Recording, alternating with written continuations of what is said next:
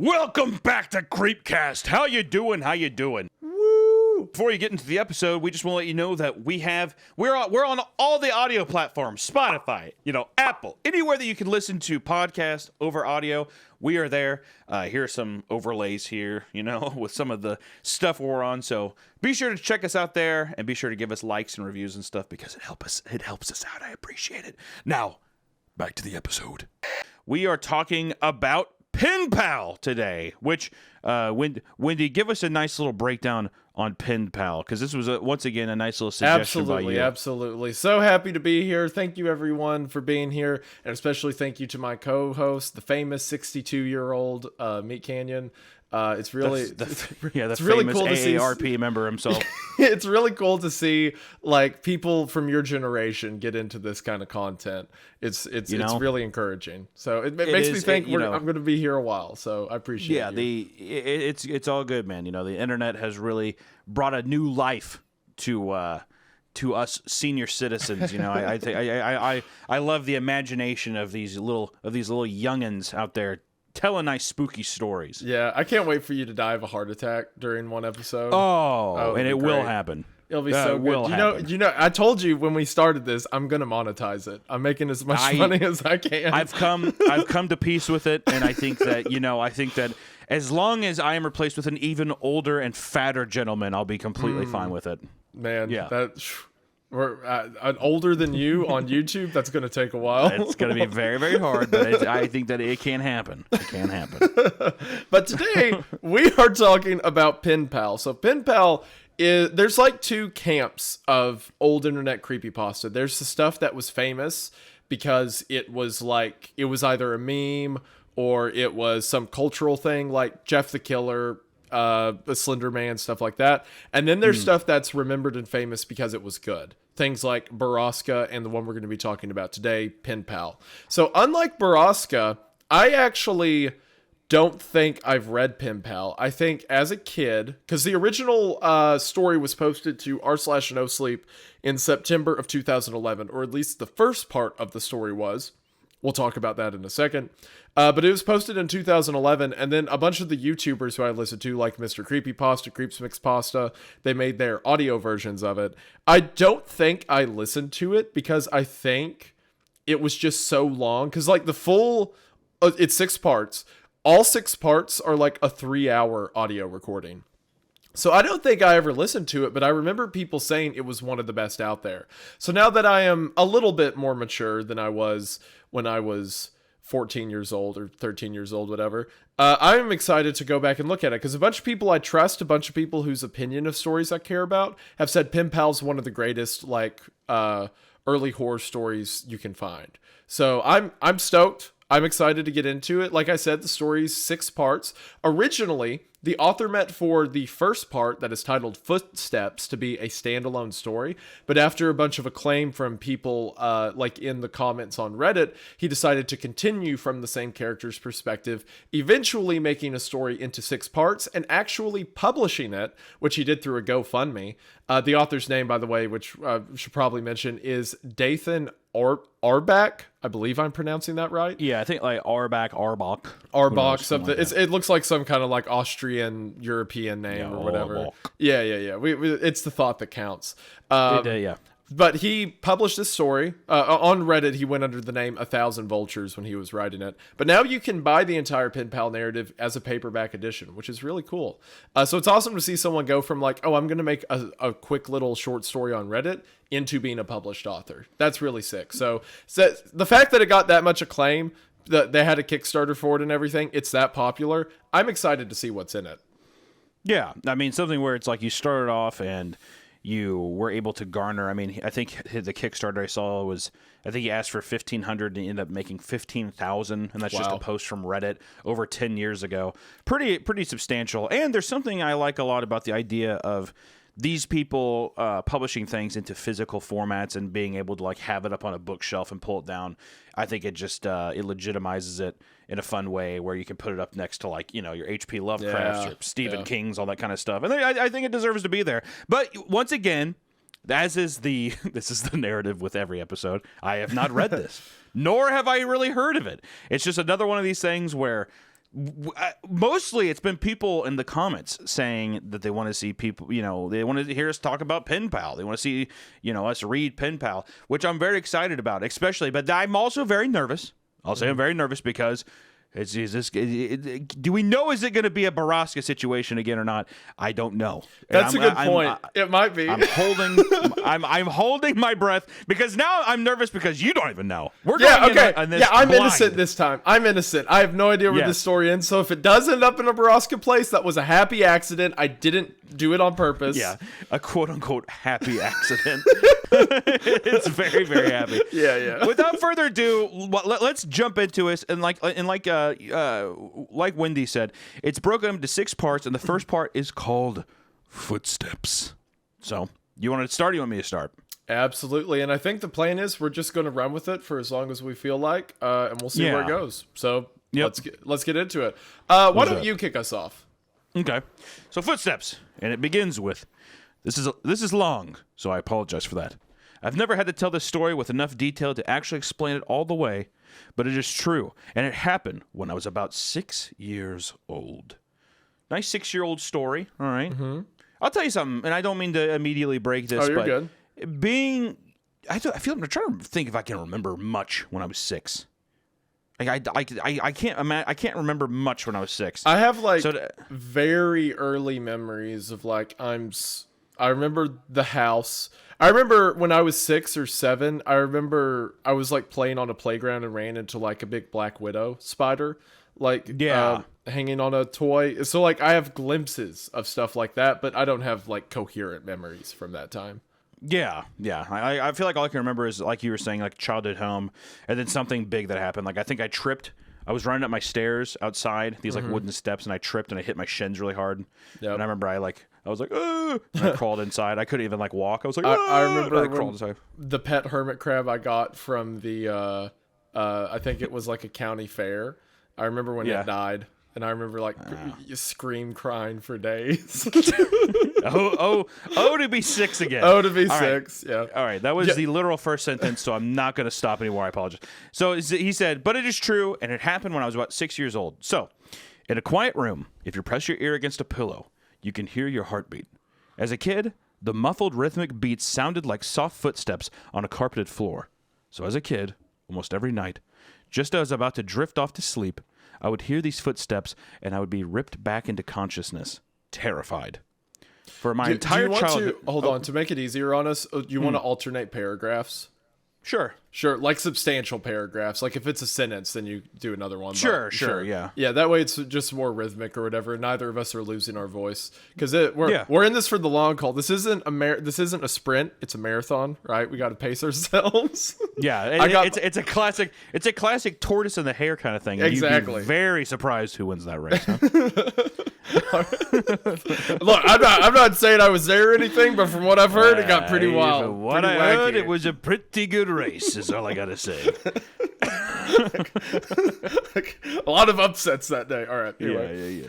For my entire childhood, I lived with my mother in a fairly nice neighborhood that was in a transitional phase.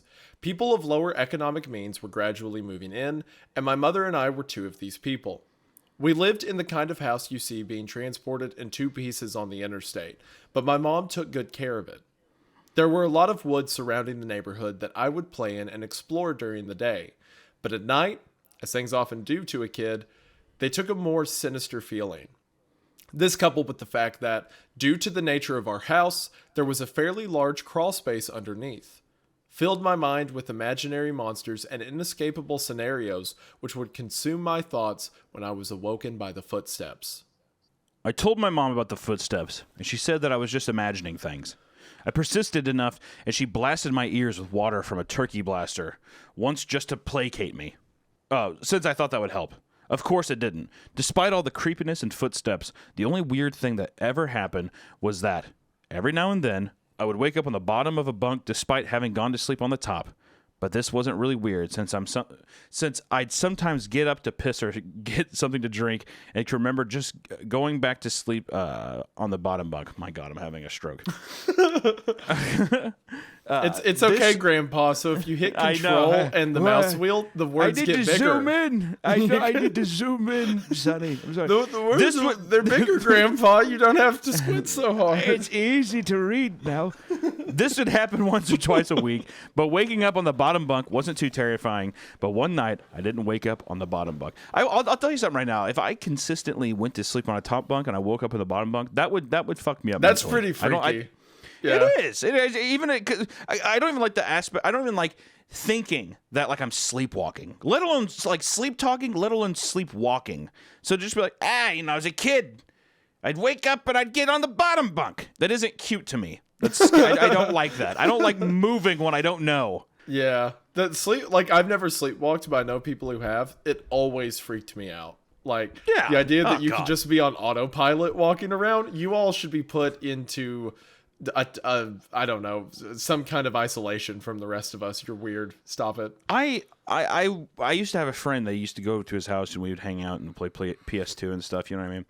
But he would get up during the night. He would sleep talk and he would sleepwalk, and it was seriously like some of the most horrifying things. Like just seeing somebody move around and like he'd be gone for a while and he would just like scream in his kitchen and his like mom would have to wake up and be like, no. go dress. It was horrible. No, I don't know why I kept going over. You know what I think it was is he just like his mom, and this is the inner fat kid of me and I feel very ashamed about this, but it was just like his mom had really good snacks, that kind of thing, where it's like you go over to his house and you're like, oh dude, I'm going to be eating good. I'm going to be eating very well.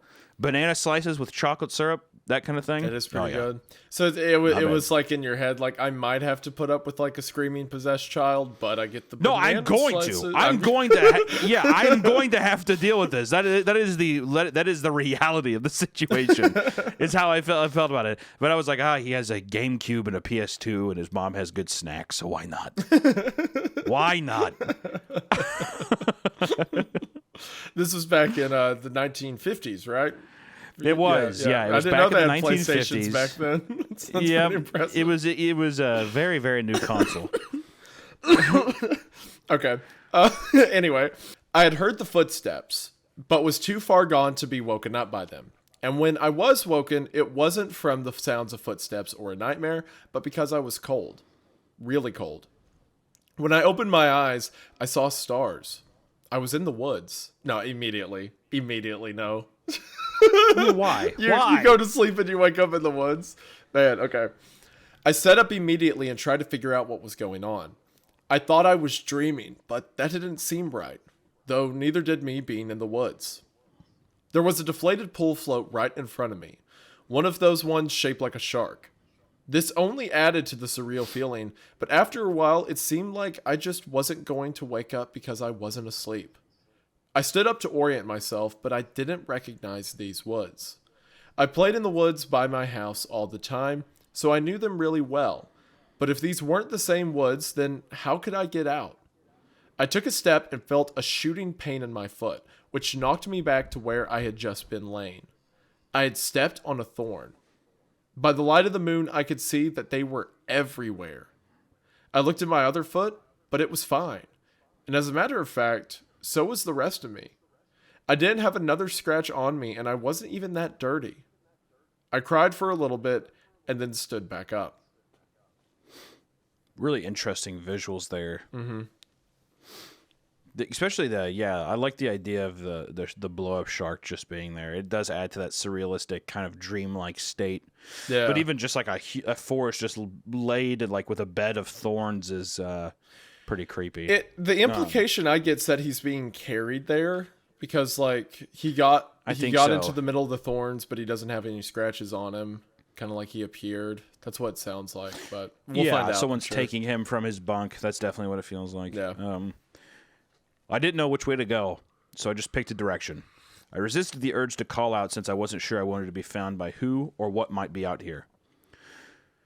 I walked for what seemed like hours, and I tried to walk in a straight line and tried to course correct when I had to take detours, but I was a kid and I was afraid. There weren't any howls or screams, and only once did I hear any noise that scared me. It sounded like a crying baby. I think now it was just a cat, but I panicked. I ran veering in different directions to avoid big thicks of bushes and collapsed trees. and I was paying close attention to where I stepped because by that point my feet were in pretty bad shape. I paid too much attention to where I was stepping and not enough to where those steps were leading, because not long after hearing the cry, I saw something that filled me with a kind of despair I haven't experienced since. It was a pool. It was the pool float. The pool float. Okay.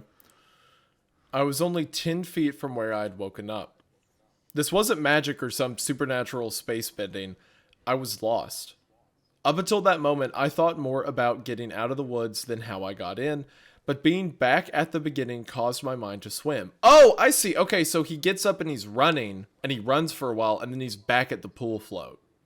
Yeah, back at the shark. See. Okay. Gotcha. Yeah, I was kind of... The way it was worded and how I read it, I was also a little confused. But I was like, is there another pool float? No, he's been going in circles. Yeah, I see what they're saying. Yeah, he went in a big circle. Yeah. Yeah. I wasn't even sure that these were my woods. I had only been hoping that they were. Had I run in a huge circle around that spot, or did I just get turned around and start making my way back? How was I going to get out? At the time, I thought the North Star was just the brightest star, and so I looked and found the brightest one and followed it. That's a very kid logic moment, right? Mm-hmm. Of like, oh, I've heard there's a bright star that goes north, so that one looks bright, I'll go that way. Also, a 6-year-old kid running through the woods with thorns at his feet, I would have been just a puddle of tears. Oh, yeah, no, I can barely walk on fucking pebbles, dude. Yeah. Let alone having thorns stabbing to my feet. I mean, this is like some like Hurt Locker Saving Private Ryan style vibe of a child. I mean, he's got some dexterity. I will say something interesting about that, too, was... It's the first time we figured out that, like, the surroundings of, like, maybe where his house is. So maybe he's not in the suburban environment. Maybe he's kind of out in the country a bit. But the idea, too, where he's, like... I got the vibe that it's, like, a trailer park. Oh, okay. Because he's like... It's trailer park action? Yeah, he's like, it's the houses that are transported in 2 pieces. My mom keeps it nice, lower income. That's kind of the vibe I got. A lot of trailer parks where I'm from are, like, around woods. So it would make sense to get stuck out there. I do like the scary concept of like, what if these aren't my woods? Because in the middle of the night it's hard to tell, right? So you could wake up and you could be right outside your neighborhood, or you could be a state away. You have no idea. Yeah, I mean that even just the idea of like, even if it is your woods, just the idea of like, you don't know how you got how far. He doesn't even know how far away it's creepy regardless. Yeah, for sure. I mean, there's multifacets. It's very interesting, but eventually things started to look more familiar. And when I saw the ditch, which a dirt ditch, my friends and I would have dirt clod wars in. I know exactly what that is. I knew I had made it out. By that point, I was walking really slowly because my feet hurt so much. But I was so happy to be so close to home that I broke into a light jog. When I actually saw the roof of my house over a neighboring lower set house, I let out a light sob and ran faster. I just wanted to be home. I had already decided that I wouldn't say anything because I had no idea what I could possibly say. I would get back in the house and somehow clean up and get in bed, and my heart sunk as I rounded the corner of my house and came into full view. Every light in the house was on. Uh-oh. I knew my mom was up, and I knew I would have to explain or try to explain where I had been, and I couldn't even figure out where to start. My run became a jog, which became a walk. I saw her silhouette through the blinds, and although I was worried about how to explain things to her, that didn't matter to me at that point. I walked up the couple of steps to the porch and put my hand on the doorknob and turned. Right before I pushed it open, 2 arms wrapped around me and pulled me back. I screamed as loud as I could, "Mom, help me, please, Mom!" The feeling of being so close to being safe and then being physically pulled away from it filled me with a kind of dread that is, even after all these years, indescribable. The door I had been torn away from opened, and a flash of hope shot through my heart. But it wasn't my mom. It was a man, and he was enormous. I thrashed around and kicked at the shins of the person holding me, while also trying to get away from the person who had just come out of my house. I was scared, but I was furious. "Let me go! Where is she? Where's my mom? What'd you do to her?" As my throat stung from screaming, I was drawing in another breath, and I became aware of a sound that had been present for longer than I had perceived it. "Honey, please calm down. I've got you."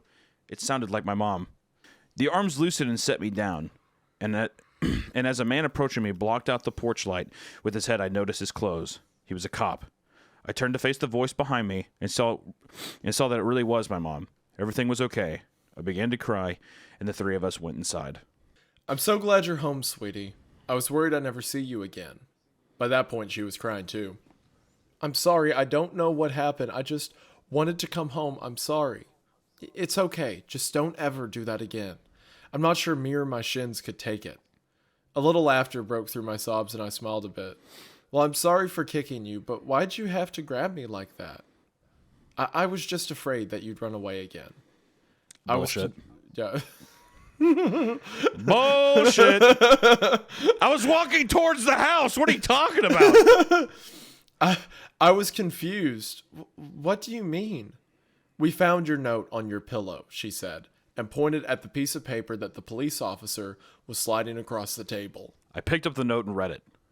It was a running away letter. It said that I was unhappy and never wanted to see her or any of my friends again. The police officer exchanged a few words with my mom on the porch while I stared at the letter. I didn't remember writing a letter. I didn't remember anything about any of this. But even if I sometimes went to the bathroom at night and didn't remember, or even if I could have gone to the woods on my own, even if all that could have been true, the only thing I knew at this point was, this isn't how you spell my name. I didn't write this letter. Hey guys, we just want to take a quick break to thank today's sponsor, Rocket Money. I recently figured out that I was spending hundreds of extra dollars a month on services that I had no idea I was even subscribed to. Weird streaming services that crawled their way into my bank account after, a free trial period expired. It was insane. But luckily, Rocket Money is here to help. Rocket Money is the personal finance app that helps you cancel subscription, lower bills, and manage your money better. I'm using Rocket Money right now to weed out all of these disgusting services, helping me save a bunch of money, and maybe even put some of that money into new services that I like. Such as, I found out I was paying for Paramount Plus. What? But lucky I can take that and put into something suave and sexy like the Criterion Channel. And let me tell you, I'm so pompous and up my own ass, it smells like roses. But it's also helping me to set budgets for myself so I'm able to actually, not just go in blind on these transactions, but actually manage the money better and know how much money is in my allotted budget for the month. Rocket Money has helped save its customers an average of $720 a year, with over $500 million in canceled subscriptions. Ooh, take that, big companies. To save more and spend less, join the over 5 million members using Rocket Money today. Go to rocketmoney.com/creepcast or click the link in the description to get started for free. You can also unlock even more features with premium. That's rocketmoney.com/creepcast to get started for free. Thank you so much to Rocket Money for sponsoring this episode, and back to the episode. And before we get back to the show, I want to take a moment to talk about today's sponsor. A sponsor that's new to me, but one I've quickly come to know and love, and that is Mando. From the makers of Lume deodorant, Mando is a full-body odor shield. What I mean by that is, compared to a lot of deodorants that simply mask a bad smell when it appears, Mando is more of a pre-deodorant that stops the smell from coming in the first place. That's because Mando targets the bacteria that are actually responsible for a bad stench and stops them before they can make a bad stench. Now, I heard all of this with Mando's advertising and didn't know what to make of it until I tried it for myself. And I can definitively say that with their deodorant, I have noticed this thing throughout the entire day, when normally I just notice deodorant for like the first 30 minutes of the day and maybe it will help me sweat less, whereas Mando keeps me smelling fresh all day long. Not only that, but things like their invisible cream deodorant allow you to take a dab of the stuff and put it anywhere on your body. And since it's pH balanced and doesn't contain any harmful chemicals, you can put it anywhere. And I mean anywhere. Because let's face it, if you're watching Hunter and I talk about scary stories for 5 hours, I can only imagine what you smell like. But today, Mando's here to fix that. And there's no better way to get started with Mando than with Mando's Starter Pack. The Mando Starter Pack includes a solid stick deodorant, as well as a tube of the cream deodorant that we talked about, as well as 2 other free products of your choice, like the deodorant wipes or the full body wash. And right now, there's never been a better time to get in on this starter pack, because new customers who go to shopmando.com and use discount code CREEPCAST will be able to get $5 off their Mando starter pack. That equates to over 40% of your Mando starter pack once again when you go to shopmando.com and use the discount code CREEPCAST to get in on this fantastic offer today. Thank you all so much for watching the ad, and thank you so much to Mando for sponsoring the show. It really does mean the most. Hope you all check them out. Link is in the description, and we are back to the show. Ooh, That's good. That's solid. I dig it. That's such a great way to end it too. Yeah. so fun. That's pretty sick. Okay, so the original story, that was all that was originally intended. That story, Footsteps. That's fantastic. I like that a lot. That's a cool. It adds so many surreal moments. So he like sleepwalks a lot. And then one day he wakes up in the woods, or one night I should say, and there's like the pool float there, and he thinks he's running in circles, and then he gets away. But then it's like, okay, either he was sleepwalking so intensely that he wrote out a note and misspelled his own name, right? Which would be weird. And then went out in the woods and laid down, or someone kidnapped him and for some reason set up the pool float, put him in the middle of thorns. That's good. That's creepy. I like it. And that ending note's very nice. I didn't write this letter. That's good. Yeah, this isn't how you spell my name. I didn't write this letter. I think that it's very. I love a nice. This is gonna sound weird. I like a nice home invasion kind of feel. There's something so. I love a nice home invasion. Hey, Call me old fashioned. A little something about me. This guy. I like breaking into people's houses and staring at them while they sleep. I personally love using a child's psychology against him to make him think he walked out in the woods. Ah, you're crazy. You're an insane child. I love gaslighting kids. Put her there. Yeah, exactly. Shake my hand. There's something so creepy about somebody coming into your house when you don't even know it, especially in the part where you sleepwalk. And it's like you're almost gaslighting yourself. But now it's the idea that like the name being spelled wrong, and then you have to confront this idea that like, oh shit, I don't think I sleptwalk. It's kind of the vibe I was getting at the end of this. But once again, you know me in these stories. Yeah, I don't trust the mom. Don't trust it. Do not trust the mom. Bro, the mom thought he wrote a letter about running away. No, it's true. She that's what she thinks, right? That's what she thinks. That is what she thinks happened, yeah. Who do we know? Out of all the creepypastas we've read, almost always there's a cop there, right? That's true. You're like, there's a cop. It's like, you're in a zone of safety. Not anymore. I have read too much to realize that these cops in these situations, bad stuff happens. All right, not just Baraska, all kinds of stuff. Like, I'm sorry that I did Baraska to you. Okay, I'm sorry that I walked you into that. But look, maybe that just because that one was a betrayal doesn't mean they all have to be, right? Maybe someone's okay. And our protagonist is grabbed by his mom. Right? Grabbed by his mom, and he's like, who is this gorilla-ish man? Who is this monster behind me? Right? Grabbing me. And he's freaking out, and it ends up being his mom. Seems a bit suspicious, is all I'm saying. is that he's sitting there, he doesn't even know, it doesn't feel like a woman's arm, it feels like a big gorilla, big enormous man. And then there's a cop on the porch and all that kind of stuff, but still, it's too early on, I can't point the finger in any general direction, but if I had to give anything, I would just say, do not trust the mom. Especially because I think as a society, Home Alone has done too much damage to what we find acceptable for parents.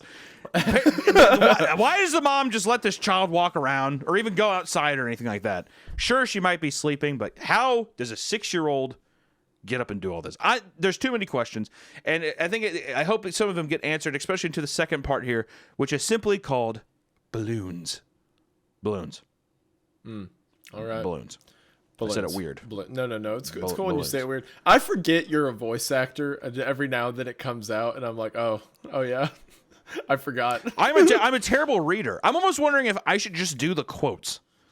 If somebody's talking, I can voice act very well. I'm finding out very quickly that I am I believe there's no ridges in my brain. My brain, I think, resembles that of an unshelled peanut. Is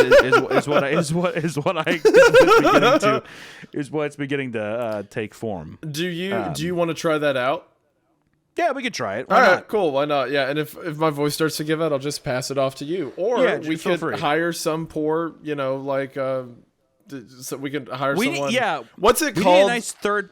I don't know. It would be a nice third-party member, though, that just sits there. Yeah, what's and the reads, word and we can that just cut 'em off. YouTubers do? They pay exposure. We could pay them with exposure. Yeah. Oh, exposure. Yes. Exactly, so no yes. real money. Exactly. Yes, Yeah. the true currency of YouTubers. Yeah, yes. very good. And they're never on camera, and their course. voice, we distort it slightly so no one really knows who they are. Absolutely. But That's they exposure. were exposed. They were exposed. You have been exposed. You have been exposed. we need a gremlin. Yeah, we did a nice little goblin to help us with this stuff. Read, whip. Yeah, exactly. A couple of days ago, I posted. It just starts going into it. Yeah, that'd be nice. All right. Yeah, we'll try that. You'll run the quotes. All right. So with that, again, as mentioned earlier, Footsteps was its own standalone story. It got a lot of praise on r/no-sleep, so the author decided to make a second part. The second part being titled Balloons. A couple days ago, I posted a story called Footsteps here on /no-sleep. There were a number of questions that made me curious about certain details about my childhood, and so I spoke with my mother. Exacerbated by my question, she said, Oh, yeah, sorry. Why don't you just tell them about the goddamn balloons if they're so interested? That's very aggressive. That's super bad, man. Okay, maybe you're I imagine right. she's She's sitting there smoking. She's sitting there like smoking. She's like, why don't you just tell why don't you just tell about the goddamn balloons if they're so interested? It's like, hey mom, my story did pretty well on this subreddit. She's like, who cares? Do you have a wife yet? A job? Yeah, when are you gonna move out of this damn house? You and your shark pull float have been here for 30 years. Shark pool float. Get out of my house. When you play a character, you're temporarily possessed by that character. All right. As soon as she said that, I remembered so much about my childhood that I had forgotten. This story will provide some greater context for the previous story, which I think you should read first. Though the order isn't of vital importance, reading that story first will put you in my place more effectively since I remembered the events of Footsteps first. If you have questions or anything, feel free to ask and I'll try to answer them. Although both stories are long, so heads up on that. I'm just hesitant to leave out any details that might be important. And I think it's worth also pointing out here that he did, in character, respond to people's comments and stuff on these posts. Yeah. Which, just like the dead girlfriend story we covered last episode, I love that. I love that interactivity with that and the kind of community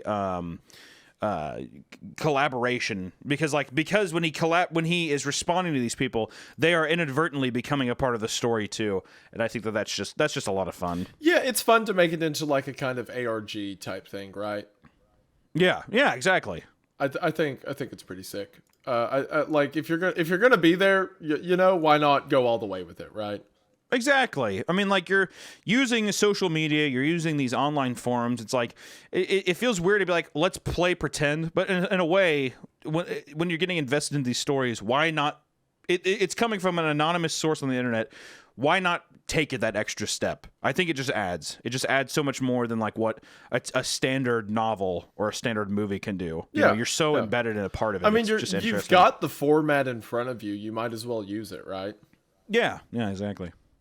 When I was 5 years old, I went to an elementary school that, from what I've come to understand, was really adamant about the importance of learning through activity. It was part of a new program designed to allow children to rise at their own pace, and to facilitate this, the school encouraged teachers to come up with really inventive lesson plans. Each teacher was given the latitude to create his or her own themes, which would run for the duration of the grade. And all the lessons in math, reading, etc. would be designed in the spirit of the theme. These themes were called groups. There was a space group, a sea group, an earth group, and the group I was in, community. In kindergarten... There was the Fire Nation, the Water Nation. Long ago, the 5 groups lived together in harmony. Exactly. There was a child with an arrow tattooed on his forehead. But everything changed when I was kidnapped and thrown into the woods next to a shark pool float. Yeah, but everything changed when Bryce Michael moved into town. In kindergarten in this country, you don't learn much except how to tie your shoes and how to share, so most of it isn't very memorable. I only remember 2 things very clearly. I was the best at writing my name the right way, and the balloon project. That was... sorry. I know Balloon Project, it's like a kid's project, but I read it as like an MK Ultra thing, like Project Scorpio or the Northwoods or whatever. So I read it as like I just remember my name and then the CIA clandestine operation. Yeah, I was the best at creating mustard gas for the CIA.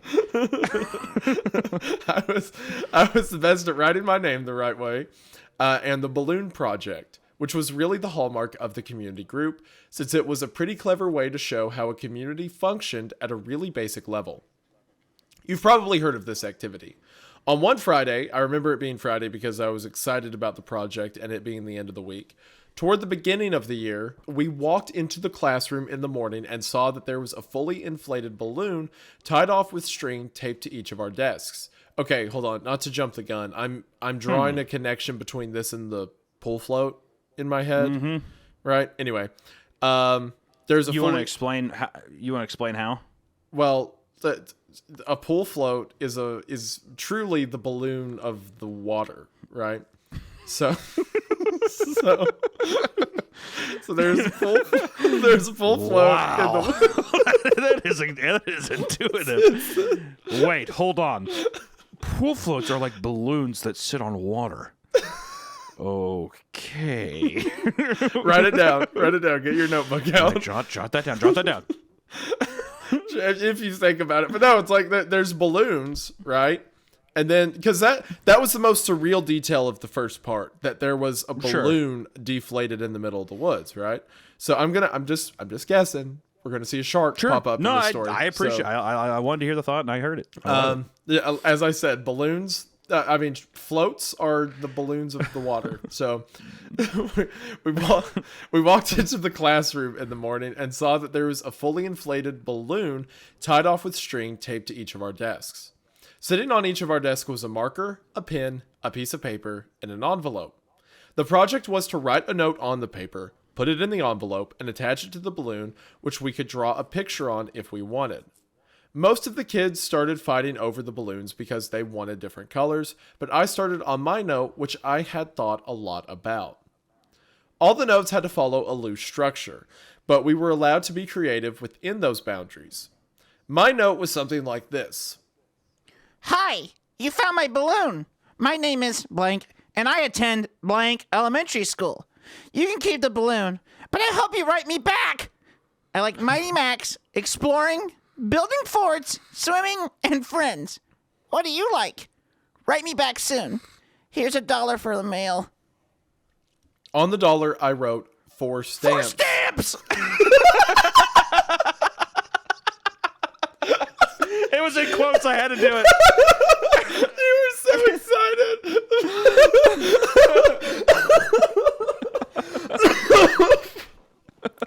Oh, that's great. All right. He wrote that right across the front, which my mom said was unnecessary, but I thought it was genius, so I did it.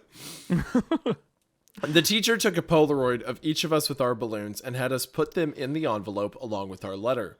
They also included another letter that I assume explained the nature of the project and sincere appreciation for anyone's participation in writing back and sending photos of their city or neighborhood.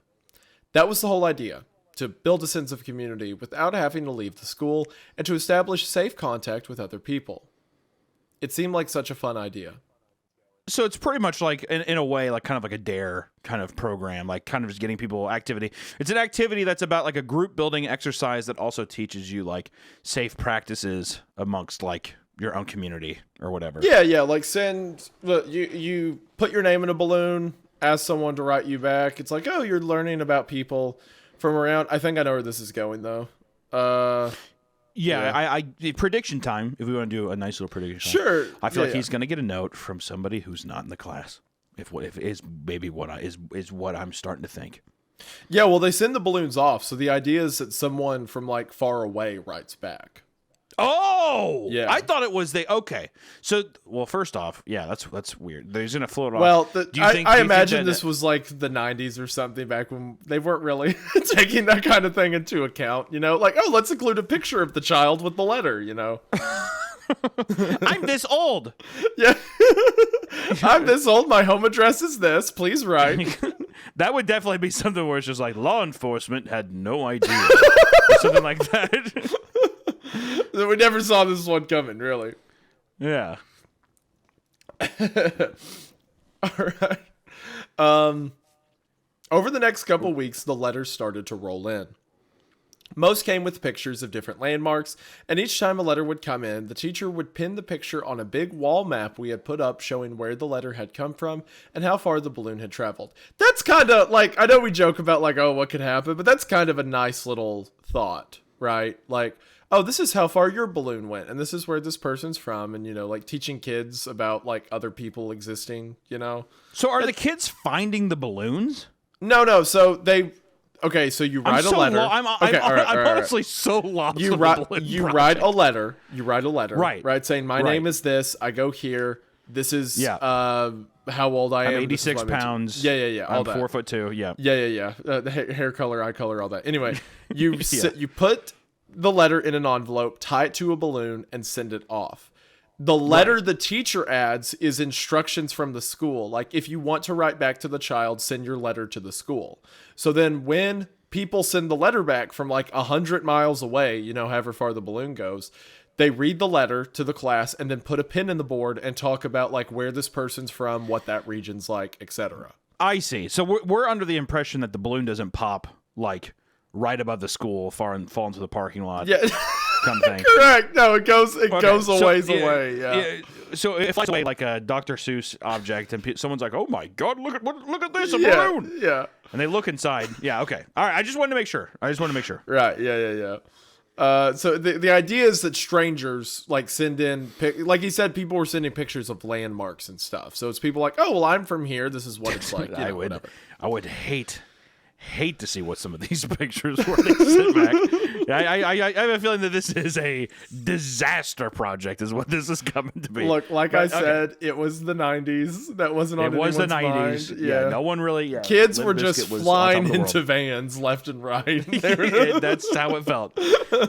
I have here's a picture of my van. I'm going to pick you up from school on Thursday. Oh, yay! I got lots of candy. I have lots of candy. I've got balloon floats. I got shark floats. Yeah. It's a balloon for the water. They say floats are the balloons of the sea. That's what they say. That's what they say. The store. What's it's that? In the balloon what's section that thing I said during Baraska? Oh, mayonnaise is the sauce of the aristocrat. Yeah, that's what mayonnaise is sauce of the aristocrat. That's what this dude writes back to the kid. It's like, what? What is it? Okay. It was a really smart idea because we actually looked forward to coming to school to see if we had gotten our letter. For the duration of the year, we had 1 day a week where we could write back to our pen pal or another student's pen pal in case our letter hadn't come in yet. Mine was one of the last to arrive. When I came into the classroom, I looked at my desk and once again didn't see any letter waiting for me. But as I sat down, the teacher approached me and handed me an envelope. I must have looked so excited because as I was about to open it, she put her hand on mine to stop me and said, "Please don't be upset." Oh, sorry. Go ahead. Please don't be upset. Man, I'm sorry. I didn't mean to try to take your thunder there. My bad. I have the quotation. All right. It's mine. Okay. It's mine. All right. Easy. Put it down. You can have your mayonnaise. Please don't be upset. I didn't understand what she meant. Why would I be upset now that my letter had come? Initially, I was mystified that she would even know what was in the envelope, but now I realize that, of course, the teachers had screened the contents to make sure there was nothing obscene. But all the same, how could I be disappointed? When I opened the envelope, I understood. There was no letter. Why would you give the child that? Well, Okay, well, if the next line says there's something in it, so we'll see what it is. I'm okay. All right. Well, all right. I'll hold my tongue for a second. All right. Yeah, she didn't just hand him a blank envelope like loser. Ooh, Stupid sorry. balloon. Yeah. Bummer. Everybody want to point and laugh at him? He's a loser. No, this You're kid didn't get a balloon back. Ha ha. Jimmy, you had the picture of the man touching himself, right? Give it to him to make him feel appreciated. No, it's mine. I don't want to. It's mine. Jimmy, give the picture of the man touching himself to Bryce. He wants it. No, it's mine. What did we talk about sharing? I don't care. It's mine. I want it. Okay, well, you're going to have to find a new Polaroid, okay? Because Jimmy loves his picture. That's my favorite thing ever on this earth. Okay. The only thing in the envelope was a Polaroid. But oh no. But I couldn't really make out what it was. Oh, God. It looked like a patch of desert, but it was too blurry to decipher. It appeared as if the camera had been moved while the picture was being taken. There was no return address, so I couldn't even write back if I wanted to. I was crushed. I mean, still, I have to elaborate. I have to be the voice here that says, if you're a teacher and you screen it and someone has a motion blurred Polaroid, I feel like I'd be like, I'm just not going to give it to him. Or I mean, that'd be better. Make the letter up. Yeah, lie. Make the letter up. He's 5. It's okay.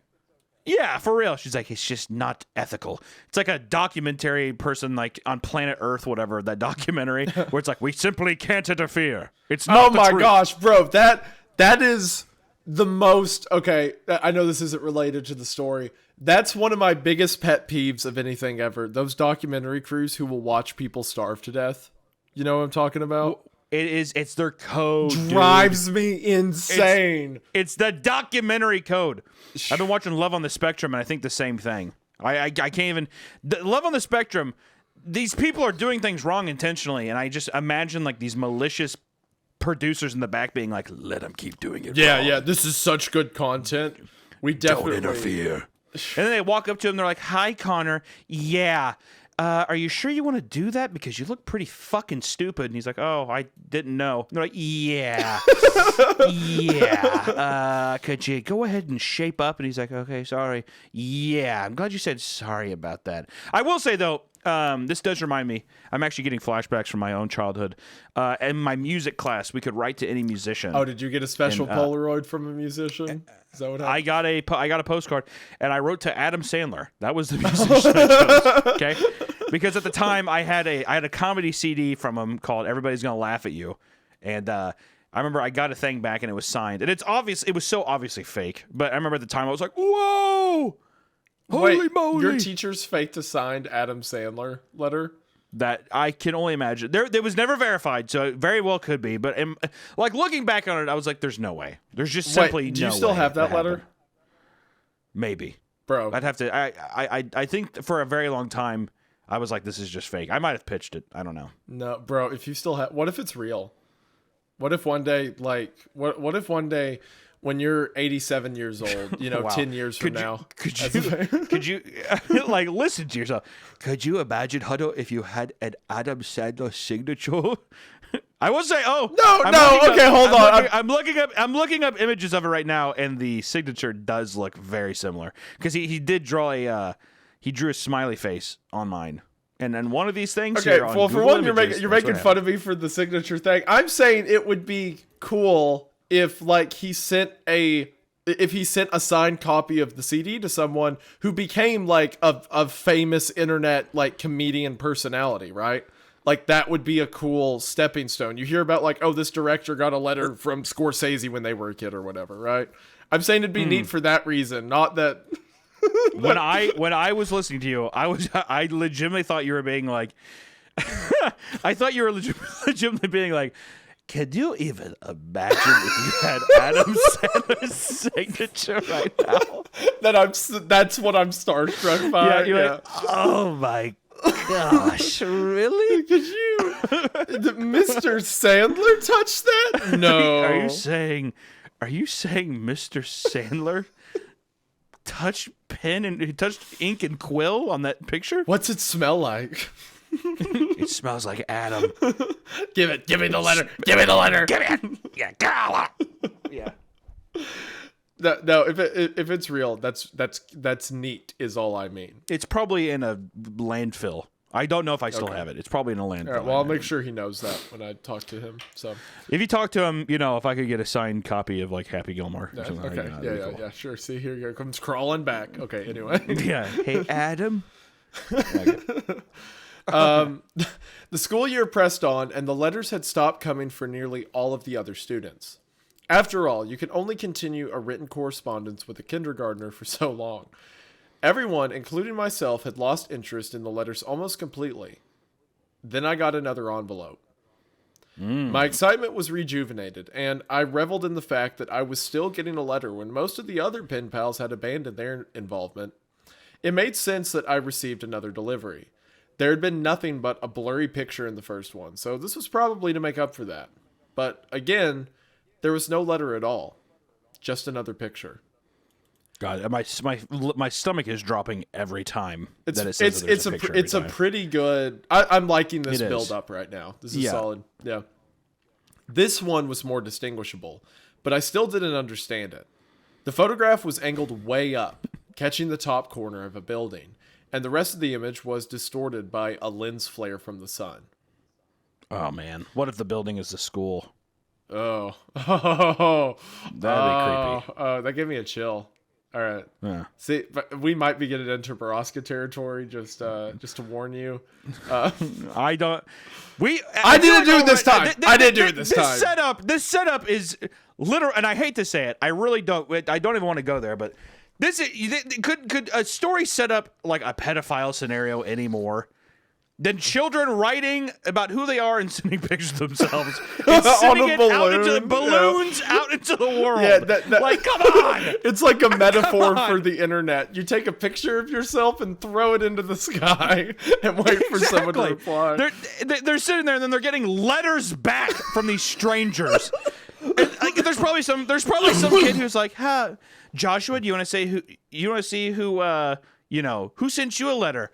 And it's like, my friend Jeremy. And he's like, well, what does it say? The first line is "Hello, beautiful." Oh no! I'm telling you, it is ripe for just horrible shit. Maybe to happen, okay, hold on. Because of the balloon thing, like the shark thing, and the looping woods, I think it's going to go in a supernatural direction.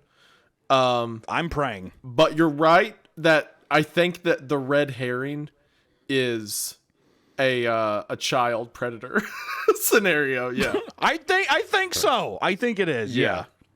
Okay, I didn't do it. If that is where this is going, everyone, I'm innocent. You knew. I did not know. You knew. I did not. You knew. I wouldn't have played my hand this early. After Baraska, I would have given it 3 normal ones, and then I'd be like, "Oh, Hanya, there's this cool story called Penpal. We should read it."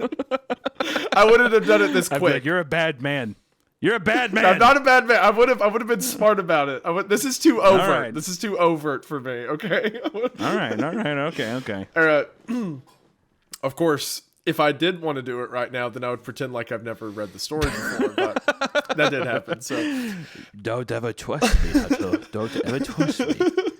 As you're floating, I imagine your room is completely flooded and you're just on a giant shark floaty. Don't ever trust what you can't see, Otto. Bro, wouldn't it be wild? This would be a great bit if I had read the story previously. Because, again, Hunter can't see me when we record these things. What if I just, had a shark floating sitting in my lap? I would be pissed. And you didn't know I would be until pissed. you watched the episode when it's posted? I would watch the episode and I would be like, you son of a bitch, is what I'd say. I was like, I fully couldn't trust you if that became the fact. There's no way. Dude, I've got to chat.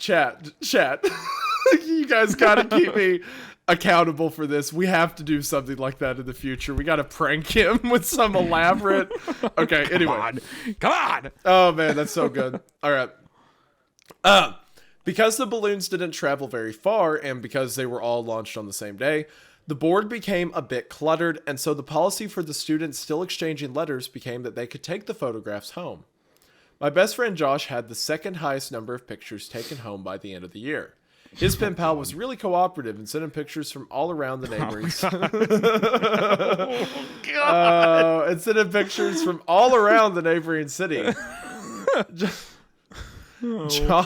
Josh took home, I think, 4 pictures. I took home nearly 50. Oh no. All right. The envelopes were all opened by the teacher, but after a while, I stopped even looking at the pictures.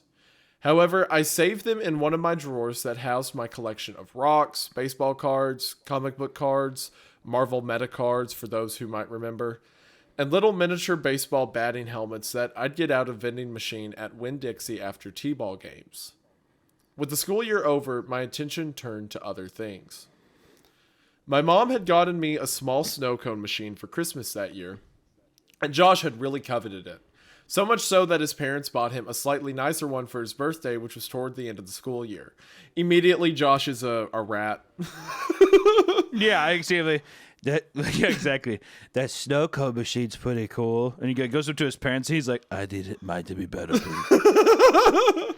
Yeah, and also, like, the story opens saying that the writer is, like, from a low-income household. Yeah, exactly. Like, he has this one little thing to hold on to. He and has his rich a friend quote, has to come over small and snow cone machine for Christmas. And Josh is like, "Oh, I need more. I need a better snow cone machine." A small snow cone machine for Christmas. I'd be like, what a fucking out-of-season gift, dude. A snow cone machine for Christmas? Are you fucking kidding? This child is like living in poverty, and Hunter shows up like, "Really? A snow cone machine?" Yeah, hey, oh, you know what? Hey, here's an ice tray. You probably need that too right now. There you go. For all your cold drinks you're having right now. Thanks. Hey, Merry Christmas, Mom. Go outside and get some, idiot. Pick it off the ground. Yeah. I got you some swim trunks while you're at it. There you go. Merry Christmas. These are all very usable and applicable things right now. That summer, we had the idea that we should set up a snow cone stand to make money. We thought we'd make a fortune selling snow cones at $1. Josh lived in a different neighborhood, but we eventually decided that my neighborhood would be better because there were a lot of people who cared for their lawns. The yards in my neighborhood were slightly bigger. We did this for 5 weekends in a row until my mom told us that we had to stop, and I've only recently come to understand why she did that. Oh, no. Oh, God, here we go. No. I knew it. I knew it was coming. All right. On the 5th weekend, Josh and I were counting our money. Because we both had a machine, we had a separate stack of money that we put together into one stack, and we split it evenly. Okay, maybe I was a bit too harsh on Josh. That's cool. That's cool of him. Yeah, it's it's nice. Yeah. We had made a total of $16 that day. And as Josh put out my $5th, a feeling of profound surprise consumed me. The dollar said, 4 stamps.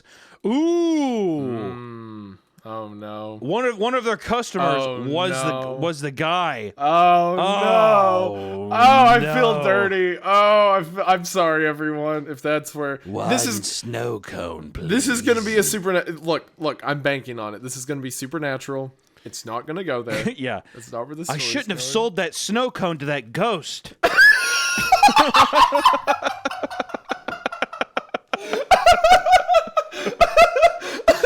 One snow cone, please.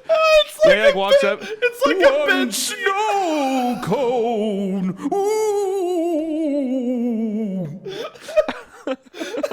Yeah, exactly.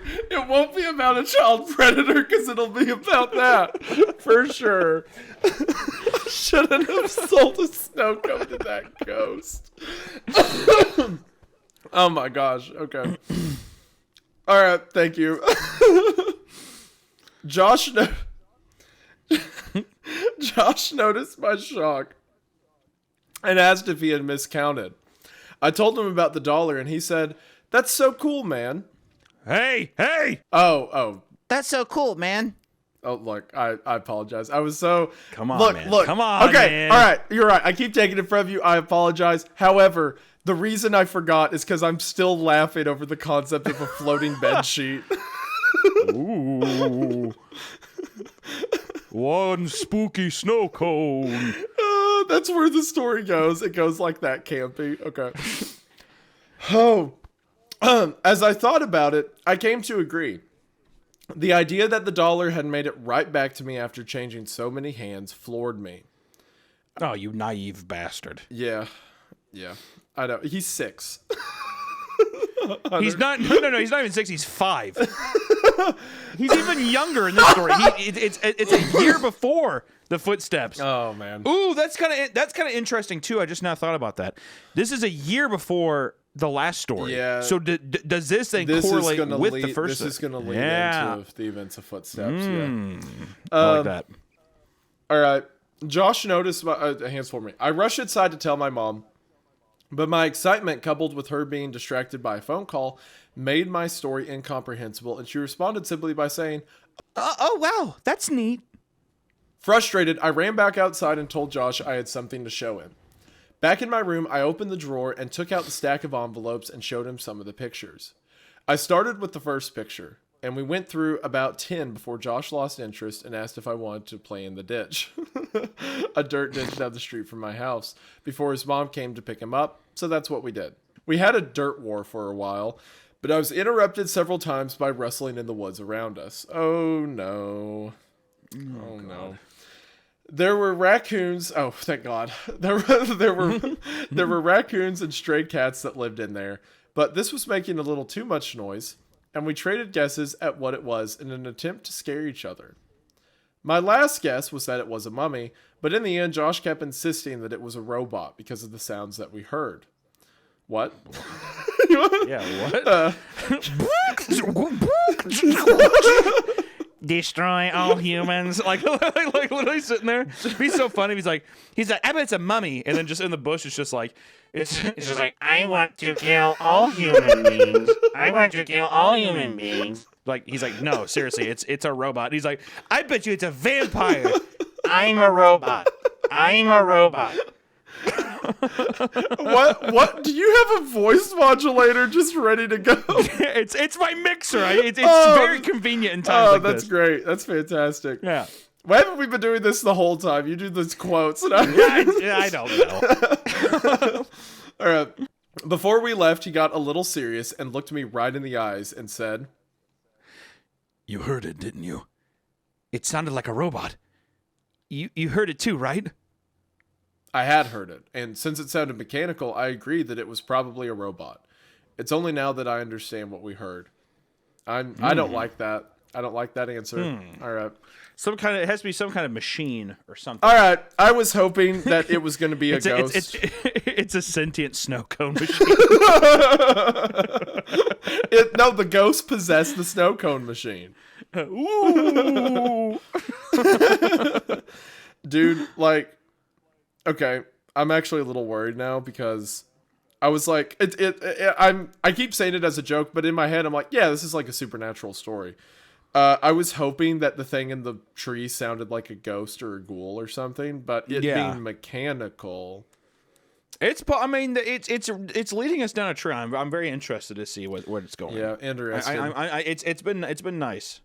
This is great. Yeah, this is far. great written so So far. far. I'm just scared of that we're gonna have another Baraska. Anyway, I don't think so. I'm hoping not. I hope not too. When we got back, Josh's mom was waiting for him at the kitchen table with my mom. Josh told his mom about the robot. Our moms laughed and Josh went home. My mom and I ate dinner, and then I went to bed. I didn't stay in bed for long because I crept out and decided that, due to the day's events, I would revisit the envelope since now the whole affair seemed much more interesting. I took the first envelope and set it on the floor and set the blurry desert Polaroid on top.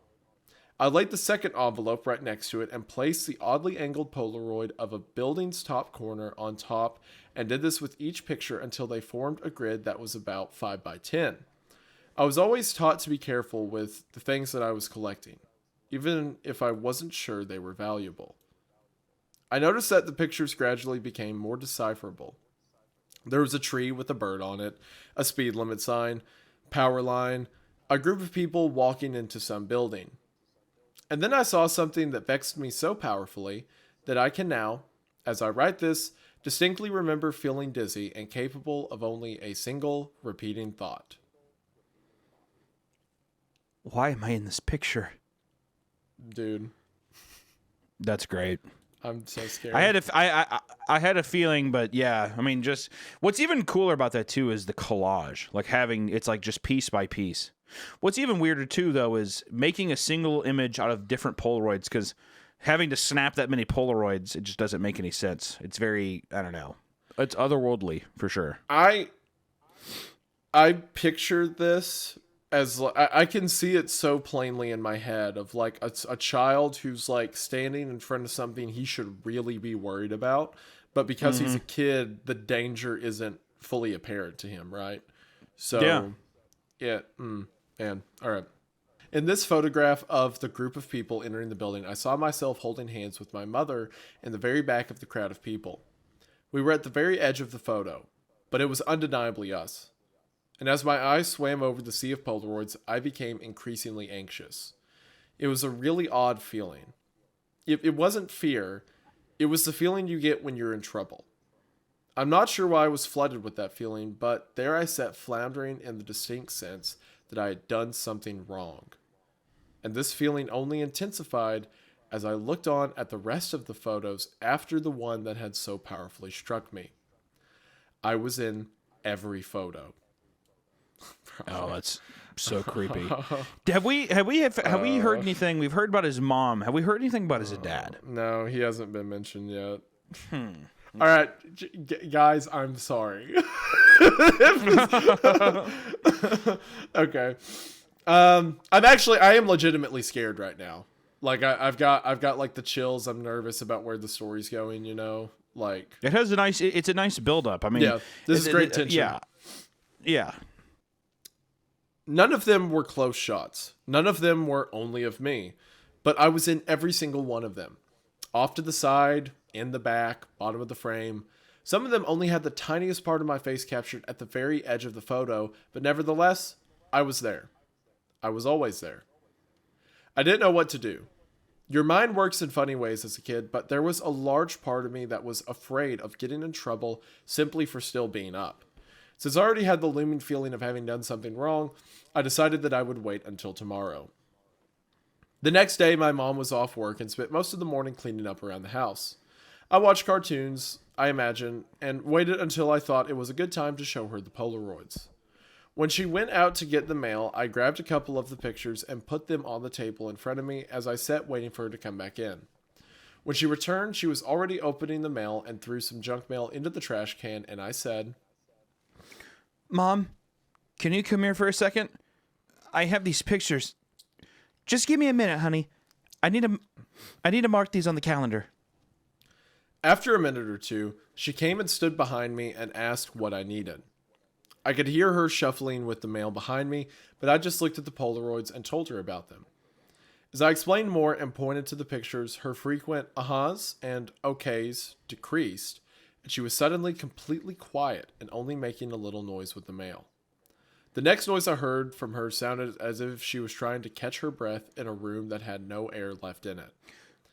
At last, her struggling gasps were conquered, and she simply dropped the remaining mail on the table and ran to the kitchen to get the phone. Mom, I'm sorry. I didn't know about these. Don't be mad at me.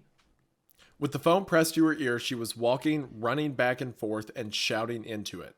I nervously fiddled with the mail sitting next to my Polaroids. The top envelope had something sticking out of it that I thoughtlessly and anxiously pulled on until it came out.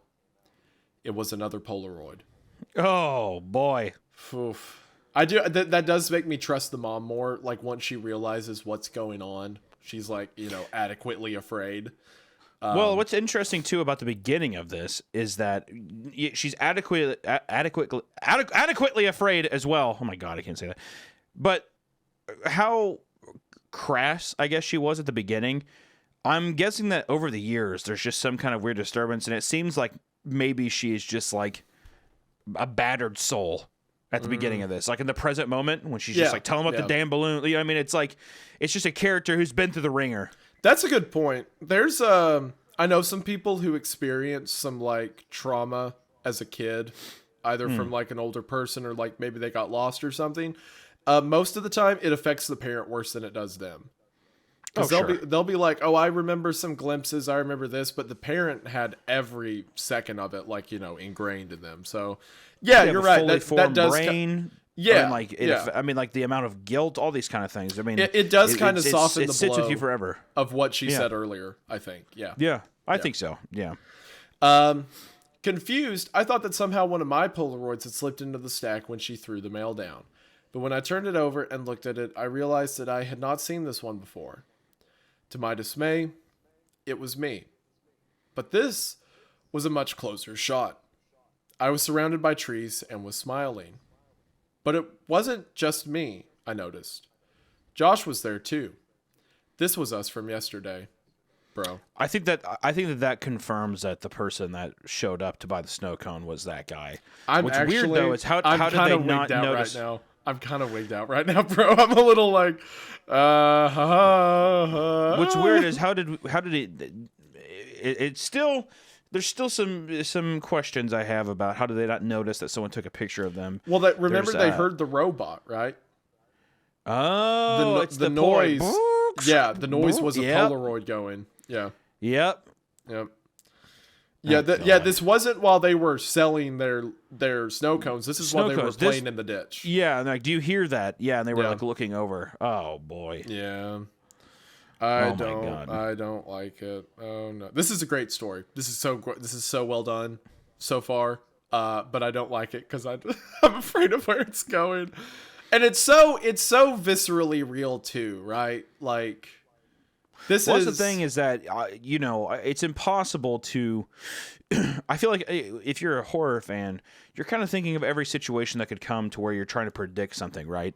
It's doing a very great line of writing reality, but there's still nothing that says that this can't go off in any direction. Yeah, that's why I'm having a lot of fun with that. Yeah, it could be supernatural any second. It could not be. You know, it's still holding all the cards, right? It's true. Yeah. I started yelling for my mom, who was still screaming into the phone. I repeatedly yelled for her until she finally responded with, "What?" And I could only think to ask, "Who are you calling?" "I'm talking with the police, honey." "But why? I'm sorry. I didn't mean to do anything." She answered me with the response that I never understood until I was forced to revisit these events from the earliest years of my life. She grabbed the envelope off the table and the picture of Josh, and I spun and slid, landing next to the other Polaroids in front of me. She held the envelope up to my eyes, but I could only look at her and watch as all the color began draining out of her face. With tears welling up in her eyes, she said that she had to call the police because there was no postmark. Oh, man. What a great... that's so good. Oh, he put it in the mail. He knows exactly where he lives, everything. Oh, what a great use of setting that up. What was interesting about this one too is that the use of time of it being before gives even more, like, it's just even more nefarious to the footsteps story.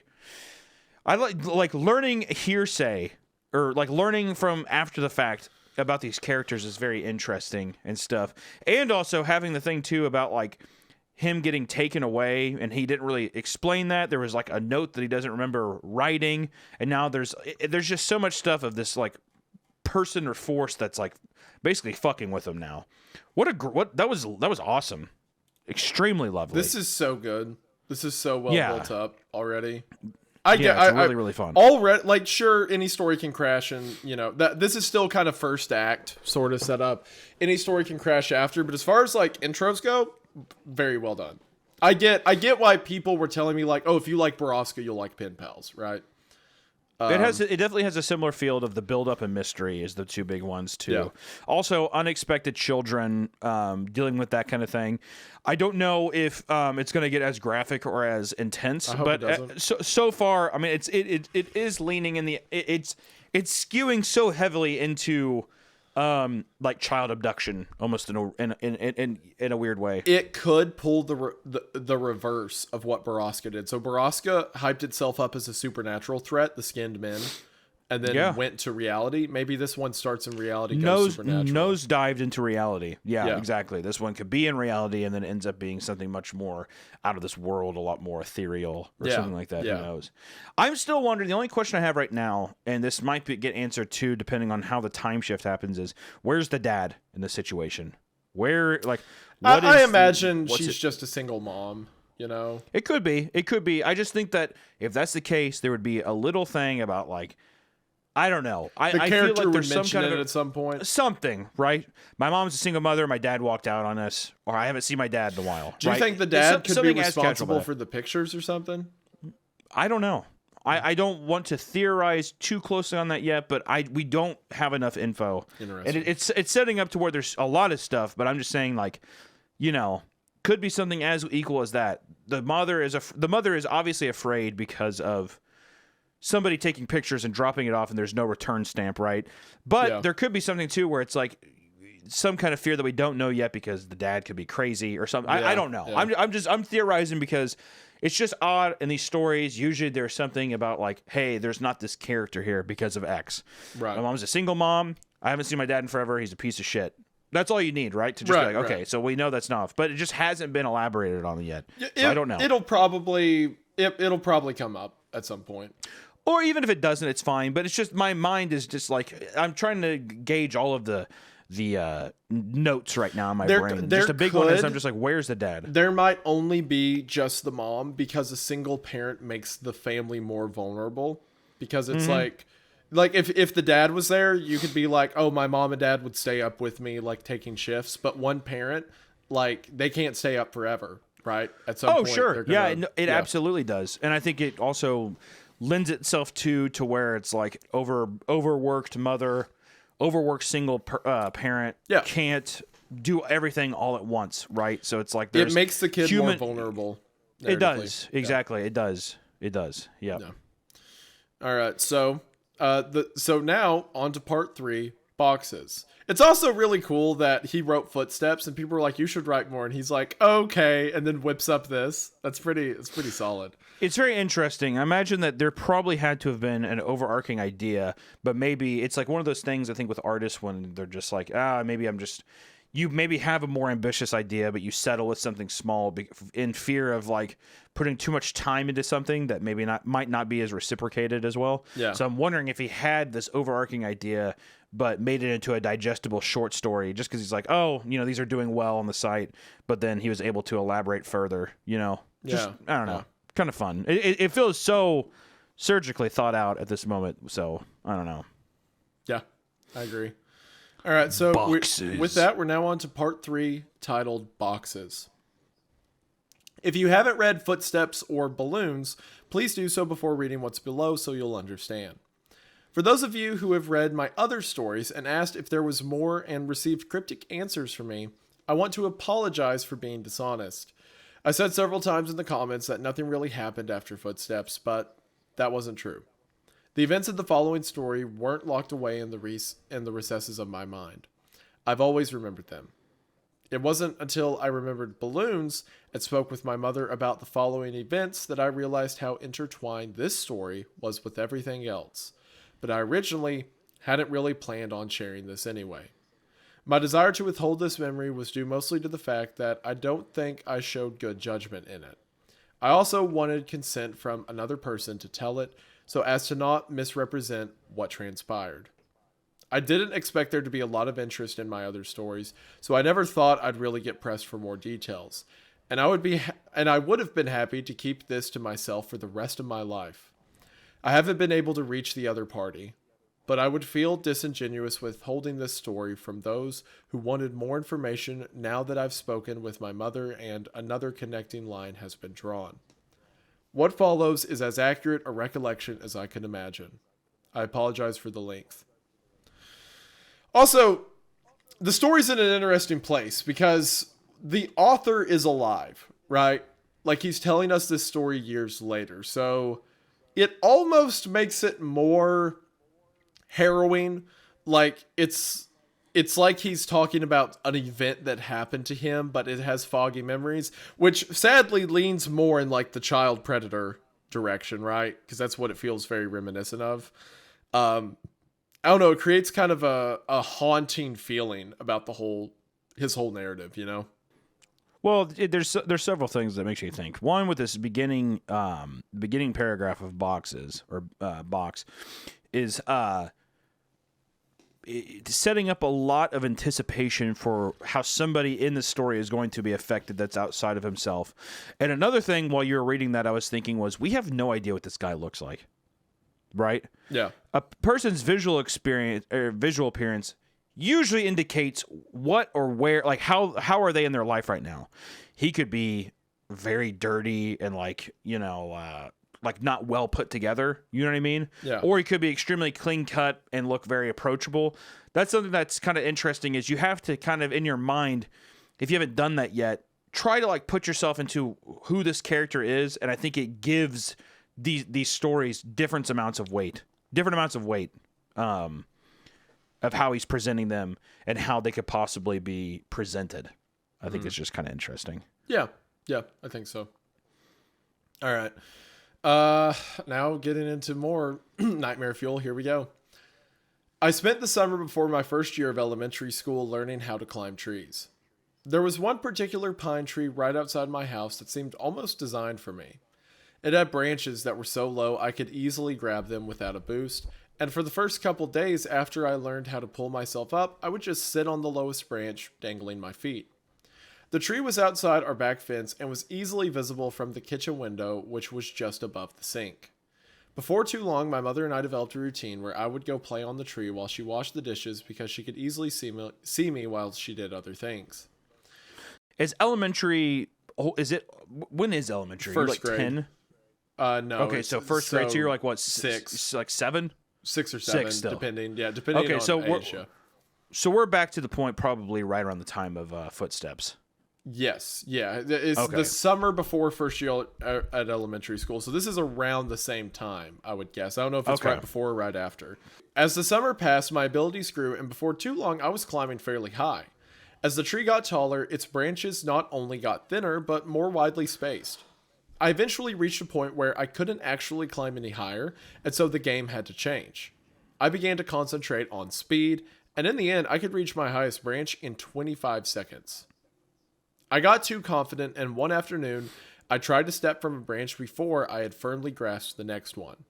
I fell about 20 feet, oh my word, I fell about 20 feet and broke my arm Lord. really badly in 2 places. My mom was running towards me yelling, and I remember her sounding like she was underwater. I don't remember what she said, but I do remember being surprised by just how white my bone was. Ugh. Oh, brutal. I was going to start kindergarten with a cast and wouldn't even have any friends to sign it.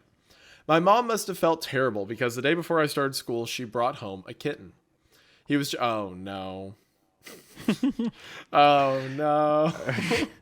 Oh, I feel like things aren't going to go well for the little cat. Oh, I don't know if the little kitty is going to be, I don't think going to he's be gonna okay in make this it. story. We're going to see. I don't think he's making it to the winner's circle on this one, boys. I think he was just a baby and was striped with tan and white.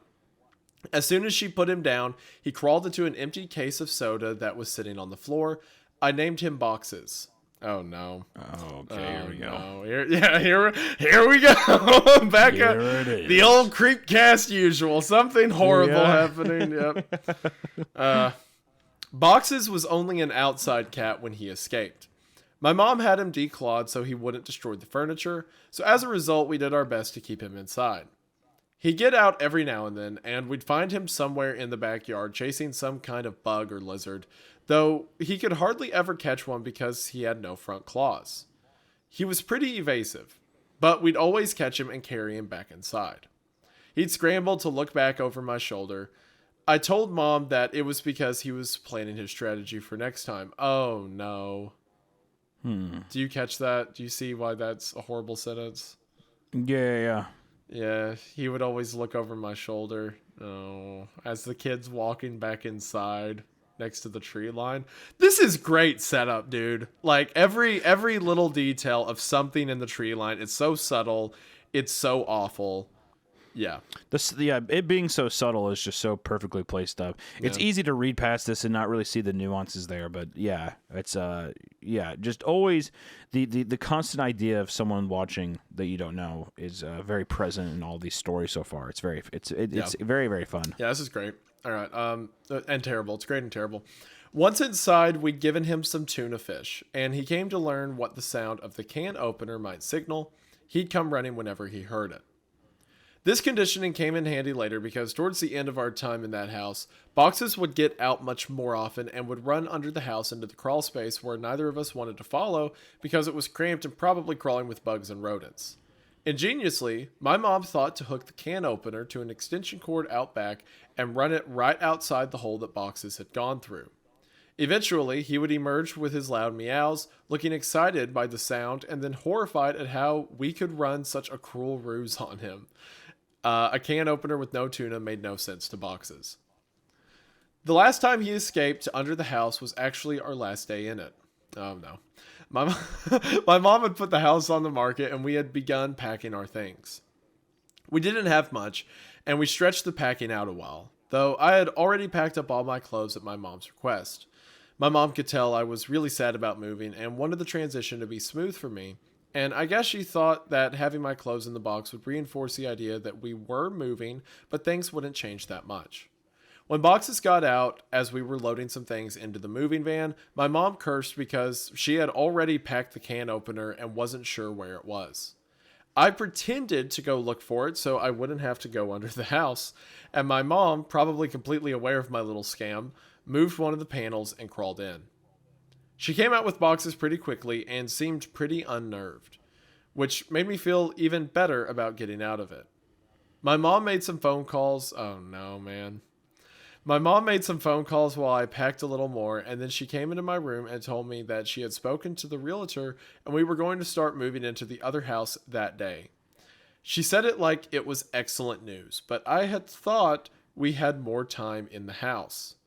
She originally said that we weren't moving until the end of the next week, and it was only Tuesday. What's more, we weren't completely finished packing, but my mom said sometimes it was just easier to replace things than pack them and haul them all over the city. I didn't even get to grab the rest of my box clothes. I asked if I could call Josh to say bye, but she said that we could just call him from our new house. We left in the moving van. All right. Wow. So she is just trying to boot Scoot and Boogie out of there. I think I know what happened. Really? Yeah. Do you remember? Is this a little prediction time? This is prediction time. More so putting together what we've already learned. Mom goes under the house, hasn't been under there yet, and then immediately is like, "We're leaving right now." Right? Remember how in Footsteps he says at night he hears footsteps around? Yeah. I think whoever this person is has been living under their house. Under the crawl space? Yeah. I think the cat's been going down there to see him. And I think that the mom went to get the cat and came across his cot or whatever down there. Yeah, his bed. Yeah. Like remnants of him being there. And is immediately like, we're leaving right now. We're not even grabbing your clothes. We're getting out of the house this instant. It's something too where it's like an adult composing themselves to not make the child freak out. Yeah. Yeah. Oh man. Like why put that burden on the kid? You know what I mean? I'm actually pretty scared right now. Like what's scary too is that story. our minds are just running wild. You know what I mean? You're scaring me by with these fucking predictions, and I think you're right too, which is why I hate it. Yeah. I think you're right on the money with it, man. And the way that he's telling this story, it's like, you know, not to overuse the word liminal because it gets used in places it doesn't fit a lot. But you know how like when you think about memories as a child, it's very dreamy, you know, it's very like distant, like it's a memory that is half imagination, half memory. The way he's kind of telling the story through that lens makes it feel so much more dreadful. Like it's a creature from the aether that's like appeared around him. Like this is his recollection of events. We don't know how accurate it is. It's so menacing. It's so menacing. Yeah, I mean, it's very menacing because it's also coming from a man retelling it in the exact sequence of which it's happening, which is all like kind of like you're saying, dreamlike, dazed memories and collections put together, and only revealing the true stuff at the end, or like revealing his hand at the end. It's just a very fun way because you could probably still get something much shorter and it would still be creepy. But the idea that this author is like continuously giving us so much like, you know, detailed recollections or recollections of his memories makes it very, very fun, very flavorful. I'm getting a little scared, but we're gonna persevere. We're gonna keep going. I managed to stay in touch with Josh for years, which is surprising since we no longer went to the same school. Our parents weren't close friends, but they knew that we were, and so they would accommodate our desire to see one another by driving us back and forth for sleepovers, sometimes every weekend. For Christmas one year, our parents even pooled their money and got us some really nice walkie-talkies that were advertised to work across a range that extended past the distance between our houses. They also had batteries that could last for days if the walkie-talkie was on but not used. That's really sweet. That's really kind. Yeah, his mom's not doing so well, so they put their money together, you know, to get them these stuff. Yeah, it's very... Keep them in touch. Which, you know what? Why not? It actually kind of makes the story worse, because it's like, it was such a nice life, you know? Such a nice little childhood. That's I was thinking underlined by a monster. It makes it horrifying. I was just thinking if it's just another implement for something to go wrong. As soon as I heard walkie-talkie, I was like, almost God. definitely. Yeah, a walkie-talkie like, that works that distance, here we go. it's going to show up, yeah. They would only occasionally work well enough that we could talk across the city. But when we stayed over, we'd use them around the house, talking in mock radio speak that we had taken from movies, and they worked great for that. Thanks to our parents, we were still friends when we were 10. One weekend, I was staying over at Josh's, and my mom called me to say goodnight. She was still pretty watchful, even when she couldn't actually watch me, but I had gotten so used to it that I didn't even notice it. Even if Josh did. She sounded upset. Boxes was missing. Oh, no. This must have been a Saturday night, because I had spent the night at Josh's the previous night and was going to go home the next day because we had school on Monday. Boxes had been missing since Friday afternoon. I gathered that she had not seen him since returning home after dropping me off. She must have decided to tell me he was missing, because if he didn't come home before I did, then I would be devastated at not only his absence, but how she could have kept it from me. She told me not to worry. He'll come back. He always does. But Boxes didn't come back. 3 weekends later, I stayed at Josh's again. I was still upset about Boxes, but my mom told me that there had been many times when pets had disappeared from home for weeks or even months, only to return on their own. She said they always knew where home was and would always try to get back. I was explaining this to Josh when a thought hit me so hard that I interrupted my own sentence to say it aloud. What if Boxes thought of the wrong home? Oh, I don't like where this was going. Josh was he's gonna go over to the I'm the actually house. bro, Oh, I'm God. getting chills. The idea of him like a small child at night going over and there's a man under the floor, bro. Okay. It's also, I want to say, it's kind of late when we're recording this. I I'll yeah. say that. I'm alone. I'm and also alone. The room's and very I don't dark. I don't like this. Yeah. I think my dog's pressed up against the door right now because it's storming outside. And if it wasn't enough, it's storming outside. And he's afraid of storms. So I can see a shadow moving under the door. He's like, help. Yeah, What that's are you very, doing it's in very there? menacing. Stop reading that story. It's scaring me. All right, Josh was confused. What? He lives with you. He knows where his home is. But he grew up somewhere else, Josh. He was raised in my old house a couple neighborhoods away. Maybe he still thinks that place is home, like I do. Oh, I get it. Well, that'd be great. We'll tell my dad tomorrow and he'll take us over there and we can go look. No, he won't, man. My mom said that we couldn't go back to that place because the new owners wouldn't want to be bothered. She said that she told your mom and dad the same thing. Josh persisted. Okay, then we'll just go out exploring tomorrow and maybe make our way to your old house. No! If we get spotted, your dad will find out, and then so will my mom. We have to go there ourselves. We have to go there tonight. Oh my God, you stupid fucker. I mean, he's 10, right? Yeah, but still, it's just like, oh God. And he misses his cat. These kids are so brave in these stories. I'm like, it's nighttime out? No way. Keep in mind, he's under, not Josh, our author's under the impression that this house has occupants in it. That's like a neighborhood, someone lives there or whatever, and they may just annoy them. And also, that's, again, another subtle mention. It's like my mom said that we can never go back because the owners don't want to be bothered.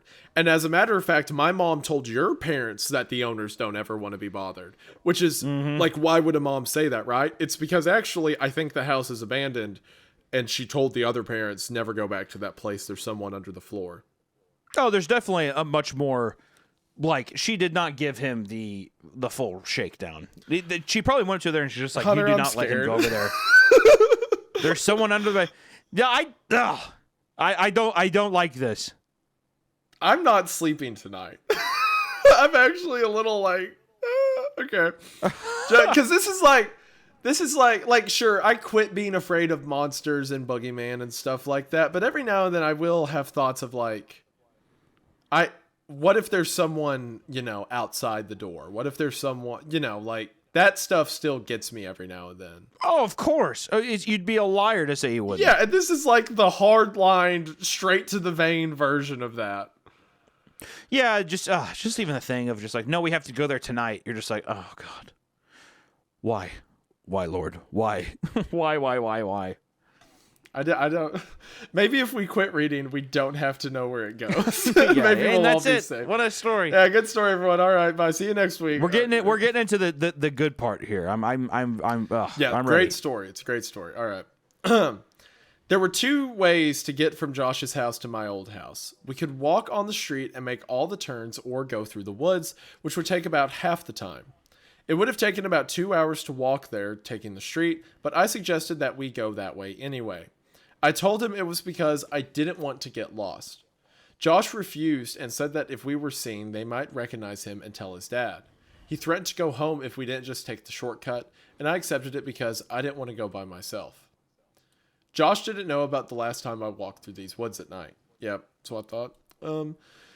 The woods were much less creepy with a friend and a flashlight, and we were making pretty good time.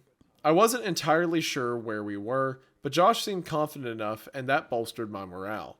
We passed through a particularly thick patch of tangled trees when the strap on my walkie-talkie got caught on a branch. Josh had the flashlight, and so I was struggling to get the walkie free when I heard Josh say, Hey man, want to go for a swim? "Oh no."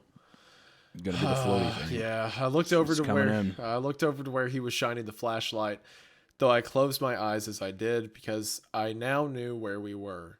He was pointing at the pool float. This is where I had woken up in these woods all those years ago. Dude, I'm actually You gotta power through. You have to power through. All right, I'm gonna sit in such a way. I'm gonna angle the mic a bit to where I'm like, I have the door in my peripheral, like the room. Okay. I felt a lump in my throat and the sting of fresh tears in my eyes as I continued to struggle with the walkie. Frustrated, I yanked on it hard enough to break it free, and I turned and walked to Josh, who had partially laid down on the pool float in a mock sunbathing pose. As I walked toward him, I stumbled and nearly fell into a fairly large hole that was sitting in the middle of this small clearing, but I regained my balance and stopped right at its edge. It was deep. I was surprised by the size of the hole, but more surprised by the fact that I didn't remember it. I realized it must not have been there that night because it was in the same spot where I had awoken. Oh, okay. I put it out of my mind and turned to Josh. A hole appeared in the spot that he woke up. Yeah, I'm wondering, are they trying to associate that, like, is it a pool? Is it just a big pool, or is it a big actual hole, or is it a big thing that's like a mock pool or something like that? But also where he woke up is just very interesting, which also, is it a grave? I don't know. These are all things. I don't know. My mind is running. I'm dead sprinting in my head.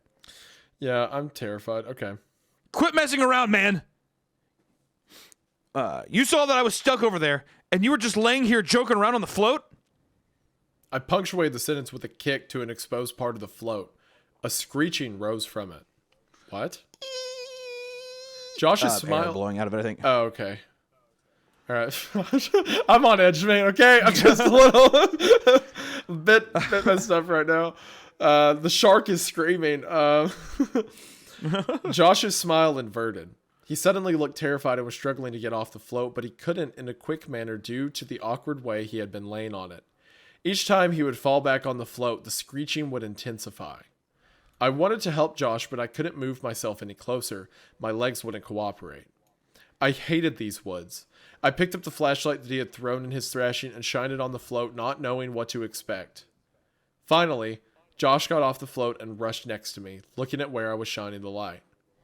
Suddenly, there it was. It was a rat. I started laughing nervously, and we both watched the rat run into the woods, taking the screeches with it. Josh lightly punched me in the arm, and the smile slowly returning to his face, and we continued walking. Okay, so there was a screeching. It was just a rat underneath it. Oh, okay. I thought that it was like the deflating of the deal because he kicked the float. Yeah. It was just a rat. It just scared him. But do you realize what happened there? All this happened after his walkie-talkie got snagged on a branch, and then they got distracted. That means I bet he left the walkie in the woods. Yeah, I don't think it's. I don't think he still has it. Yeah, I think he's. Yeah, I think it's going to be left there. and I think they're going to hear someone talk on Josh's, because yeah, absolutely. Yeah, Why yeah. wouldn't they? Why wouldn't they? Of course. All right. We quickened our pace and made it out of the woods faster than we thought we would. And we found ourselves back in my old neighborhood. The last time I had rounded the bend ahead, I had seen my house fully illuminated, and all the memories of what transpired came flooding back. I felt a skipping in my heart as we were finally turning the corner and about to face the full view of my house, remembering last time how incandescent it was. But this time, all the lights were off.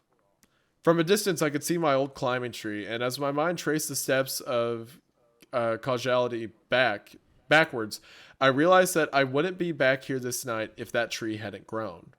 Oh, that's true, because his broken arm's what led to the cat. Yeah. And I was briefly in awe of how all events were like that. As we got closer, I could see the lawn looked terrible. I couldn't even guess when it had last been mowed. One of the shutters had partially broken loose and was rocking back and forth in the breeze, and over all the house just looked dirty. I was sad to see my old home in such a state of disrepair. Why would my mom care if we bothered the new owners if they cared so little about where they lived? And then I realized there were no new owners. The house was abandoned, though it looked simply forsaken. Why would my mom lie to me about our house having new people in it? But I thought this was actually a good thing. It would be much easier to look around for boxes if we didn't have to worry about being spotted by the new family. This would make it much quicker.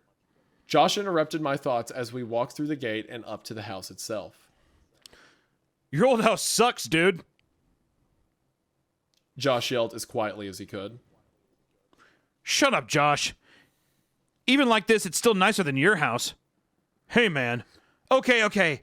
I think boxes is probably under the house. One of us has to go under and look, but the other should stay next to the opening in case, he comes running out. Are you serious? There's no way I'm going under there. It's your cat, man. You do it. Look, I'll game you for it, unless you're too scared. I said, holding my fist over my upturned palm. Fine. But we go on shoot. Not on 3. It's rock, paper, scissors, shoot. Not 1, 2, 3. I know how to play the game, Josh. You're the one who always messes up, and it's 2 out of 3. I lost. That's fun. Fun little moment in the middle of all this. I wiggled loose the panel that my mom would always move when she would have to crawl under here for boxes. I don't like where this is going. She only had to do it a couple of times since the can opener trick usually worked. But when she had to do it, she hated it. Especially that last time. And as I looked into the darkness of the crawl space, I had a greater appreciation for why. Before we moved, she said that it was actually better that boxes ran under here, despite how hard it could be able to get him out. It was less dangerous than jumping over the fence and running around the neighborhood. All that was true, but I was still dreading doing this. I grabbed the flashlight and the walkie and began to crawl in. A powerful smell overtook me. Also, I just want to say, too, there's something interesting about that line because she had been down there a bunch of times, and it wasn't only the last time that really, made her jolt. So she'd been down there plenty of times before, but then probably saw something the last time. Yeah, maybe it was a Polaroid or something. It could be. It could be. Yeah. It smelled like death. I turned on my walkie. Josh, are you there? This is Macho Man. Come back. Josh, cut it out. There's something wrong down here. What do you mean? It stinks. It smells like something died. Is it boxes? I really hope not. I set down the walkie and moved the flashlight around as I crawled forward. Looking through the hole from the outside, you could see all the way back with the right lighting, but you had to be inside to see around the support blocks that held the house up. I'd say there was about 40% of the area that you couldn't see unless you were actually in the crawl space. But even inside, I discovered that I could only see directly where the flashlight was pointing. I realized that this would make scouting around the place much more difficult. As I moved forward, the smell intensified. The fear was growing in me that Boxes had come here and something had happened to him. I shined the flashlight around but couldn't see much of anything. I wrapped my fingers around a support block to pull myself forward, and as I did that, I felt something that made my hand recoil. Fur. Oh. My heart sank and I prepared myself emotionally for what I was about to see. I crawled slowly so I could prolong what I knew was coming, and I inched my eyes in the flashlight past the block to see what was on the other side. I staggered back in horror. Jesus Christ! Escaped my trembling mouth. It was a hideous and twisted creature, badly decomposed. Its skin had rotted away on its face, so the teeth appeared to be enormous, and the smell was unbearable. What is it? Are you okay? Is it Boxes? I reached for the walkie. No, it's not Boxes. Well, what the hell is it then? I don't know. I shined the light on it again and looked at it with less fear in my vision. I chuckled. It's a raccoon. We'll keep looking. I'm going to go into the house to see if... Oh, God. We'll keep looking. I'm going to go into the house to see if he might have made it in there somehow. What? No. Josh, don't go in there. What if Boxes is down here and he runs out? He can't. I put the board back. Oh, God. I'm dude, I'm freaking out. Okay, I'm so scared right now. I'm so scared right now. You shut up. Oh, there's so many things that could go wrong. I looked and saw that he was telling the truth. Why'd you do that? Don't worry, man. You can move it easy. This makes more sense. If Boxes ran out, if I missed him there, he'd be gone. If he's down there, then grab him tight and I'll come move the board. And if he's not, then you can come move it yourself while I look in the house. Some of his points were good, and I doubted he'd be able to get in anyway. Okay, but be careful and don't touch anything. There's a bunch of my old clothes still in boxes in my room. You can look in there to see if he crawled in one. And make sure to bring your walkie. Roger that, good buddy. I realized that it would be pitch black in there. The power would have been turned off since no one was paying the bill. With any luck, he'd be able to see from the street lights that might cast some light inside. Otherwise, I'm not sure what he'd do. Before too long, I heard footsteps right over my head and felt old dirt raining down on me. Josh, is that you? Shh, breaker. This is Macho Man coming back for Big Tango Foxtrot. The Eagle has landed. What's your 20, Princess Jasmine? Over. Asshole. Asshole. Macho Man, my 20 is Macho Man, my 20 is in your bathroom looking at your stash of magazines. Looks like you've got a thing for dudes' butts. Looks like you've got a thing for dudes' butts. What's the report on that? Over. I could hear him laughing without the walkie, and I started laughing too. I had the footsteps fade away a little. He was on his way to my room. This is the most dude conversation. It's like, I'm in your old room. There's a bunch of guys and magazines. You want to explain yourself? Man, it's dark in here. Hey, are you sure you had boxes of clothes in here? I don't see any. Oh, no. Yeah, there should be a couple boxes in front of the closet. There aren't any boxes in here. Let me check to see if you maybe put the boxes in the closet before you left. I started thinking that maybe my mom had come back and gotten the clothes and just given them away because I had outgrown a lot of them. But I remembered leaving the boxes there. I didn't even have time to close the last one up before we left. While I was waiting for Josh to tell me what he found, I kicked out my leg, which had started falling asleep because of the position I was in, and it hit something. I looked back and saw something really strange. It was a blanket, and all around it there were bowls. I crawled a little closer to it. The blanket smelled moldy, and most of the bowls were empty, but one had something that I recognized still in it. Cat food. It was a different kind than we gave to boxes, but I suddenly understood. My mom had set up a little place for oh no. He's way too hopeful. My mom had set up a little place for boxes to encourage him to come here instead of running around the neighborhood. That made a lot of sense. That made a lot of sense, and it seemed even more likely that boxes could have come back to this place. That's so cool, Mom. I thought. I found your clothes. Oh, cool. Where were the boxes? Like I said, there are no boxes. Your clothes are in your closet. They're hanging up. All right. That's it. All right. Thank you, everyone, for tuning in to this week's episode of Creepcast. We will not be concluding the rest of Penpal. I felt a chill. Yeah, me too, man. I felt a chill. This was impossible. I had packed all my clothes. Even though we weren't supposed to move for another 2 weeks when we left, I remember packing them and thinking that it was stupid for me to have to get clothes out of the box and put them back in. I had packed them, but someone had hung them back up. Why, though? Josh needed to get out of there. That can't be right, Josh.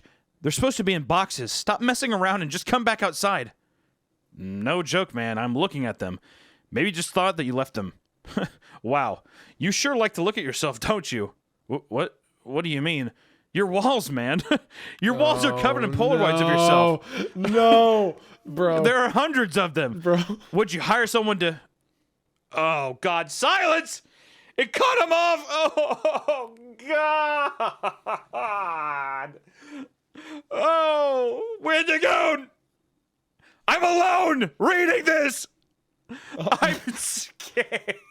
I'm about to cry. Okay. Oh. Oh, no. There's pictures of yourself all over the walls. There are hundreds of them. Living in this room. Put his clothes back up. Clothes up. Which also, no.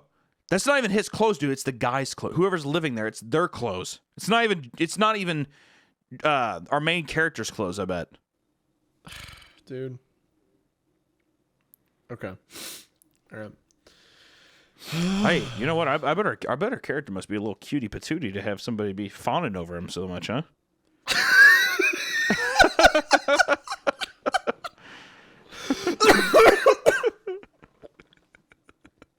Hunter, I know you're a YouTuber, but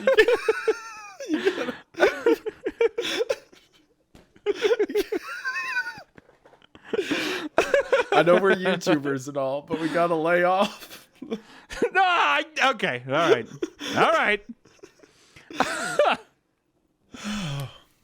All right. I guess I need to keep reading, right? Yeah, right. Yeah, Yeah. I guess it's what I have to do. I guess that's the job. I guess that's where. All right. Silence. I checked my walk. So just to verify, so he said, "Would you hire someone to?" And it cuts him off, and then silence is in, as in it just completely cut out. Yeah. I checked my walkie to see if I'd switched it off somehow. It was fine. I could hear footsteps, but couldn't tell exactly where Josh was going. I waited for Josh to finish his sentence, thinking that his finger had just slipped off the button, but he didn't continue. He seemed to be stomping around the house now. I was just about to radio him when he came back. There's someone in the house. Bro. Oh! Ooh. I'm gonna throw up. Yeah. His voice was hushed and broken. I could hear he was on the verge of tears. I wanted to respond, but how loud was his walkie turned up? What if the other person heard it? I said nothing and just waited and listened. What I heard were footsteps. Heavy, dragging footsteps. And then a loud thud. Oh, God. Josh. He had been found. I was sure of it. This person had found him and was hurting him. I broke out in tears. He was my only friend, next to boxes. Okay, all right. Hold on, man. You can't. He was my only friend next to boxes. I can't believe my only friend, Josh, is getting beaten up by some stranger in his house. My only friend next to my tiny kitty cat boxes. It's like, don't put them on the same level, dude. Come on. Well, my friend's getting touched and murdered by a stranger upstairs. Good thing I've got my kitty cat. Well, I hope that I can find my cat so I still have one friend. Man, I hope that if Josh is dead, I can still find my cat. Well, even if Boxes dies, he still has 8 more lives, so it should be fine. Hey, Josh, he gets on the walkie. Hey, Josh, did you hear that? Boxes has 8 more lives. Yeah. Hey, Josh, are you there? Josh! Are you there, Josh? Answer! Like Josh, we have to screaming find... Josh, we have to find Boxes quick. Someone's in the house. What? I can't hear you. You gotta talk louder. Hold up, I'm gonna scream really loud. Is that You're up you? in my room, upstairs to the left of that room. You said you were in the closet underneath in the left corner, right? Why are you hiding in there? Here, follow the sound of my voice. Leedle, leedle, leedle, leedle. Yeah. I'm gonna keep beeping. I'm gonna keep making noises. Hold on, this thing has a siren function. Let me try it. Please be quiet. What? Oh, okay. And then I realized, what if Josh told him I was under here? What could I possibly do? As I struggled Why would you do that? I don't know. Maybe. There's I a know, guy dude. under there. You're the crawl space. No. Leave me, the boy you want. The pictures. He's under the floor. The kid looking for his stupid ass cat's under the crawl space. Go get him. What could I possibly do? As I struggled to compose myself, I thankfully heard Josh's voice through the walkie. Oh, I think I got a. Let me say this. He's got something, man. What? It's a big bag. He just threw it on the Honey? floor and... Hello? Can you hear me? Yeah. Can you hear me? Yeah. Can you not hear my? I was doing a. I have like a microphone, like a walkie-talkie thing. Can you not hear? Oh no! Hold on. Do it. Try it again. Hello? Hello? It's not showing up that you're talking in the Discord Yeah. for some reason. Weird. It might just be Discord's gate or something. If you're recording it, you can use it. I mean, that's fun. No, it's fine. We can ask her to just add post if we wanted to, but all right, here we go. He's got something, man. It's a big bag. He just threw it on the floor and oh god. Man, the bag. I think it just moved. I was paralyzed. I wanted to run home. I wanted to save Josh. I wanted to go for help. I wanted so many things, but I just lay there, frozen. As I lay unable to move, my eyes focused on the corner of the house that was right under my room. I moved my flashlight. My breath hitched at what I saw. Animals. Dozens of them. All of them dead. They lay in piles all around the perimeter of the crawl space. Could Boxes be among these corpses? What was this? What the cat food was for? Seeing this broke my shock as I knew I had to get out of there, and I scrambled to the board. I pushed on it, but it wouldn't budge. I couldn't move it because it was wedged in there, and I couldn't get my fingers around it since the edges were outside. I was trapped. God damn you, Josh! I whispered to myself. I could feel thunderous footsteps above me. The house was shaking. I heard Josh scream, Oh no. and it was matched by another scream that wasn't full of fear. Oh, weird. So Josh screamed in fear, and then it was just like another person was like, ah! Maybe it was the man screaming, not expecting Josh to be there.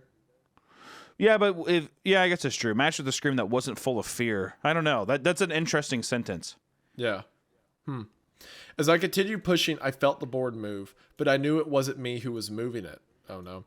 I could hear footsteps above me and in front of me, and shouting and screaming filling the brief silences between the footsteps. I moved back and held my walkie ready to try to defend myself, and the board was thrown to the side and an arm shot in and grabbed for me. Let's go! Let's go, man! Now! It was Josh, thank God. I scrambled out of the opening holding the flashlight and walkie. When we got to the fence, we both jumped it. But Josh's walkie fell. He reached for it, and I told him to forget it. We had to move. Behind us, Go. There's the setup. There's the the setup for setup, the. Yep. Behind us, I could hear yelling, though they weren't words, only sounds. And we, perhaps foolishly, ran for the woods to get back to Josh's quicker and be somewhat harder to follow. The whole way through the woods, Josh kept yelling. My picture! He took my picture! Oh! Oh! Oof. But I knew the man already had Josh's picture from all those years ago at the ditch. I suppose Josh still thought those mechanical sounds were from a robot. We made it back to Josh's house and back into his room before his parents woke up. I asked him about the big bag and if it really moved, and he said he couldn't be sure. He kept apologizing about dropping the walkie at the house, but obviously that wasn't a big deal. We didn't go to sleep and sat peering out the window waiting for him. I went home later that day as it was about 3 a.m. already. I told my mom the basics of this story a couple days ago. She broke down and was furious about the danger I put myself in. I asked her why she made all those things up about bothering the new owners to stop me from going. Why did she think that the house was so dangerous? She became irate and hysterical, but she answered my questions. She grabbed my hand and squeezed it harder than I thought her capable of and locked her eyes to mine, whispering as if she was afraid of being overheard. Because I never put any fucking blankets or bowls under the house for boxes. You weren't the only one to find them. I felt dizzy. I understood so much now. I understood why she had looked so uneasy after she brought boxes out from under the house on our last day there. She found more than spiders or a rat's nests that day. I understood why we left almost 2 weeks early. I understood why she tried to stop me from going back. She knew. She knew he made his home under ours, and she kept it from me. I left without saying another word and didn't finish the story for her, but I want to finish it here. For you. I got home from Josh's that day. I threw my stuff on the floor and it scattered everywhere. I didn't care. I just wanted to sleep. I woke up around 9 p.m. to the sound of boxes meowing. My heart leapt. He had finally come home. I was a little sick about the fact that I had just waited a day. None of my previous night's events would have happened, and I'd have boxes anyway, but that didn't matter. He was back. I got off my bed and called for him, looking around to catch a glint of light of his eyes. Oh no. The crying continued and I followed it. It was coming from under the bed. Oh, God. Oh. I laughed a little, thinking I had just crawled under a house looking for him for him and how this was so much better. His meows were Oh, being... ha ha ha ha ha! Oh my gosh, I'm so scared. That is funny. Yeah, let's laugh about that.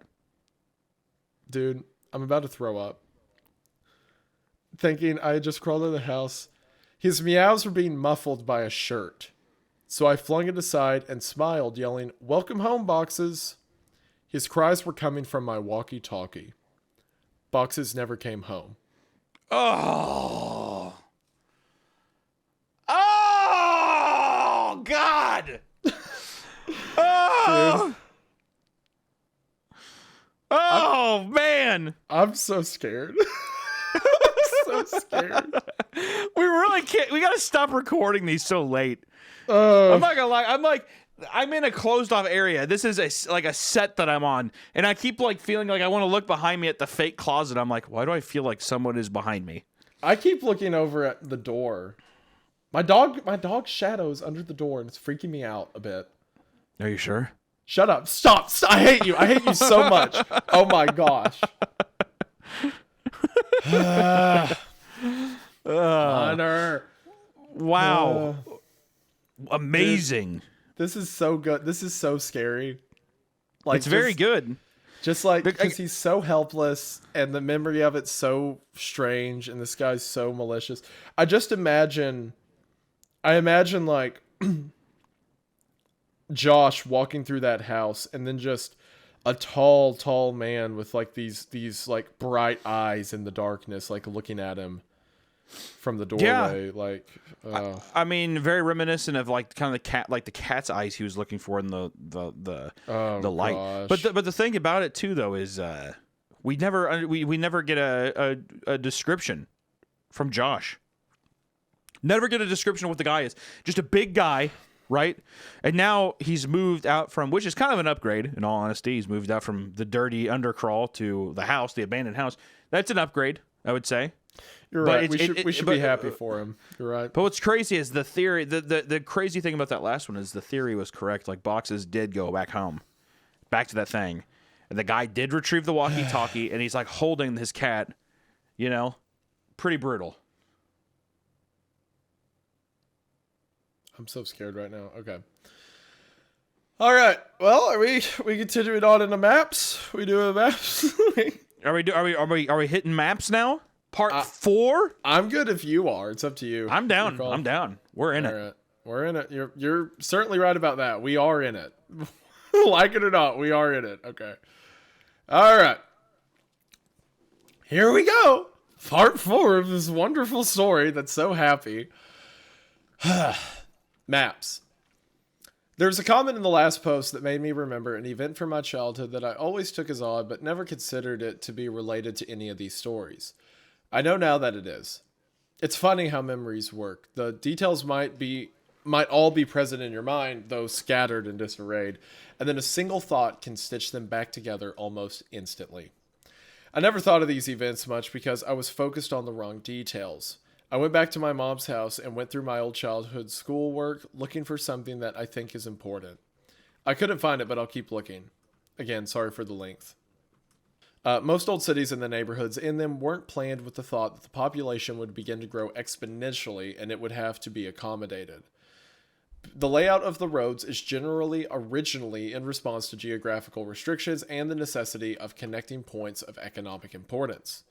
Once the connecting roads are established, new businesses and roads are positioned strategically along the existing skeleton, and eventually the paths carved into the earth are immortalized in asphalt, leaving room only for minor modifications, additions, and alterations, but never a dramatic change.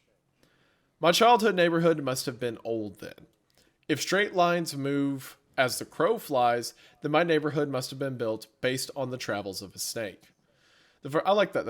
I like that alliteration. That's fun. Yeah, that's nice. Yeah, that's really, really nicely written. The first houses built must have been placed around the lake, and gradually the inhabitable area increased as new extensions were built off the original path. But these new extensions all ended abruptly at one point or another. There was only one entrance/exit for the entire neighborhood. Many of these extensions were limited by a tributary which both fed and drank from the lake and passed right by what I came to call, and have called in these stories, the ditch. Many of the original homes had enormous yards, but some of those original plots had been divided, leaving properties with smaller and smaller boundaries. An aerial view of my neighborhood would give one the impression that an enormous squid had once died in the woods and some adventuring entrepreneur found the corpse and paved roads over its tentacles, only to withdraw his involvement and leave time, greed, and desperation to divide up the land among prospective homeowners like an embarrassing attempt at the golden ratio. From my porch, you could see the old houses that surrounded the lake. But the house of Mrs. Maggie was my favorite. She was, as best as I can remember, around 80 years old. Oh, kind of like you, Hunter. But despite that she was like me. It's okay, Grandpa. We'll get through this one day.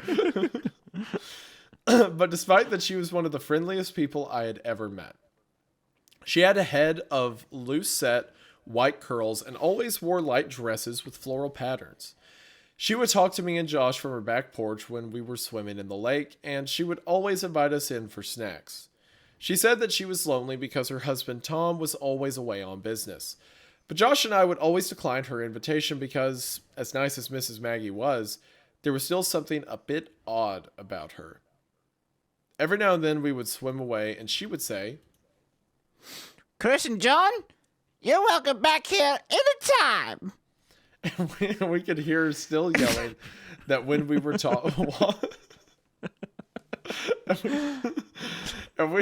It sounds like a woman who's like a prospector in the 1800s. Well, that's maybe what I am. I'm Mrs. Maggie, and there's gold in them hills, I swear.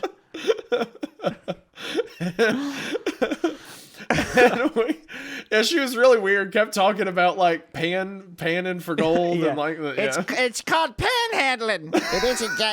It's about trying to sift gold out of basically black sand. It doesn't matter. It doesn't matter. And we could hear her still yelling that when we were walking back into my house. Mrs. Maggie, like many of the older homeowners, had a sprinkler system that was on a timer. Though at some point over the years, her timer must have broken because the sprinklers would come on at various points during the day and often even at night all year. While it never got cold enough to snow very much, several times each winter I would go outside in the morning to see Mrs. Maggie's yard transformed into a surreal Arctic paradise by the frozen water. Every other yard stood sterilized and dry by the biting frost of the winter's cold, but right there in the middle of the bleak reminder of the savagery of the season was an oasis of beautiful ice hanging like stalactites from every branch of every tree and every leaf of every bush. As the sun rose, it reflected off, and each piece of ice splintered the sun into a rainbow that would only be viewed briefly before it blinded you. Even as a child, I was struck by how beautiful it was, and often Josh and I would go over there to walk on the ice grass and have sword fights with the icicles. I once asked my mom why she left it on like that. My mom seemed to search for the explanation before she said, Well, sweetie, Mrs. Maggie is sick a lot, and sometimes when she gets really sick, she gets confused. That's why she messes up yours and Josh's name sometimes. She doesn't mean to, but sometimes she can't remember. She lives in that big house all by herself, so it's okay if you talk to her when you swim in the lake, but when she invites you in, you should keep saying no. Be polite, her feelings won't get hurt. But she'll be less lonely when her husband comes home, right? How long will he be away on business? It seems like he's always away. My mom seemed to struggle, and I could see that she had become very upset. Finally, she answered, Honey, Tom's not going to come home. Tom's in heaven. He died years and years ago, but Mrs. Maggie doesn't remember. She gets confused and forgets. But Tom's not ever going to come home. If someone moved back in with her, she might even think it was Tom. But he's gone, sweetie. Okay, we're setting up disaster. Someone's gonna move into the house, and she'll be like, My husband came home. This is gonna be. Yeah. Oh, That, or I don't think Tom would be the predator, the person watching.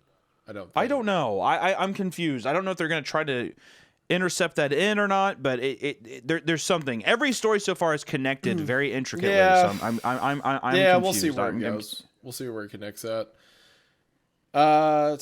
Move back in. Discuss. Okay, yeah. I would have only been around 5 or 6 when she told me that, and while I didn't understand it completely, I was still profoundly sad for Mrs. Maggie. I now know that Mrs. Maggie had Alzheimer's. She and her husband Tom had 2 sons, Chris and John. Sad. The two had worked out payment plans with the utility company and paid for Mrs. Maggie's water and electricity, but they would never visit her. I don't know if something happened between them, or if it was the illness, or if they just lived too far away, but they never came around. I have no idea what they looked like, but there were times when Mrs. Maggie must have thought Josh and I looked like they did when they were children. Or maybe she saw some part of her mind so desperately wanting her to see. Ignoring the images transmitted down her optic nerve, and just for a little while, showing her what used to be. I realize only now how lonely she must have been. Well, that's profoundly depressing. Okay. Yeah, extremely.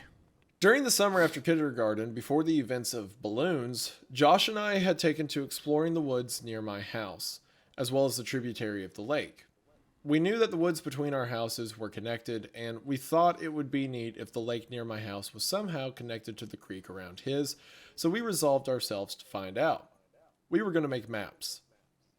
The plan was to make 2 separate maps and then combine them.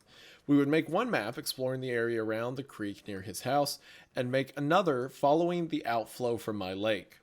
Originally, we were going to make one map, but we realized that wasn't possible since I had started drawing the map of my area so huge that the route from his house wouldn't have been to scale. We kept the map from the lake at my house and the map from the creek at his house, and we would add to each when we stayed the night with each other. For the first couple weeks, it went really well. We would walk through the woods along the water and pause every couple minutes to add to the map, and it seemed like the 2 maps would come together any day. We had no equipment needed for the job, not even a compass, but we tried to make do. We had the idea to impale the earth with a stick when we had reached the end of a venture so that if we came upon the stick from the other direction the next weekend, we would know we had joined the maps. We might have been the world's worst cartographers. Yeah. Eventually, however, the woods became too thick near the water coming from the lake and we were unable to proceed further. We lost interest in the whole project for a bit and reduced our exploration significantly, though not completely, when we started selling snow cones. After I showed my mom all the pictures I had taken home from school and she took away my snow cone machine, our interest in the maps revitalized. We had to come up with another plan. Although I didn't understand why, my mom had placed what I considered to be extremely severe restrictions on what I could do and where I could go, and I had to check in frequently if I went outside to play with Josh. This meant that we couldn't stay in the woods for hours and continue to look for a new path. We thought we could just swim when we got to the cutoff in the woods, but that clearly wouldn't work since the map would get wet. We tried going faster when we were coming from Josh's house, but we eventually ran into the same problem. Then we had a brilliant idea. We'd build a raft. Oh, Due God. to the yes, rafts, the cars of the water, truly. Due to the construction of the neighborhood, there was a large amount of scrap building material that the company would set in the ditch to keep it out of the road and off-site since they no longer needed it for building. We originally conceived of a formidable ship complete with a mast and an anchor, but this quickly diminished into something more manageable. We set aside the wood and took several large pieces of styrofoam that were backed with foam board and tied them together with rope and kite string. We launched our vessel a little down water from Mrs. Maggie and waved a farewell to her as she motioned us to come back her way, but there was no stopping us. The raft worked very well, and while we both behaved and spoke as if the functionality of the raft was a given, I know at least I was a little surprised. We each had a fairly long tree branch to use as a paddle, but we found it much easier to simply push against the land under the water than actually use them as intended. When the water became too deep, we'd simply line our stomachs and use our hands to paddle the water, which still worked, albeit less well. The first time we had to resort to that method of propulsion, I remember thinking that from far above, it must have looked like a colossally fat man with tiny arms was out for a swim. I just want to also stop and say that part where they waved to her and she was motioning them to come to them, just a creepy. That feels kind of visual. menacing. Yeah. It does. It really does. Something where it's like a kid probably wouldn't intercept that well, but the idea of an old woman being like, "Hey, I want to talk. Come here. I want to talk to you." It's just that just odd to me. But I think it's like a fun riverboat adventure. They're like, "Haha, Yeah. Hi, Mrs. Maggie. and she's like coughing up black bile. Yeah. Yeah, born on a bayou. and she's like a murderer wearing Miss Maggie's skin, like some monster Yeah, it's just like over a there. face mask. Yeah. A 7'2" large Oh, man hi, with Mrs. Maggie. Yeah. scoliosis and fucking rickets sitting there, and just like, Come here, boys. I want to talk to you. Bro, it's like I know like Alzheimer's and stuff like that's a very real disease. I don't mean to make light of it or whatever, but it is a horrifying detail to imagine that a stranger, thinks that you're someone close to them. Like they don't understand that you're not the same person, so they keep trying to talk to you like you are that person. That's pretty terrifying. Yeah. no, it's extremely terrifying, especially the fact that like it's not even malicious. It's just something that's out of their control, I guess, is what makes it so creepy. It's also like one of the reasons the best stories, horror stories especially, that revolve around kids, even not explicit horror stories like Stand By Me, right? Stories like that. When you put a child in the role of what's happening, there is this implied sense of like helplessness, of vulnerability, right? Because like if these characters were 20 years old and it's like, oh, the old woman thinks I'm someone else, it would be like, oh, well, that's sad. And that'd be the end of it, right? But because they're so young, they're 6 years old at this point. There's this if it's level the balloons, if it's the balloons period, then they should be like 6 still. Yeah, so like there's this level of anything could get them. They're perceptible, they could be attacked by anything that comes out of the woodwork. Anything. anything. Which makes it all the more threatening. Because like if they were adults and that thing happened with that guy, like sure it'd still be scary, the guy in the house, but it could be like, oh, Josh attacked him, right? But they're 10. Yeah. They can't do that. Yeah. All right. Anyway, it actually took us several trips to get the raft to the impassable patch of woods that marked the farthest we had made it.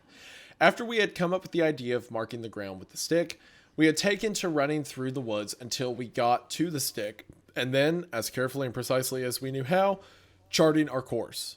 This meant that the impasse was actually quite a bit away, so to sail from around my house all the way to the blockade in the woods was taking longer than expected. We'd sail for a bit and then dock the raft, and then, next time, we'd run through the woods to the raft and go a little farther. We continued this well into first grade. Josh and I were assigned to different groups that year, so since we didn't really see one another during the school day, our parents were more willing to let us hang out all weekend each week. What's more, Josh's dad had taken on a lengthy construction job that required him to work over the weekends, and his mother was on call, so this meant that Josh would stay at my house most every weekend for weeks on end. We should have been making excellent progress, but when we finally made it to the impasse and had the opportunity to explore past it, we couldn't find a place to dock the raft. The woods were simply too thick, and the water had eroded the land to the point that there was nearly a 2-foot rise of earth over the tributary, which exposed the twisting and damp roots of the trees above. We'd have to turn back every time and leave the raft at the same thick of trees that prompted us to build it in the first place. Even worse, winter had arrived, so we couldn't justify leaving the house in our swimsuits. We were getting nowhere. We always had to come home before we could gain much ground. On a Saturday, around 7 p.m., Josh and I were playing when one of my mom's co-workers knocked on our door. Her name was Samantha, and I remember her well now because I would propose to her a couple of... Oh. What? I remember her well now. Interesting. No, it can't be the same kind of. It can't be the same kind of propose, because he's what, 9. Well, I guess it's just a couple of years later. Yeah. Yeah. Okay. I was like, what? One of my mom's comes to the door. Her name was Samantha, and I remember her well now because I would propose to her a couple of years later when I was visiting my mom at work. My mom said that she had to go to work to fix a problem that had arisen, and that she'd be back. That she'd be back in about 2 hours. Her car was being repaired, so she'd have to ride with Samantha, but I gathered that the problem was Samantha's fault, and discussing it in the car was why it would only take 2 hours. She said that under no circumstances were we to leave the house or open the door for anyone. She was in the middle of explaining that she would call every hour when she got her to check in, but she ended that statement prematurely when she remembered that our phone had been turned off for delinquent payments. This was why Samantha had just come by unannounced. She looked me dead in the eyes as she was closing the door and said, "Stay put." Wait, okay, so hold on. Let me make sure I got the dynamics of this right. Samantha needs his mom to help, right? Is that what's happening here? Yeah. So mom needs more help. The mom's like, "Stay put. I'll call you when I get back," but then she remembers that she can't call, right? Right, because of the phone payments. Yeah. Samantha had come by and announced because of that and said, "Stay put." Okay, so basically mom's going away for a bit and it's just Josh and him there. Okay. Yeah. This was our chance. We watched her drive down the serpentine road toward the exit, and as soon as the car rounded the last visible bend, we ran back to my room. I dumped my backpack out while Josh grabbed the map. Hey, do you have a flashlight? No, but we'll be back way before dark. I was thinking just in case we should have one. My mom has one, but I don't know where she keeps it. Wait. I ran into my closet and pulled a box down from the top shelf. You have a flashlight in there? Not exactly. I opened the box and revealed 3 Roman candles that I had taken from the pile that my mother had amassed for the 4th of July that past summer. Yeah, don't worry, boys, I got this. Yeah. Walking through the woods. Pew! Pew! Yeah, we're shooting some candles. Oh, light it up for fire. America. We did it, Josh. We made a map. Along with the lighter that I'd managed to take from her some months before. This would ensure that we at least had some light if we needed it. This was a little bit before I had been given an opportunity to be afraid of the woods at night, so it wasn't fear that motivated our search for a light source, only practicality. We threw it all in our backpack and bolted out the back door, making sure to close it so boxes wouldn't get out. We had 1 hour and 50 minutes. We ran through the woods as fast as we could and made it to the raft in about 15 minutes. We had our bathing suits on under our clothes, so we stripped off our shirts and shorts and left them in 2 separate piles about 4 feet from the edge of the water. We untied the raft from the tree, grabbed our branch paddles, and cast off. We tried to move rapidly to reach a point beyond the contents of our ever-expanding map, as we didn't have time to waste seeing old sites. We knew that we were slower in the raft than on land, and that we should be in the raft for quite a while after the cutoff since the woods were too thick to walk through and there wasn't a place to dock. This meant that we'd have to ride the raft back to the original docking site even if we found a new place to dock it further ahead. I think just a little thing here. I think what's going to happen here, a little prediction thing, where my mind is going is they're going to come across something that wasn't initially marked on their map, and they're going to go explore it. I would assume. I think so. Is what's going to happen. That sounds reasonable. Especially, also, going and doing this raft at night, and if Mrs. Maggie's out there at night, oh my God. Oh, Lord. Lord help me. Why did Delirious you say that? old woman. Why did you say that? I know. I'm sorry. I don't like Hunter, it. I'm alone this still. story's I'm bad afraid. enough as is. This story's bad enough as is. Why did you do that just now? I don't know. This is very unprofessional behavior from a 54-year-old podcaster. Okay. I'm an experienced old man.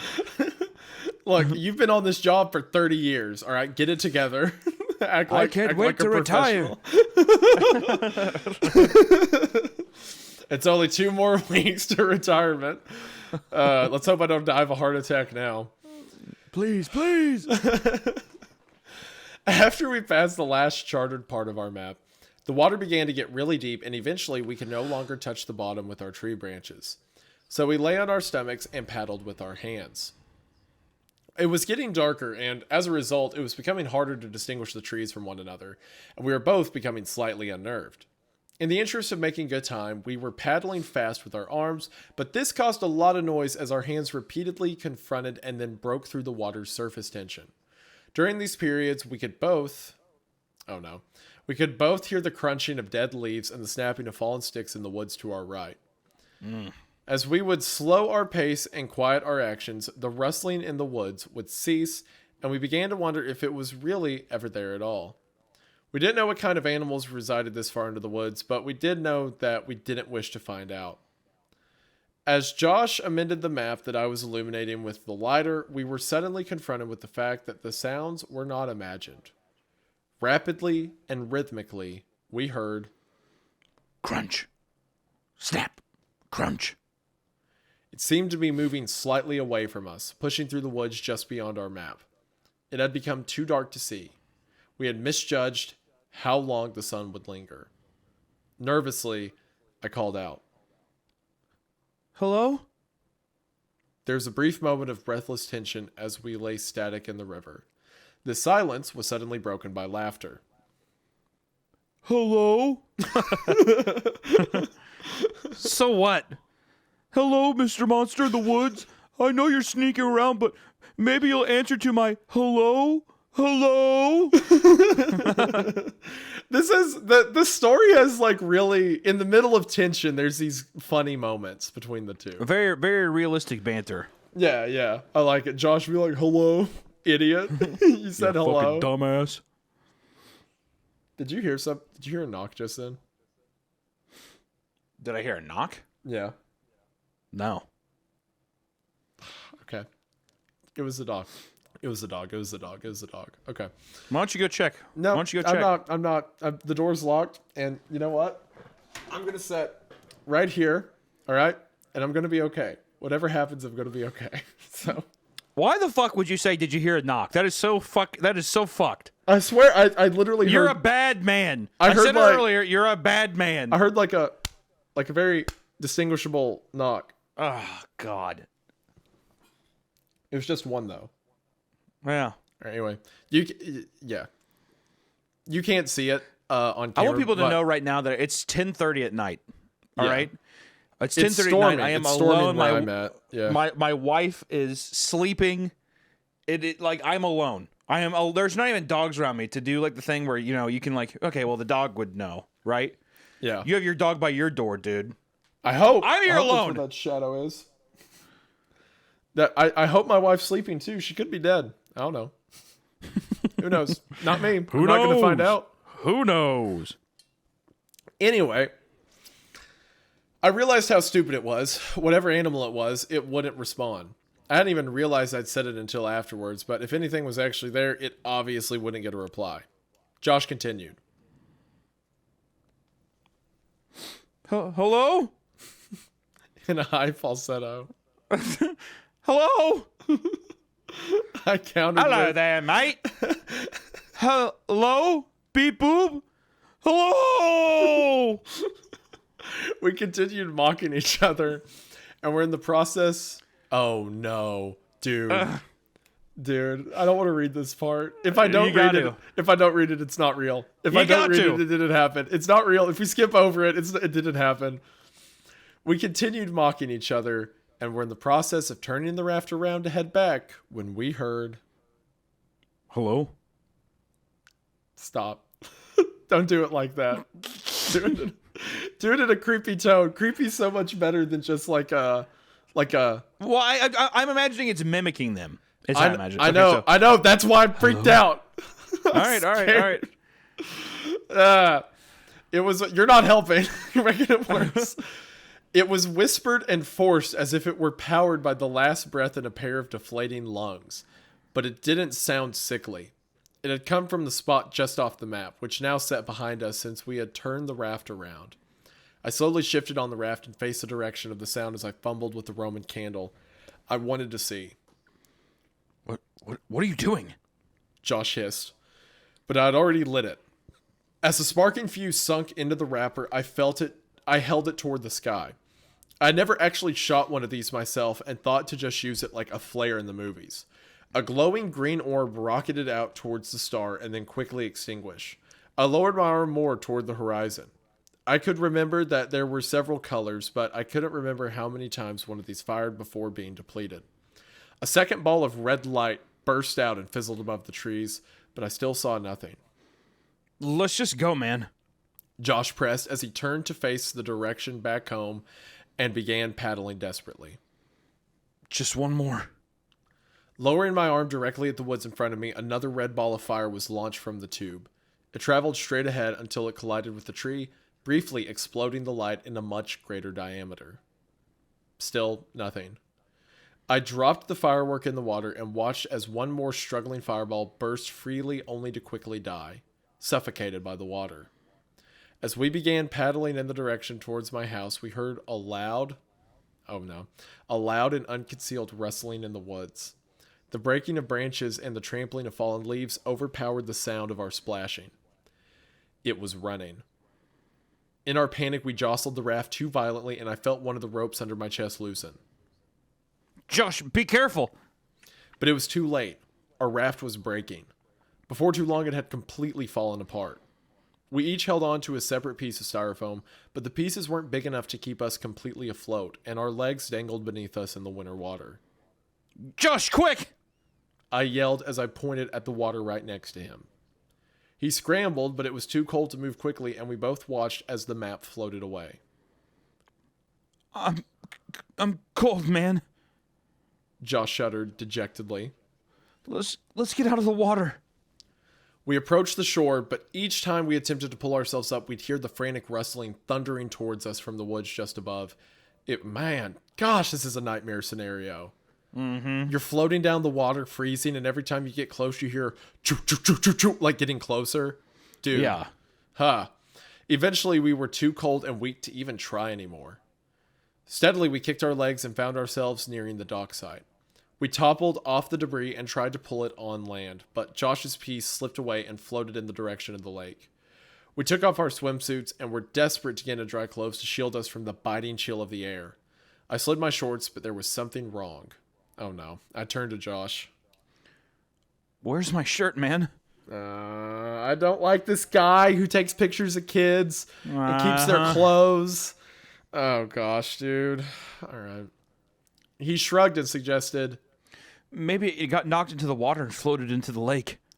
I told Josh to go back to my house and to say that we were playing hide and seek if my mom was home. I had to try to find my shirt. I ran behind the houses and peered out over the water and scouted along the shoreline. It occurred to me that with any luck, maybe I could find the map too. I was moving pretty fast because I just needed to get home and was about to give up when my concentration was interrupted by a sound coming from just behind me. Hello? Dude. Ugh. Oh no, oh no, I whipped around. It was Mrs. Maggie. Oh, God. Dude. In the middle of the night, he's alone. I'm so scared right now. Oh. I had never seen her at night before. Dude, I'm actually getting pretty. This is like, have you seen that movie, The Taking of Deborah Logan? Yeah, exactly. Yeah. This is how Yep. when she's in the cave with like the eyes that are like Yeah. black. Yep. And the mouth. Yep. Yeah. That's what I'm imagining. I'd never seen her at night before, and in this poor light, she looked exceedingly frail.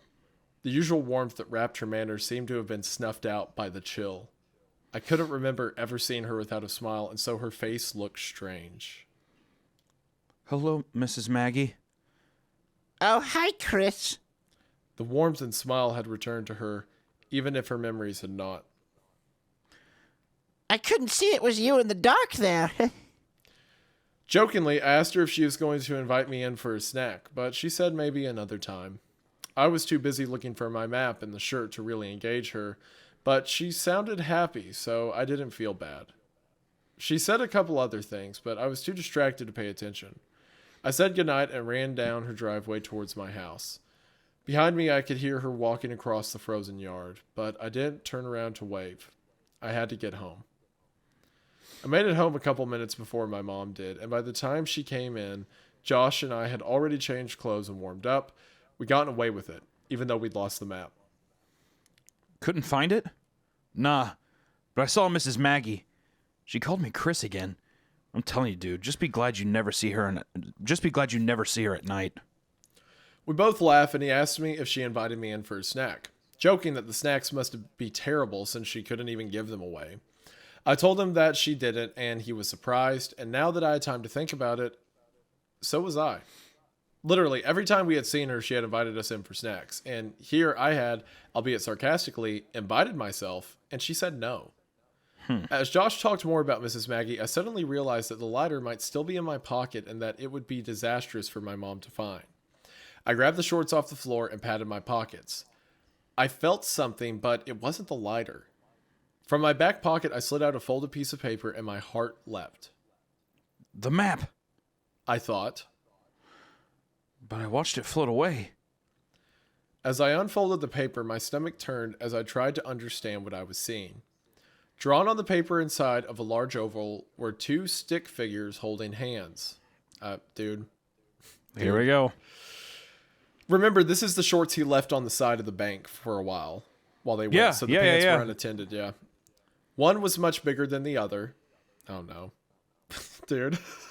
I'm so scared right now. But neither had faces. The paper was torn, so a part of it was missing, and there was a number written near the top right corner. It was either 15 or 16. I nervously handed Josh the paper and asked him if he had put it in my pocket at some point, but he scoffed at the idea and asked why I was so upset.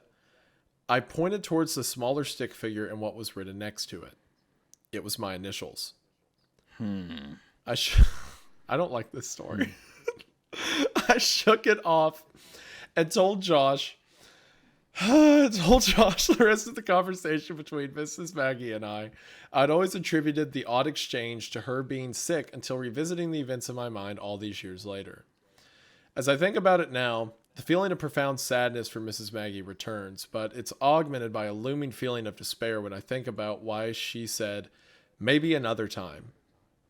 I knew what she had said, but I didn't understand what it meant that night. I didn't understand what her words had meant weeks later when I watched men in strange, orange biohazard suits carry what I thought were black bags full of garbage out of her house, or why the whole neighborhood smelled like death that day. I still didn't understand when they condemned the house and boarded it up a little while before we moved, but I understand now. I understand why her last words to me were so important, even if neither she nor I realized it at the time. Mrs. Maggie had told me that night that Tom had come home. Dude. Man. Hunter. I'm just trying to. I'm trying to. Hunter, don't leave me. Don't leave me right now. I'm about to cry. Mrs. Maggie had told me that night that Tom had come home, but I know now who had really moved in. Just as I know now why I never saw her body brought out on a stretcher. The bags weren't filled with garbage. Wonder why not tonight. I'm about to cry. I think I am crying. I'm so scared right now. Dude, this is the most afraid I've been of a story in a long time. Yeah, I was gonna say like this is by far the scariest thing we've ever read. I mean, like at least in terms of text, this is by far the scariest story. There's a man following them through a woods who draws pictures of them together, puts it in the kid's pocket. He comes to this old woman's house and then murders her, rips her into pieces. Wonder why not tonight though. Because You know what I mean? because Tom came home. Sure, I guess that's true. She's wonder out. why- She's out being strange, and she goes hello, and it's like, oh hi, you want us to come in? She's like, no, not tonight. Tom's home tonight, so tonight I'm gonna go be with Tom. So Man. whatever this guy is, he knows the place the kids get in and out of the dock. He follows them through the woods, running as they get close to the water. Leaves a message in his shorts, and then goes to the woman that they stay with and tears her to pieces. So you think, and it could be obvious, but you think that this entity that killed Mrs. Maggie, you think that it's the one who left the drawing in the pocket. You think there's any possibility that Maggie could have been the person to draw that and put it into the kid's pocket? Maybe. It would depend on what 1516 means. That's But what it's I'm possible. wondering as well. That's still stuff that maybe might become more apparent but later. I would lean towards I would lean towards the entity doing it. I as would well. lean towards the entity, because the entity that obsesses over this boy, takes pictures of him, lives in his old house, is the one more likely to draw a picture of them holding hands. Right. Yeah. I like how we refer to it as the entity, even though nothing supernatural's happened, but it feels it feels so alien, you know? It does. It does. It's because it's so mysterious that I refuse to just be like the man Yeah. or even like the woman or something like that. Feels more appropriate. I mean, right? We're on part 5 of 6. I'm just saying, like, let's just keep going. Yeah. We're here. I'm so scared, bro. You know what I mean? I'm invested. I don't want to. There's a lot of wind in these sails right now. I'm fucking scared.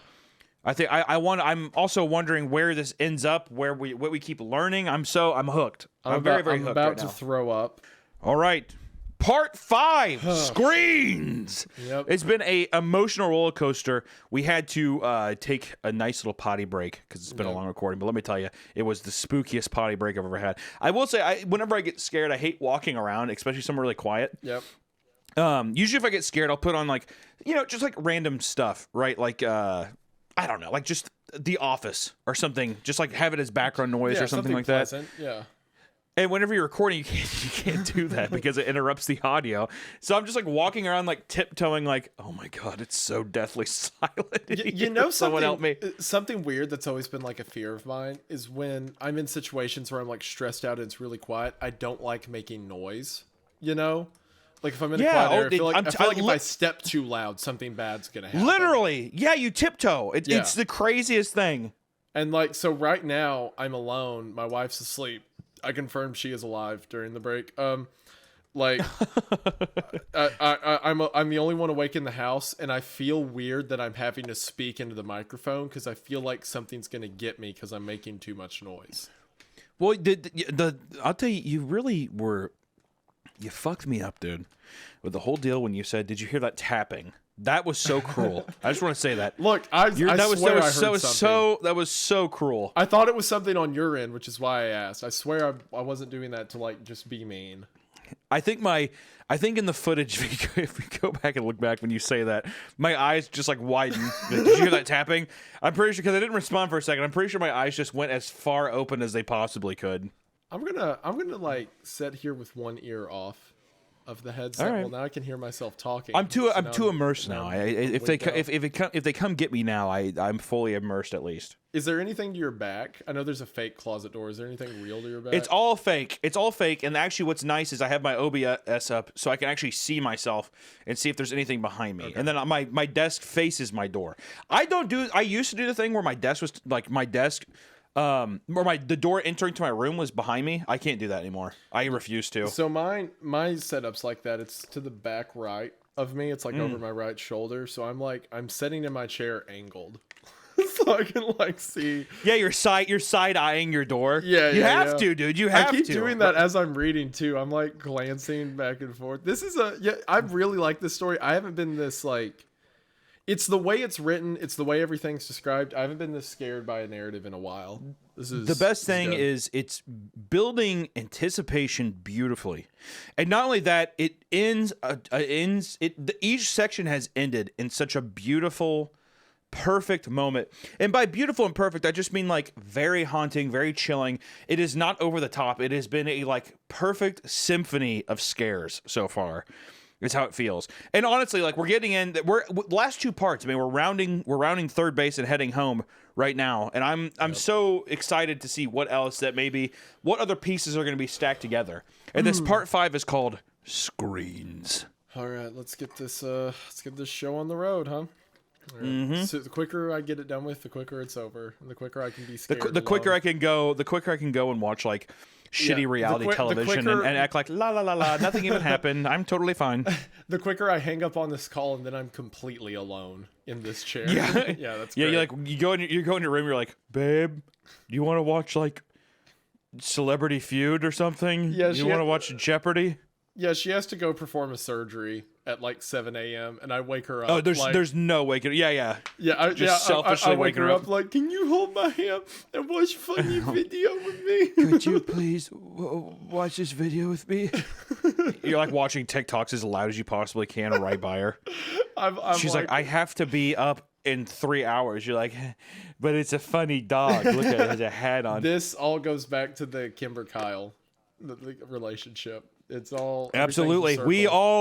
Every man listening to this, or really not even to delineate it to genders. I was going to say any person listening to this to the relationship. If you listen to this podcast, you better end up a Kyle in your relationship. That's all I have to say.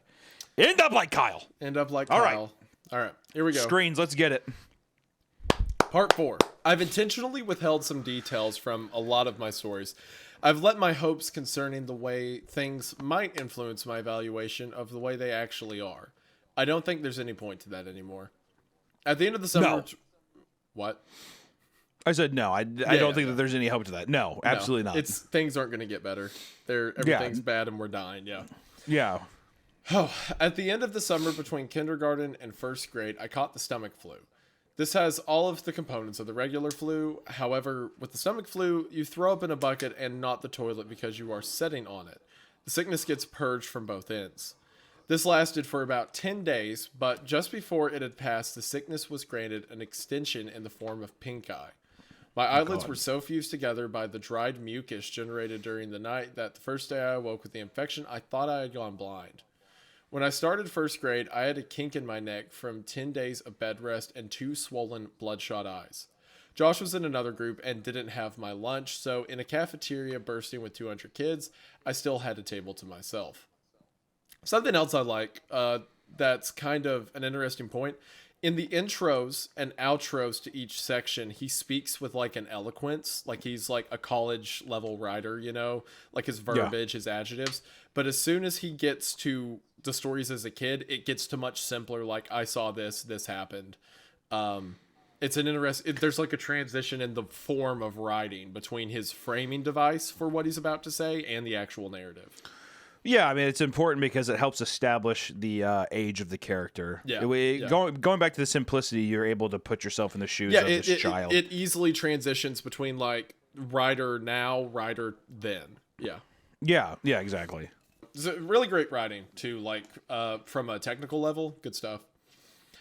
I started keeping spare food in my backpack that I would take into the bathroom to eat after lunch, since my school meals were usually confiscated by older kids who knew I wouldn't stand up to them since no one would stand with me. This dynamic persisted even after my condition cleared up, since no one wants to be friends with the kid who gets bullied, lest they have some of that aggression directed towards themselves. The only reason this stopped was due to the actions of a kid named Alex. Alex was in the 3rd grade and was bigger than most of the other kids in any grade. Around the 3rd week of school, he started sitting with me at lunch, and this put an immediate end to the shortage of my food supply. He was nice enough, but he seemed kind of slow. We never really talked at length except for when I finally decided to ask why he had been sitting with me. He had a crush on Josh's sister, Veronica.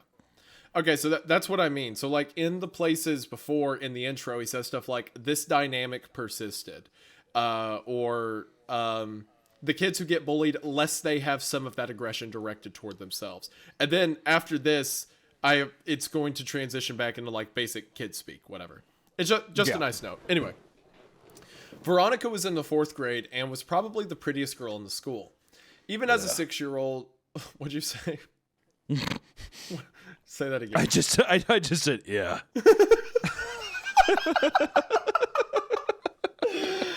Oh, no, you better be careful as a 47-year-old man talking about 4th I know. How to get out of any social event. Someone mentions a kid. Just one simple, yeah. Yeah. It's like, actually, you know what? I think we'll be fine. We'll pick them up. Don't worry about it. Veronica was in 4th grade and was probably the prettiest girl in the school. Even as a 6-year-old who fully endorsed the notion that girls were disgusting, I still knew how pretty Veronica was. When she was in 3rd grade, Josh told me 2 boys had actually gotten into a physical fight, which erupted out of an argument concerning the significance of the messages she had written in their yearbooks. One of the boys eventually hit the other in the forehead with the corner of the yearbook, and the wound required stitches to close. While not one of those 2 boys, Alex, wanted her to like him and confessed that he knew Josh and I were best friends, I gathered that he had hoped that I would convey his ostensibly philanthropic deed to Veronica, and that she would presumably be so moved by his selflessness that she'd take an interest in him. I take back everything I said about the I was going to say, there's that classic 6-year-old banter. Ostensibly philanthropic, yeah. Never mind. Anyway, I thought I was onto something. I was just yapping. If I told her, he would continue to sit with me for as long as I needed him to. Because this was during the time when Josh mostly stayed at my house building the raft and navigating tributary with me, I didn't have the chance to bring it up to Veronica because I simply didn't see her. I told Josh about it and he made fun of Alex, but said he would tell his sister since I wanted him to. I doubted that he would. Josh was annoyed that people seemed to be so taken with his sister. I remember him calling her an ugly crow. I know, that's a bit much. God, Jesus. Over a 4th grade girl? Like, that's a bit ugly bit crow? Bird? I never said anything to Josh, but I remember wanting to say, even then, that she was pretty and would one day be beautiful. I was right. Oh, okay. Looks like our author was putting the moves on Veronica, or wanted to at least. Okay. All right. When I was 15, I was seeing a movie at a place my friends and I had come to call the Dirt Theater. It was probably nice at some point, but time and neglect had weathered the place severely. This theater had movable tables and chairs on a level floor, so when the theater was full, there were very few places you could sit and see the whole screen. The theater was still open, I imagine for 3 reasons. 1, it was cheap to see a movie there. 2, they showed a different cult movie twice a month at midnight. And 3, they sold beer to underage kids during the midnight showings. I went for the first 2, and that night they were showing Scanners by David Cronenberg for $1. Bro, I would have been in there. Yes. Like, absolutely. I would have been so up in there. God. They show movies twice a month. $1 for Scanners?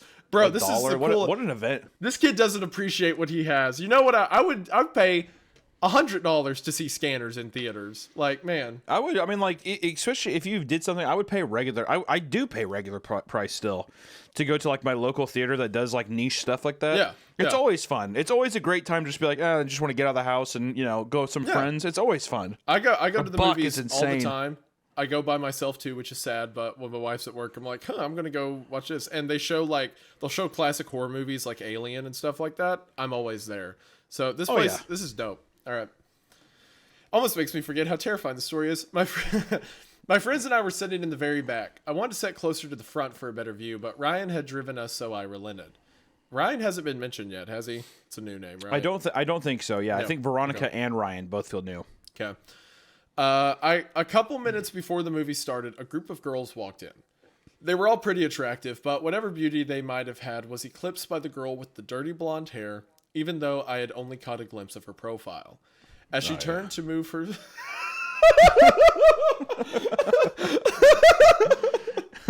Oh, yeah. As she turned to move her... As she...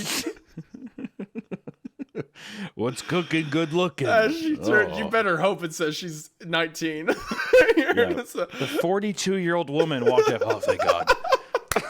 Oh, my God. That makes her only a couple decades younger than me. Just a couple. I'm still a cradle snatcher. As she turned to move her seat, I caught a full view of her face, which gave me the feeling of butterflies in my stomach. It was Veronica. Fuck. What? I thought it was an older girl. It doesn't matter. I thought it was an older girl. No, it was Veronica. Yeah, all right. That's why I was like, bro. I know. I goofed. It was a goof. Yeah. That YouTuber slipping out of you. I know. No. Quick, someone check his Twitter DMs. No. Yeah, don't look. No. I hadn't seen her in a long time. Josh and I saw progressively less of one another after we snuck out to my old house that night when we were 10, and usually when I'd visit him, she'd be out with friends. While everyone stared at the screen, I stared at Veronica, only looking away when the feeling that I was being a creep overcame me. But that feeling would quickly subside and my eyes would return to her. She really was beautiful, just like I had thought she'd be when I was a kid. When the credits started to roll, my friends got up and left. There was only one exit, and they didn't want to be trapped waiting for the crowd to clear. I lingered in hopes of catching Veronica's attention. As she and her friends walked by, I took a chance. He's 6, right? No, dude, this is when he's 15. Oh, okay. They're getting beer at a movie theater for scanners. Yeah, no. He went for the first 2. I don't know. I still thought he was young. I'm sorry. So he's 15. No. He said, yeah. He says he opens the section, says when I was 15, I was seeing a movie. At a place. That's where this starts. So Veronica's 18 here.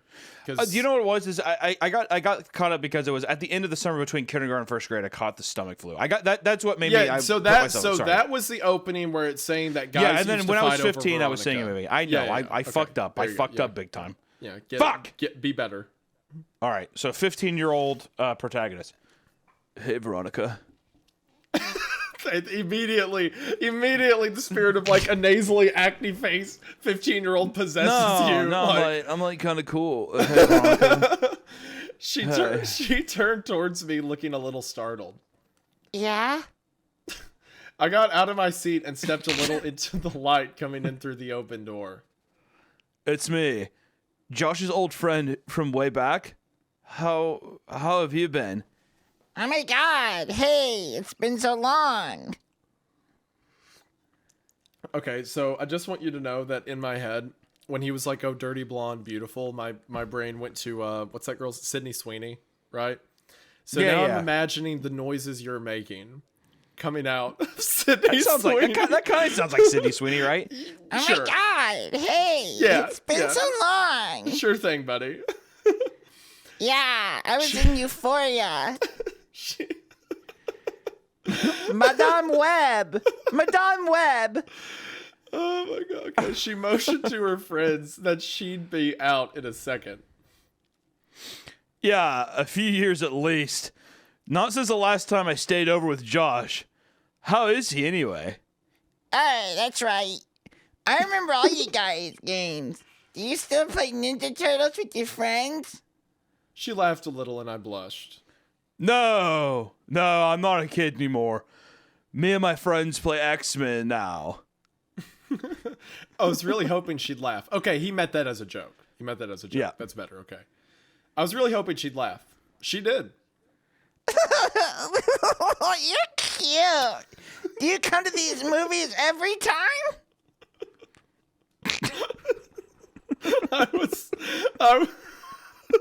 I was still reeling from what she said.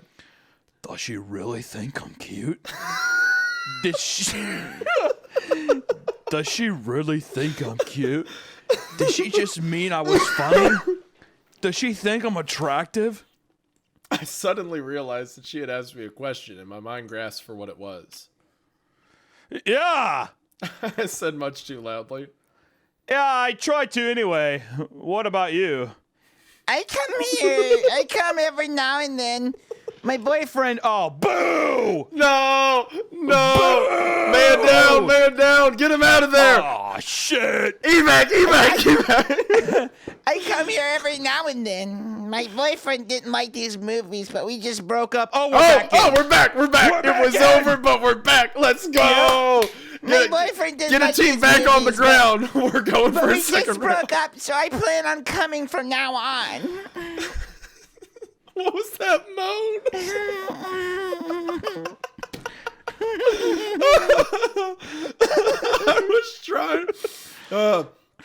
I was trying to be casual, but failed. Oh, well, that's cool. Not that you guys broke up. I just meant that you'd be able to come more often. She laughed again. I tried to recover. So, are you coming the week after next? Or, they're supposed to show Day of the Dead. It's really cool. Yeah, I'll be here. Yo, okay, hold on.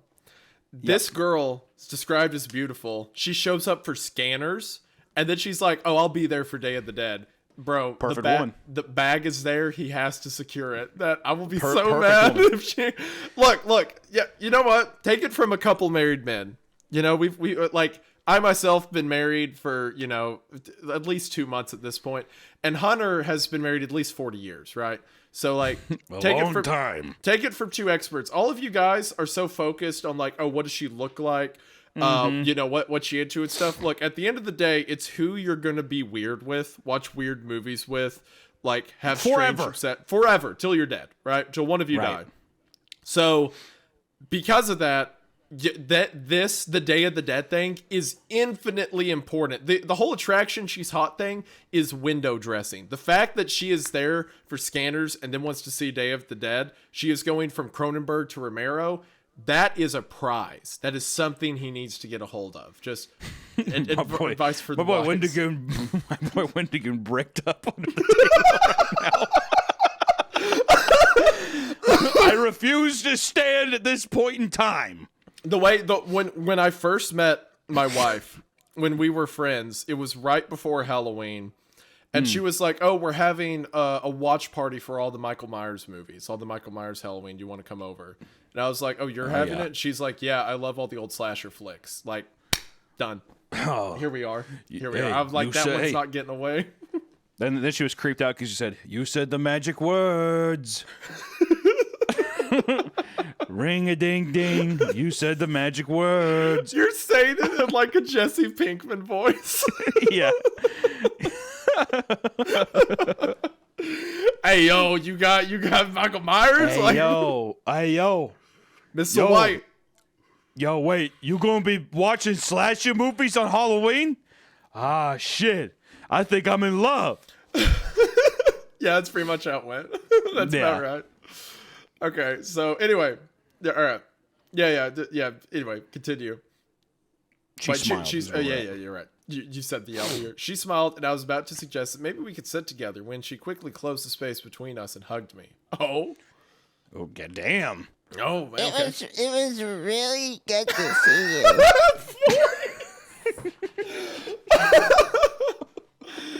She said with her arms around me.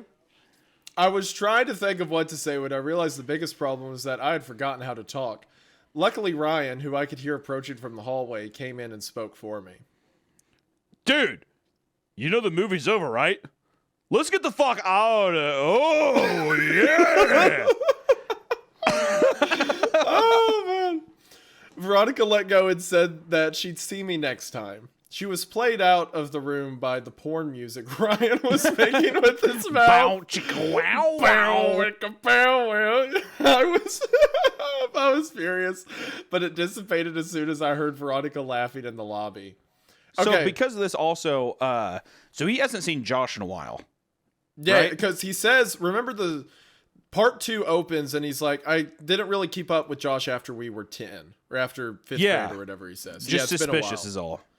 Well, Yeah. he said there it was after the house thing, so maybe they just Yeah. they were afraid to go out and do stuff together in the woods, so they just Probably just naturally lost. drifted apart. Yeah, just drifted apart. Yeah, you're probably right. I've got a buddy who from the time I was in like middle school, we spent like for several years we would do that kind of thing, go out in the woods, go hunt stuff or whatever. And I haven't talked to that guy in a long time. It'd be good to hit him back up because this kind of a lot of the dynamic of him and Josh reminds me of him. But yeah, people just drift apart. It happens. Yeah. The author of this story, Dathan, is that his name? Yeah, Dathan. Auerbach. Auerbach. Yeah. This guy definitely is a guy who hung out with other guys a lot growing up because all the dynamics, all the oh yeah, look at the stuff. Oh, Oh, yeah. like hello, Mr. Monster Man. That's all like Yeah. Hey, I think Dathan knows how to bust some balls. I think he does. Yeah, Hey, that's our Dathan, takeaway. I think he knows how to bust some balls. that Dathan guy, real ball buster. That's what they used to Hey, call him. Dathan, stop busting my balls so hard. Okay. Oh god! All right, I was furious, but this made my heart laughing. Day of the Dead couldn't come soon enough. Ryan's family was going out of town, so he wouldn't be able to drive us, and the other friends I was with that night didn't have cars. A couple of days before the movie, I asked my mom if she could take me. She responded almost immediately by denying my request, but I persisted, and she picked up on the desperation in my voice. She asked why I wanted to go so badly, since I had seen the movie before, and I hesitated before saying that I was hoping to see a girl there. She smiled and asked playfully if she knew the girl, and I reluctantly told her it was Veronica. The smile disappeared from her face, and she coldly said, no. Oh. Interesting. Okay, that was an unexpected play, right? That's some Baraska shit right there. That's That's some Baraska that shit. is. Yeah. Okay, interesting. I decided that I would call Veronica to see if she could pick me up. I had no idea if she still lived at home, but it was worth a try. But then I realized that Josh might answer. I hadn't talked to him in almost 3 years. And if he answered, I obviously couldn't ask to talk to his sister. I felt guilty for calling to speak with Veronica and not Josh, but I dismissed that feeling quickly. Josh hadn't called me in years either. I picked up the phone and dialed the number that was still embedded in my muscle memory from having dialed it so often all those years ago. It rang several times before someone picked up. It wasn't Josh. I felt a mixture of both relief and disappointment. I realized in that second that I really missed Josh. I would call after this weekend and talk to him, but this was my only chance to see if Veronica could or would take me, so I asked for her. The person told me I dialed the wrong number. I repeated the number back to her, and she confirmed. She said they must have changed their number, and I agreed. I apologized for the disturbance and hung up. I was suddenly intensely sad because now I couldn't contact Josh even if I wanted to. I felt terrible for having been afraid that he might answer the phone. He had been my very best friend. I realized that the only way I could be put back in touch with him would be through Veronica. So now, not that I needed one, I had another reason to see her. I told my mom the day before the movie that I was no longer concerned with going, but was hoping she could drop me off at my friend Chris's house. She relented and dropped me off that Saturday a couple of hours before the movie. My plan was to walk from his house to the theater since he only lived about a half-mile away. They went to church early on Sunday, so his parents would go to sleep early Saturday night. And Chris was fine with not coming with me since he had planned on chatting with this girl he met online. He said that the walk back to his house would be even lonelier after she laughed in my face when I tried to kiss her, and I told him not to electrocute himself when he tried to have sex with his computer. Yeah, that's good. That's good. I left his house at 11:15. I tried to pace myself so I'd get there just a little before the movie. I was going by myself, and so I didn't want to just hang around there waiting. On the way to the theater, I figured that if Veronica showed up at all, it would be too lucky for us to arrive at the same time, so I debated whether I should wait outside or just go in. Both had their pros and cons. As I was grappling with these concerns, I noticed that the steady stream of streaking car lights that had been overtaking me had been replaced by a single, constant spotlight that refused to pass. The road wasn't illuminated by street lights, so I was walking in the grass with the road about 2 feet to my left. I stepped a little more to my right and craned my neck over my left shoulder to see what was behind me. The car had stopped about 10 feet behind me. So, okay, so I want to... This story's so interesting because it careens from funny jokes, haha, to that line when he said, the car lights had been replaced by a single constant spotlight that refused to pass. Immediately you're back in. Mm-hmm. Like you're shaken with like an ice bucket back into like he is being stalked by a man in the woods who is taking pictures of him. You're back in the horror. Well, I was just say it's also just another thing where it feels like an unexpected person watching you. You don't know who it is. Yeah. It's just that theme keeps popping up, and it's a fun North Star that this story has. I agree. All I could see were the violently bright headlights that were cutting through the otherwise Stygian? I have no idea what that word is. I have no idea. I'm just going to say otherwise maybe like blank surroundings. Is this a maybe new like word? Dark surroundings. Did I just find a new word? What's that mean? Relating to the Styx River. Oh, like Stygian, like the Styx from Greek mythology. Very dark, like through the the river otherwise. of the dead. So I'm guessing just like empty trees then, referring to branches, like sticks like in that. Or deathly. Yeah, like deathly, like there's death, like you feel empty, like maybe it's winter, all the trees are dead, you know, it's cold. Yeah. That's cool. That's a good word. I like that word. Thank you, story. All right, anyway. Cutting through the otherwise Stygian surroundings. Yeah, that's a good one. I'm keeping that. That's going in my pocket. I thought that it might be one of Chris's parents. Maybe they had come to check in on us and see that I was gone. It wouldn't have taken much pressing for Chris to confess. I took one step toward the car, and it broke its pause and started driving towards me at a slow pace. It passed me and I saw that it wasn't Chris's parents' car, or any car that I recognized for that matter. I tried to see the driver, but it was too dark, and my pupils had shrunk when faced with the blinding lights from the car just moments before. They adjusted enough so that I could see a tremendous crack in the back window of the car as it drove away. I didn't think much of the whole affair. Some people find it fun to scare other people. I'd often hide around corners and jump out at my mom after all. I timed it right. Naive bastard. Yeah. You fool. I timed it right and got there about 10 minutes before the movie. I had decided to wait outside until around 11:57, since that would give me time to find her inside if she was already seated, as I was considering the possibility that she might not show. I saw her. She was alone and she was beautiful. Oh, yeah. I wait. Every time. Anytime a woman's mentioned.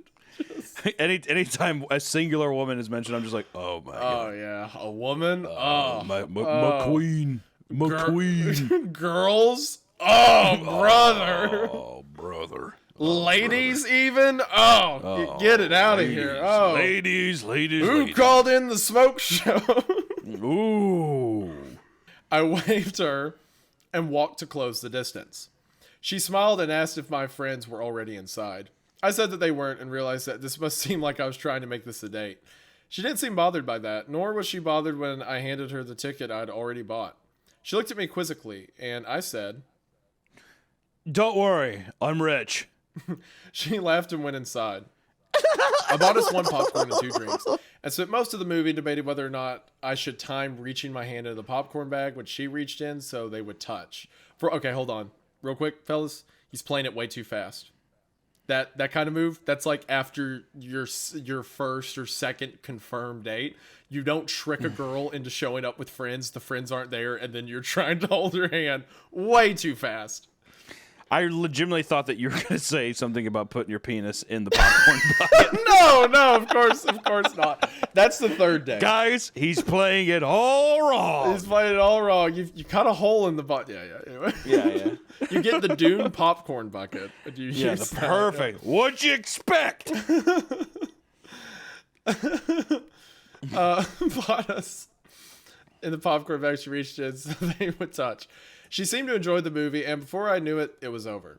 We didn't linger in the theater, and because this was a midnight show, we couldn't loiter in the lobby, so we walked outside.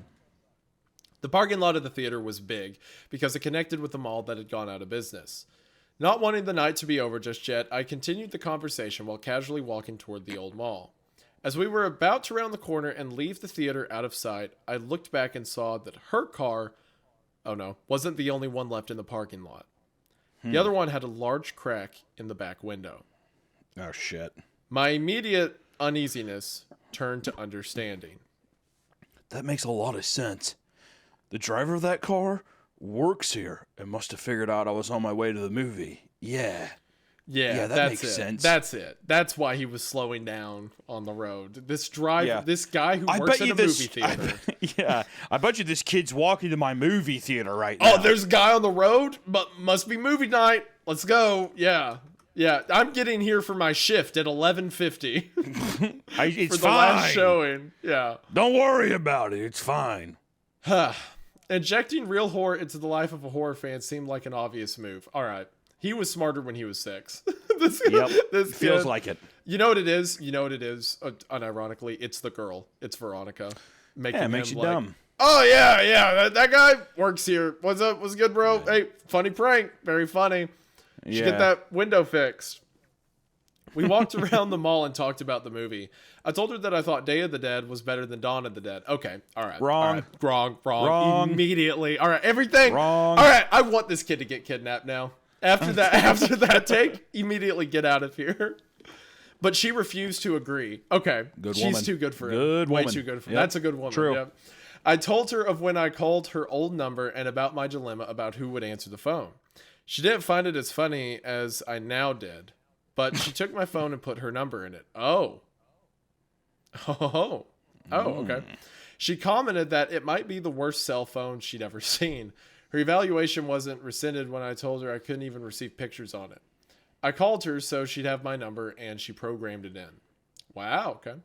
She told me that she was graduating, but she hadn't done well in school so far that year, so she wasn't sure if she'd even get into college. I told her to attach a picture of herself to the application, and they'd pay her to go there just so they could look at her. Jesus. Way too fast. This guy is burning rubber to get... I bet if you take a picture of yourself and put it on the application, you get it because you're so pretty. Oh, my God. She didn't laugh at that one, and I thought she might be offended. She might have thought I was implying that she couldn't get in based on her intelligence. I don't know.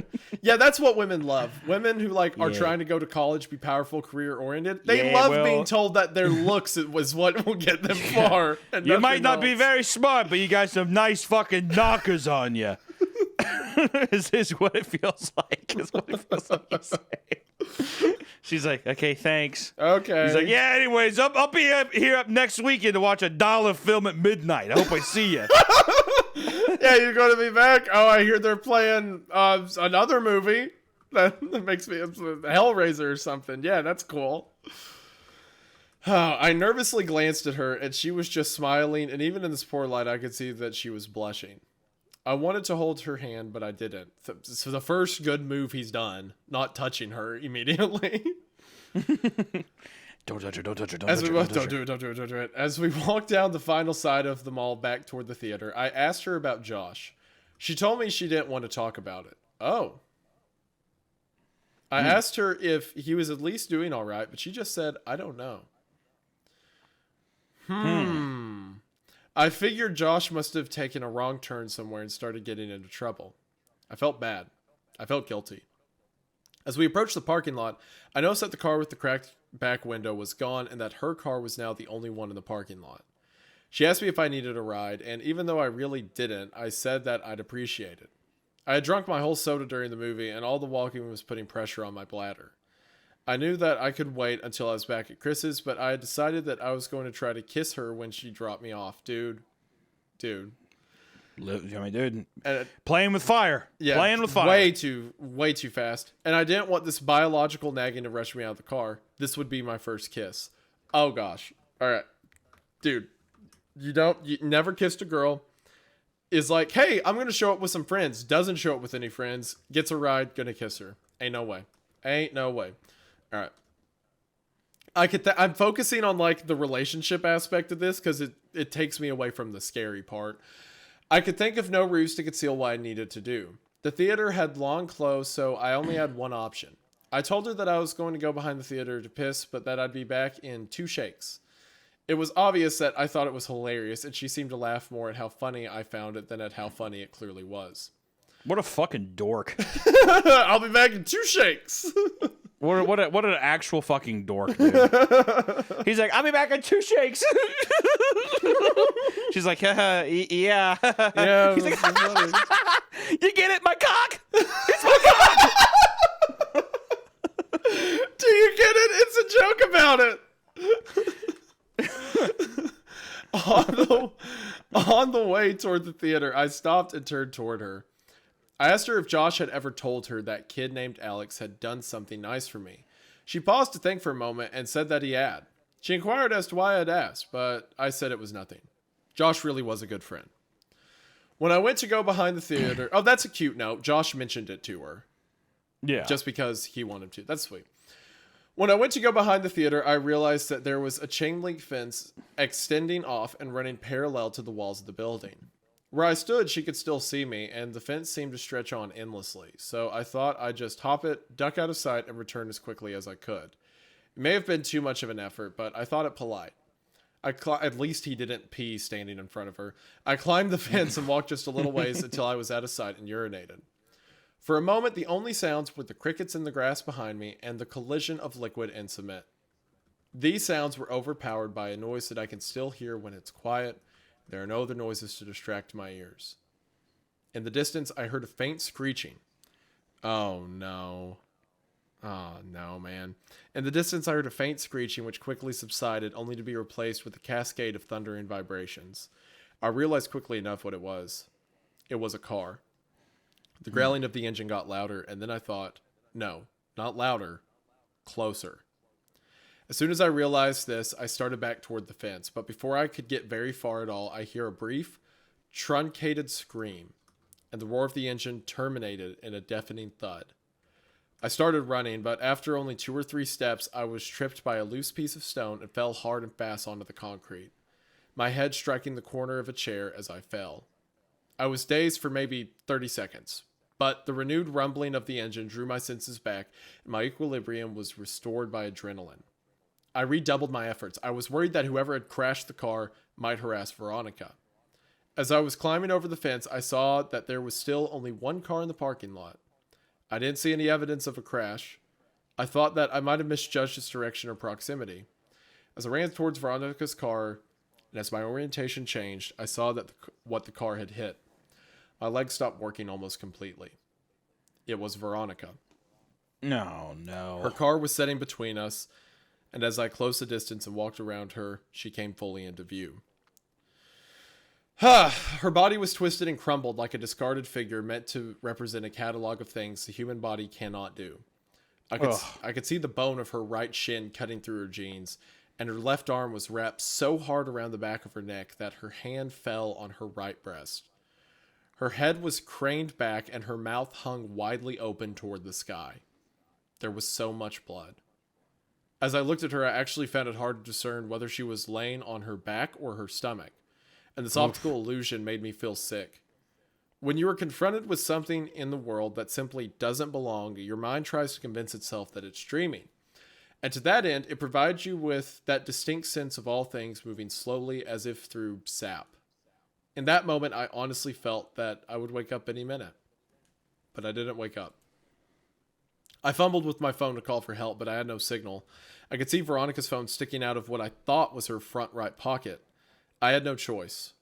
Trembling, I reached for her phone, and as I slid it out, she moved and gasped for air so violently that it seemed as if she was trying to breathe in the whole world. Oh, man. Ugh. This startled me so much that I staggered back and fell into the asphalt with her phone in my hand. She was trying to adjust her body to get it into its natural position, but with every spasm and jerk, I could hear the cracking and grinding of her bones. Without thinking, I scrambled over to her and put my face over hers and just said, Veronica, don't move. Don't move, okay? Just stay still. Don't move, Veronica. Please, just don't move. I kept saying it, but the words started to fall apart as tears came streaming down my face. I opened her phone. It still worked. It was still on the screen where she had saved my number, and when I saw that, I felt my heart break a little. I called 911 and waited with her, telling her that she would be okay and feeling guilty for lying to her every time I said it. When the sound of sirens tore through the air, she seemed to become more alert. She had remained conscious since I found her, but now more of the light was coming back into her eyes. Her brain was still protecting her from pain, though it looked as if it was finally allowing her to become aware that something was terribly wrong with her. Her eyes rolled over to mine and her lips moved. She was struggling, but I heard her. He picture my picture. He took it. Oh, Dude. what a callback! Wow. Oof. Oh, I didn't understand what she meant, so I said the only thing I could. I'm so sorry, Veronica. I rode with her in the ambulance where she finally lost consciousness. I waited in the room that they had reserved for her. I still had her phone, so I put it in her purse and I called my mom from the hospital phone. It was about 4 a.m. I told her that I was fine, but that Veronica was not. She cursed at me and said she'd be right there, but I told her I wasn't leaving until Veronica was out of surgery. She said she'd come anyway. My mom and I didn't speak that much. I told her I was sorry for lying, and she said that we'd talk about that later. I think that had we talked more in that room, if I had just told her about boxes or the night with the raft, if she had just told me more of what she knew, I think that things would have changed. But we sat there in silence. She told me that she loved me and that I could call her whenever I wanted her to come get me. As my mom was leaving, Veronica's parents rushed in. Her dad and my mom exchanged a few words that appeared to be quite serious while Veronica's mother talked to the person at the desk. There's something about Josh and the family. There's some connection. Her mother, Yeah, there's something Yeah. that we just don't know yet. Yeah. I'm curious. Her mother was a nurse, but didn't work at this hospital. I'm sure that she had tried to get Veronica transferred, but her condition was prohibitive. While we waited, the police came in and talked to each of us. I told them what happened. They made some notes, and then they left. She came out of surgery, and 90% of her body was covered in a thick white cast. Her right arm was free, but the rest of her body was bound like a cocoon. She was still under, but I remembered how I felt when I had my cast before kindergarten. I asked a nurse for a marker, but I couldn't think of anything to write.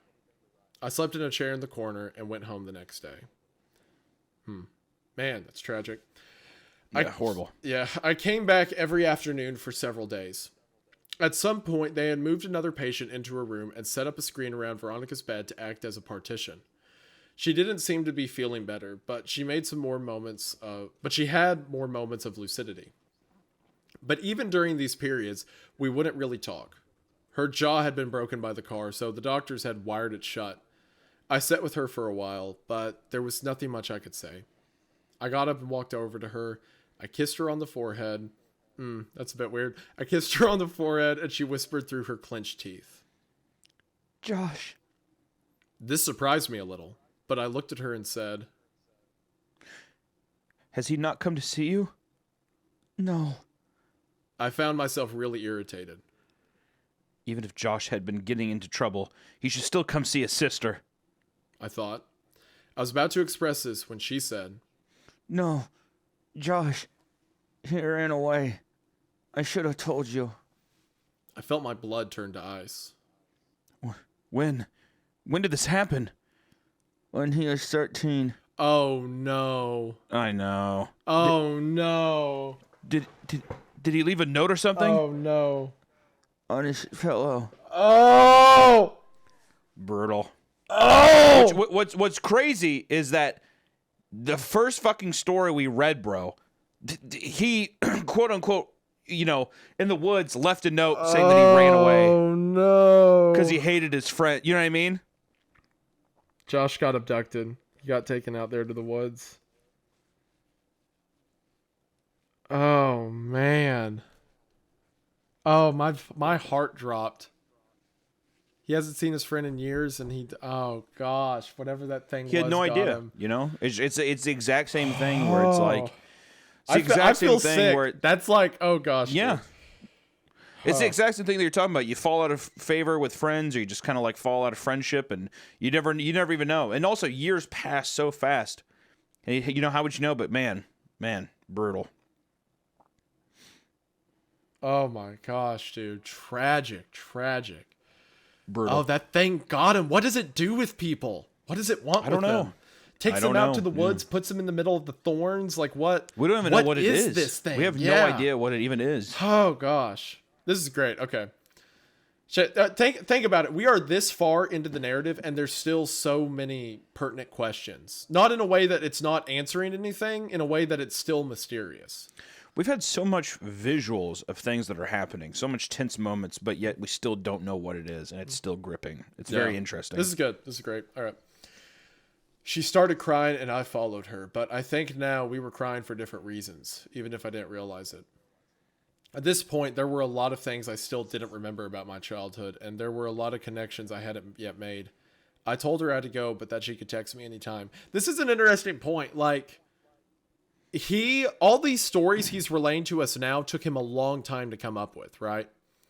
So, in these, like, that 15-year-old author, I'm going to call him Dathan because that's the author's name.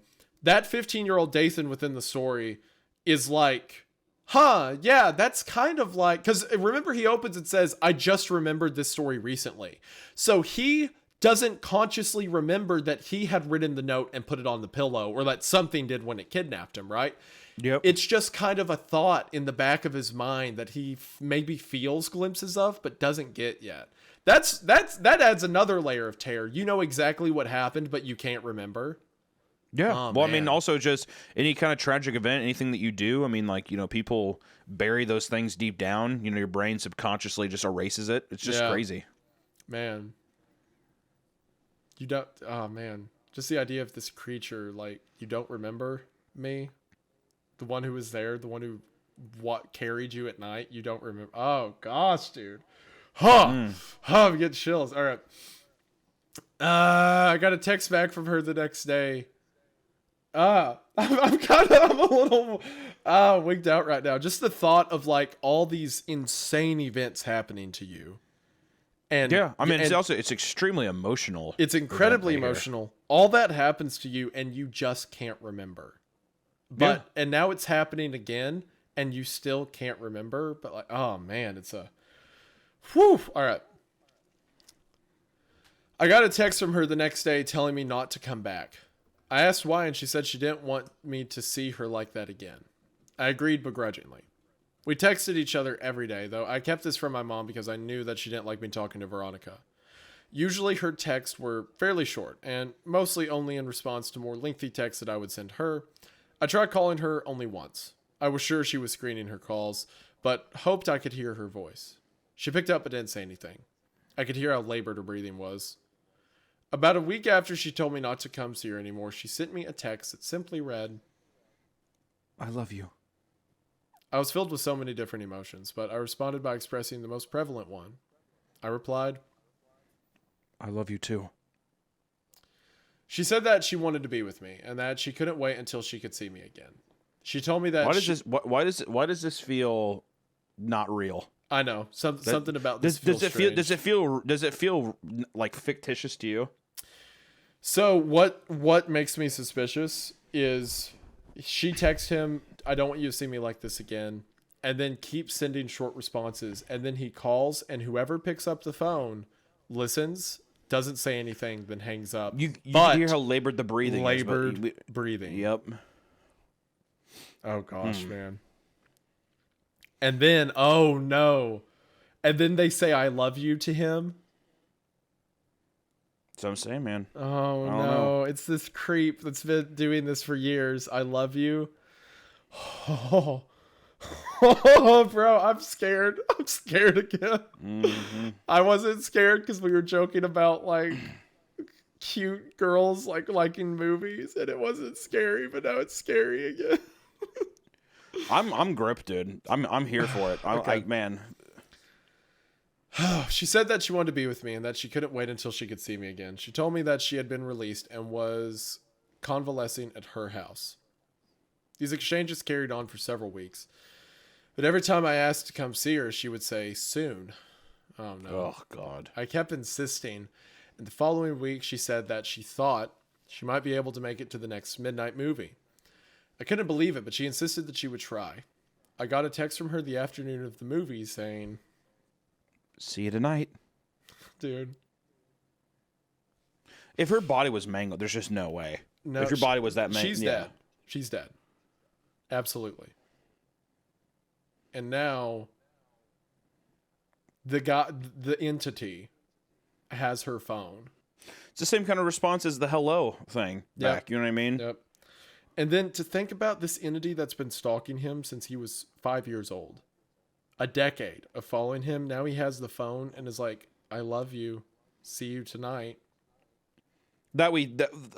Hypothetically. That's what Or I like, think. you That's where I think this is going. I think it's a good call, but I don't know. I mean, it's been so up in the air. Yeah. All right. I got Ryan to drive me since Chris's parents had found out what had happened and said I wasn't welcome at their house anymore. Okay, it wasn't his fault. I mean, sure, he came to stay with Chris and lied to go see a girl, but I mean, like, saying he's not welcome's a bit extreme, I think, don't you? Well, yeah. He said he was coming to see your son so that he could go see a girl at the movie theater. There's no reason to kick him out. But anyway, I explained to Ryan that she might be in bad shape, but that I really cared about her. So to give us some space, he accepted that and we headed down there. Veronica didn't show. Oh, weird. Geez, wonder what could happen. I had saved a seat for her right next to me near the exit so she could get in and out easily. But 10 minutes into the movie, a man slid into the chair. Here we go. I whispered, Excuse me. This seat is taken. but he didn't respond at all. He just stared ahead at the screen. I remember wanting to move because there was something wrong with the way he was breathing. There's the labored breathing. I forfeited because I realized that she wasn't coming. I texted her the next... I texted her the next day asking if she was all right, and I inquired as to why she didn't show the previous night. She responded with what would turn out to be the last message I'd received from her. She simply said, See you again. Soon. Hunter, Brutal. I can't, dude. Fucking brutal, man. I don't want to do the podcast anymore. I want to call my mom. I want to watch a silly movie. Hey, remember when Adam Sandler sent you a sign thing? That was pretty funny, right? Yeah, that was fun. That was a good time. Let's go back to that. Yeah, remember when it was a funny joke that the kids were going to get creepy pictures in the mail? That was funny. Yep, good times. And remember, let's not forget, floats are the balloons of the water. Yeah. And mayonnaise, haha. Remember that? That was a great time. She was delirious, and I was worried about her. I sent her several replies, reminded her about the movie, and saying it was no big deal, but she just stopped replying. I grew increasingly upset over the next several days. I couldn't reach her at her home because I didn't know that number, and I wasn't even sure where they lived. My mood became increasingly depressed, and my mother, who had been really nice as of late, asked me if I was okay.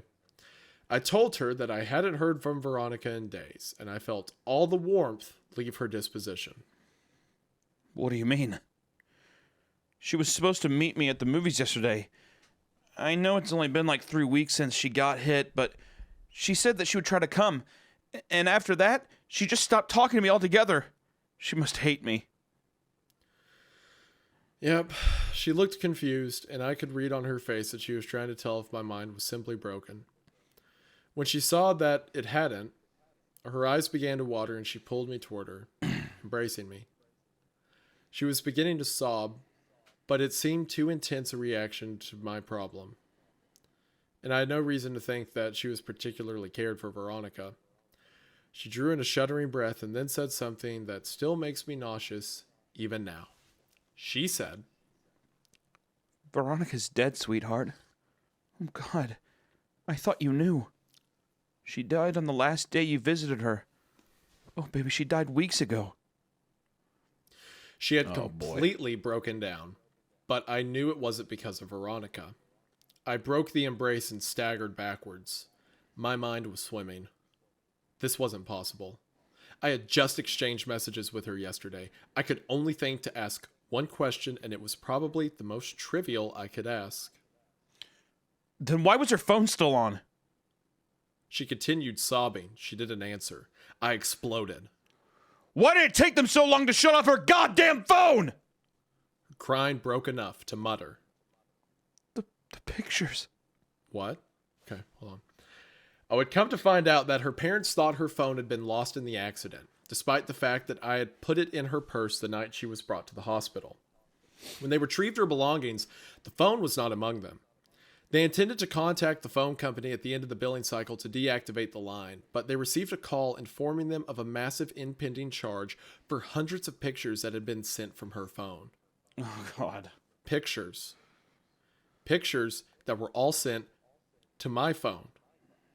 Pictures that I never got because my phone couldn't receive them. They learned that they were all sent after the night she died. They deactivated the phone immediately. I tried not to think about the contents of those pictures, but I remember wondering for some reason whether I would have been in any of them. My mouth went dry, and I felt the painful sting of despair as I thought of the last message I received from her phone. See you again soon. Wow. Oh, man. It's weird. Like, in a way, I mean, I'm curious. At the end of this, I really want to see which one you like the most. But in a way, I think the buildup has made each of these just get better and better. Like, that is insane. The emotional depth of that one is insane as well. I'm just like, I am in such a state of like paranoid melancholy right now. I'm so scared. This story's so dark. I feel so connected to the main character that I'm sad that these things are happening to him. I need to know what this entity is, but there's no good answer. Are we also to assume that the narrator has been 15 this entire time, or is he older? I imagine he's older because an unspecified I age. imagine he's older because he says when I was 15 at the beginning of this segment. So this is such a great story. This is so well written. This is so well paced. I mean, as we come here, I'm curious if this is going to be, because I wanted to do a little research after this is done, just to kind of do a little final thing of how was he responding to comments and stuff, and also where did I would like this to right see here, what the lore around it was. Yeah. And I think like right here, part 6, it's titled Friends. This is the last entry of Penpal. This is the end. Yeah. This is it. So I kind of let's just dive into it and see if we can't just round this out. And I mean, I have so much I want to say, but I don't want to keep. I want to keep the momentum rolling. Let's get this show on the road. I'm so scared. For real. Gosh, it's so well done. It's so well paced. I don't want it to end because it's such a good ride. It's been. I mean, honestly, this would be a brilliant miniseries. I would love to see. I would any like of these to look in into visual what. format. Yeah, I would like to also look into what else Dathan's put out. Yeah, for real. this is good I mean, stuff. I don't know if it's going to be something similar to my dead girlfriend keeps messaging me, where it's just a complete and utter shut off. Yeah. Or if there's more stuff, but I'm I'll very do curious. some digging after he's earned the investment, I'd say. Anyway. Part 6, Friends. On the first day of kindergarten, my mother had elected to drive me to school. We were both nervous, and she wanted to be there with me all the way up to the moment I walked into class. It took me a bit longer to get ready in the morning due to my still mending arm. The cast came up a couple inches past my elbow, which meant that I had to cover the entire arm with a specially designed latex bag when I showered. The bag was built to pull tight around the opening in order to seal out any water that might otherwise destroy the cast.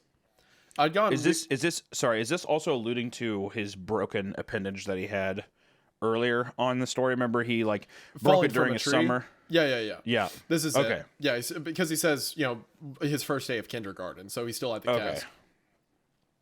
I'd gotten really adept at cinching the bag myself. That morning, however, perhaps due to my excitement or nervousness, I hadn't pulled the strap tight enough, and halfway through the shower, I could feel water pooling inside the bag around my fingers. I jumped out and tore the latex shield away, but could feel that the previously rigid plaster had become soft after absorbing the water. Because there's no way to effectively clean the area between your body and a cast, the dead skin that would normally have fallen away merely sits there. When stirred by moisture like sweat, it emits an odor, and apparently this odor is proportionate to the amount of moisture introduced. Because soon after I began attempting to dry it, I was struck by the powerful stench of rot. As I continued to frantically rub it with the towel, it began to disintegrate. I was growing increasingly distressed. I had put as much effort as a child could into this very first day of school. I had sat with my mom picking out my clothes the night before, I had spent a great deal of time picking out my backpack, and I had become exceedingly excited to show everyone my lunchbox that had the Ninja Turtles on it. I'd fought... Gosh, man. I don't know, that hits me like a truck, because, like, it's a child being... Like, we say an entity, but what's most likely a person, right? Like a predator. And it's a child who just wants to wear an outfit to kindergarten and to show off his Teenage Mutant Ninja Turtles lunchbox. And there's a monster. Well, gosh. I mean, there's a thing too about so many things of the ways that it's just little touchbacks. Like on the last one, what was the thing that Veronica said? Do you still watch Ninja Turtles? Yeah. Right. And she's like, no, I watch It's X-Men just like now. the little, Yeah. it's just the little intricacies of like, wanting to show off the ninja.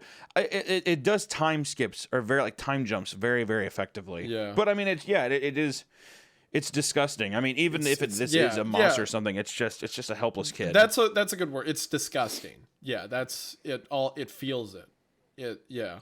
Oof, man. Anyway, okay. I'd fallen into my mom's habit of calling these children I haven't yet met my friends already, but as the condition of my cast worsened, I became deeply upset at the thought that surely I wouldn't be able to apply that label to anyone by the time this day was over. Aw, that's so sad. Mm-hmm. Defeated, I showed my mom. It took 30 minutes to get most of the moisture out while working to preserve the rest of the cast. To address the problem of the smell, my mom cut slivers off a bar of soap and slid them down into the cast, and then rubbed the remainder of the soap on the outside in an attempt to cocoon the rancid smell inside of a more pleasant one. By the time we arrived at the school, my classmates were already engaged in their second activity, and I was shoehorned into one of the groups. I wasn't made very clear on what the guidelines of the activity were, and within about 5 minutes, I had violated the rules so badly that each member of the group complained to the teacher and asked why I had to be in their group.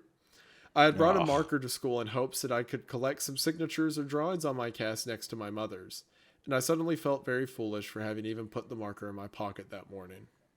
God, this is so sad.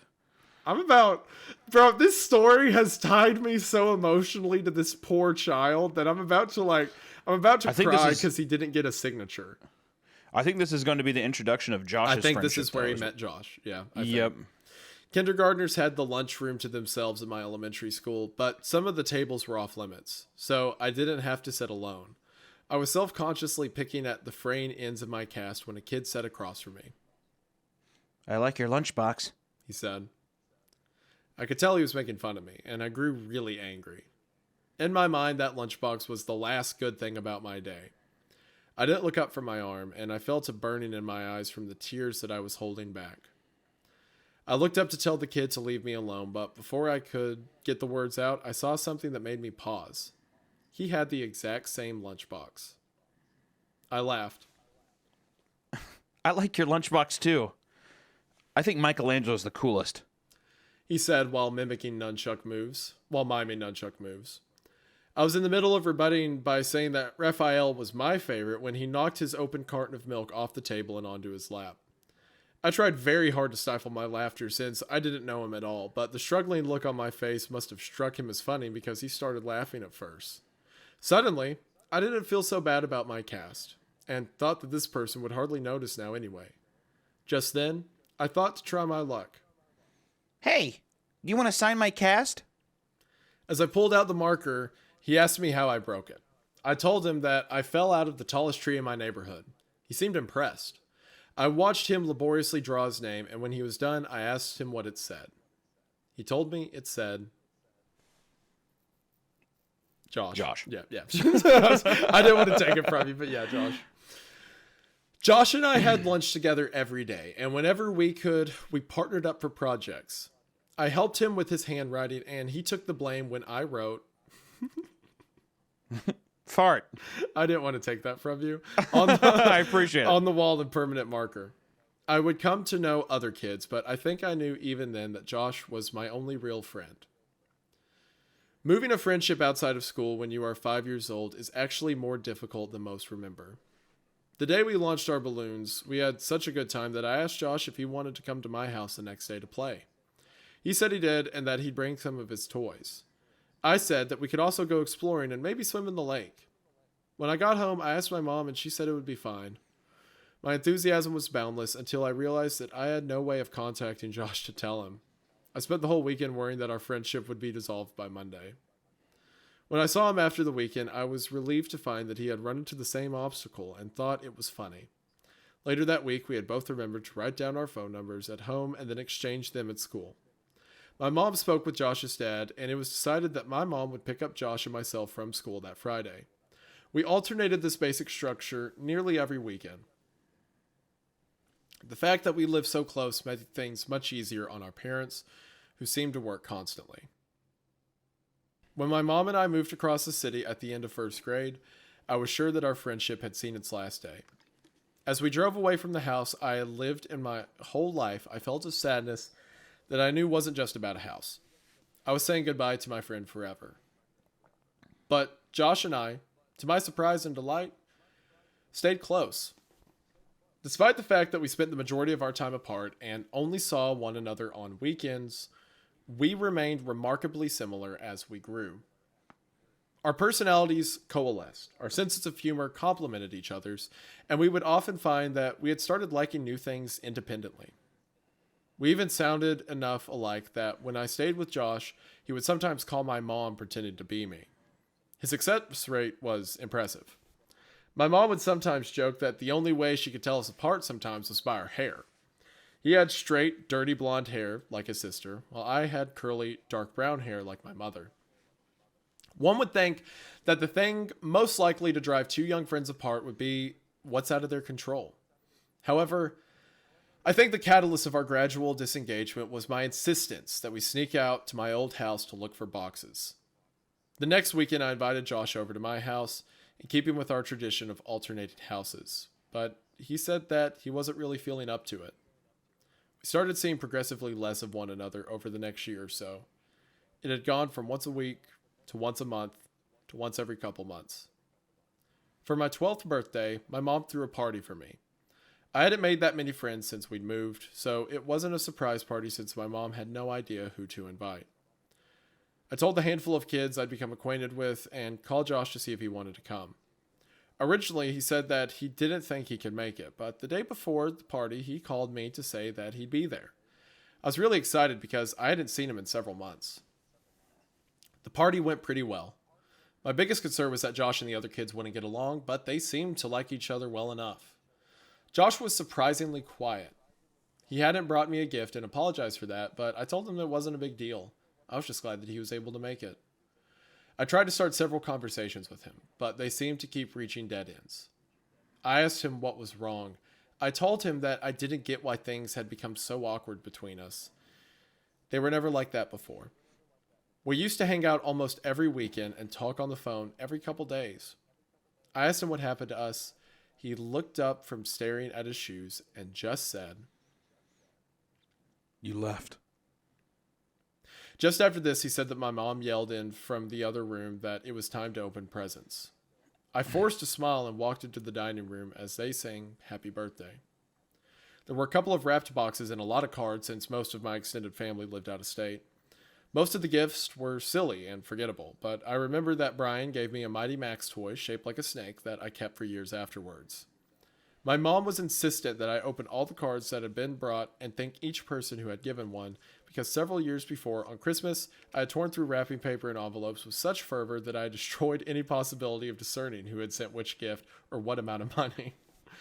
We separated the ones that had been sent by mail and the ones that had been brought from that day.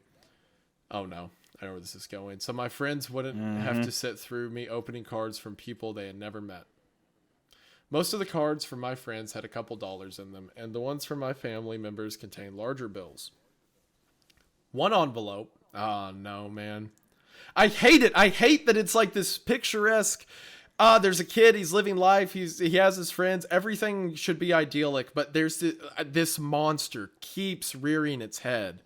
And gosh, it's so tragic. And I know the reason it's so tragic is because it mimics real world examples of, like this tragedy, to kind of, obviously not the exact same circumstances, but children being, attacked by animals. Like, it makes me sick. It just keeps, it won't die. It's like a hydra. It just keeps coming back. Oh man. Anyway. One envelope didn't have my name written on it, but it was in the pile, so I opened it. The card had a generic floral pattern on its face and seemed to be a card that had been received by someone else who was now recycling it for my birthday because I was actually a little dingy. It was actually a little dingy. I actually appreciated the idea that it was a reused card since I'd always thought that cards were silly. I angled it so that the money wouldn't fall to the floor when I opened it, but the only thing inside was the message that had come printed in the card. I love you. Whoever had given me this card hadn't written anything on it, but they had circled the message in pencil a couple times. I chuckled a little and said, Gee, Thanks for the awesome card, Mom. She looked at me quizzically and then turned her attention to the card. She told me it wasn't from her and seemed amused as she showed my friends, looking at their faces trying to discern who had played the joke. None of the kids stepped forward, so my mom said, Don't worry, sweetheart. At least you know now that 2 people love you. I know the mom means it as a joke, but Yeah. She followed that with an extremely prolonged and excruciating kiss on my forehead that transformed the group's bewilderment into hysteria. They were all laughing, so it could have been any of them, but Mike seemed to be laughing the hardest.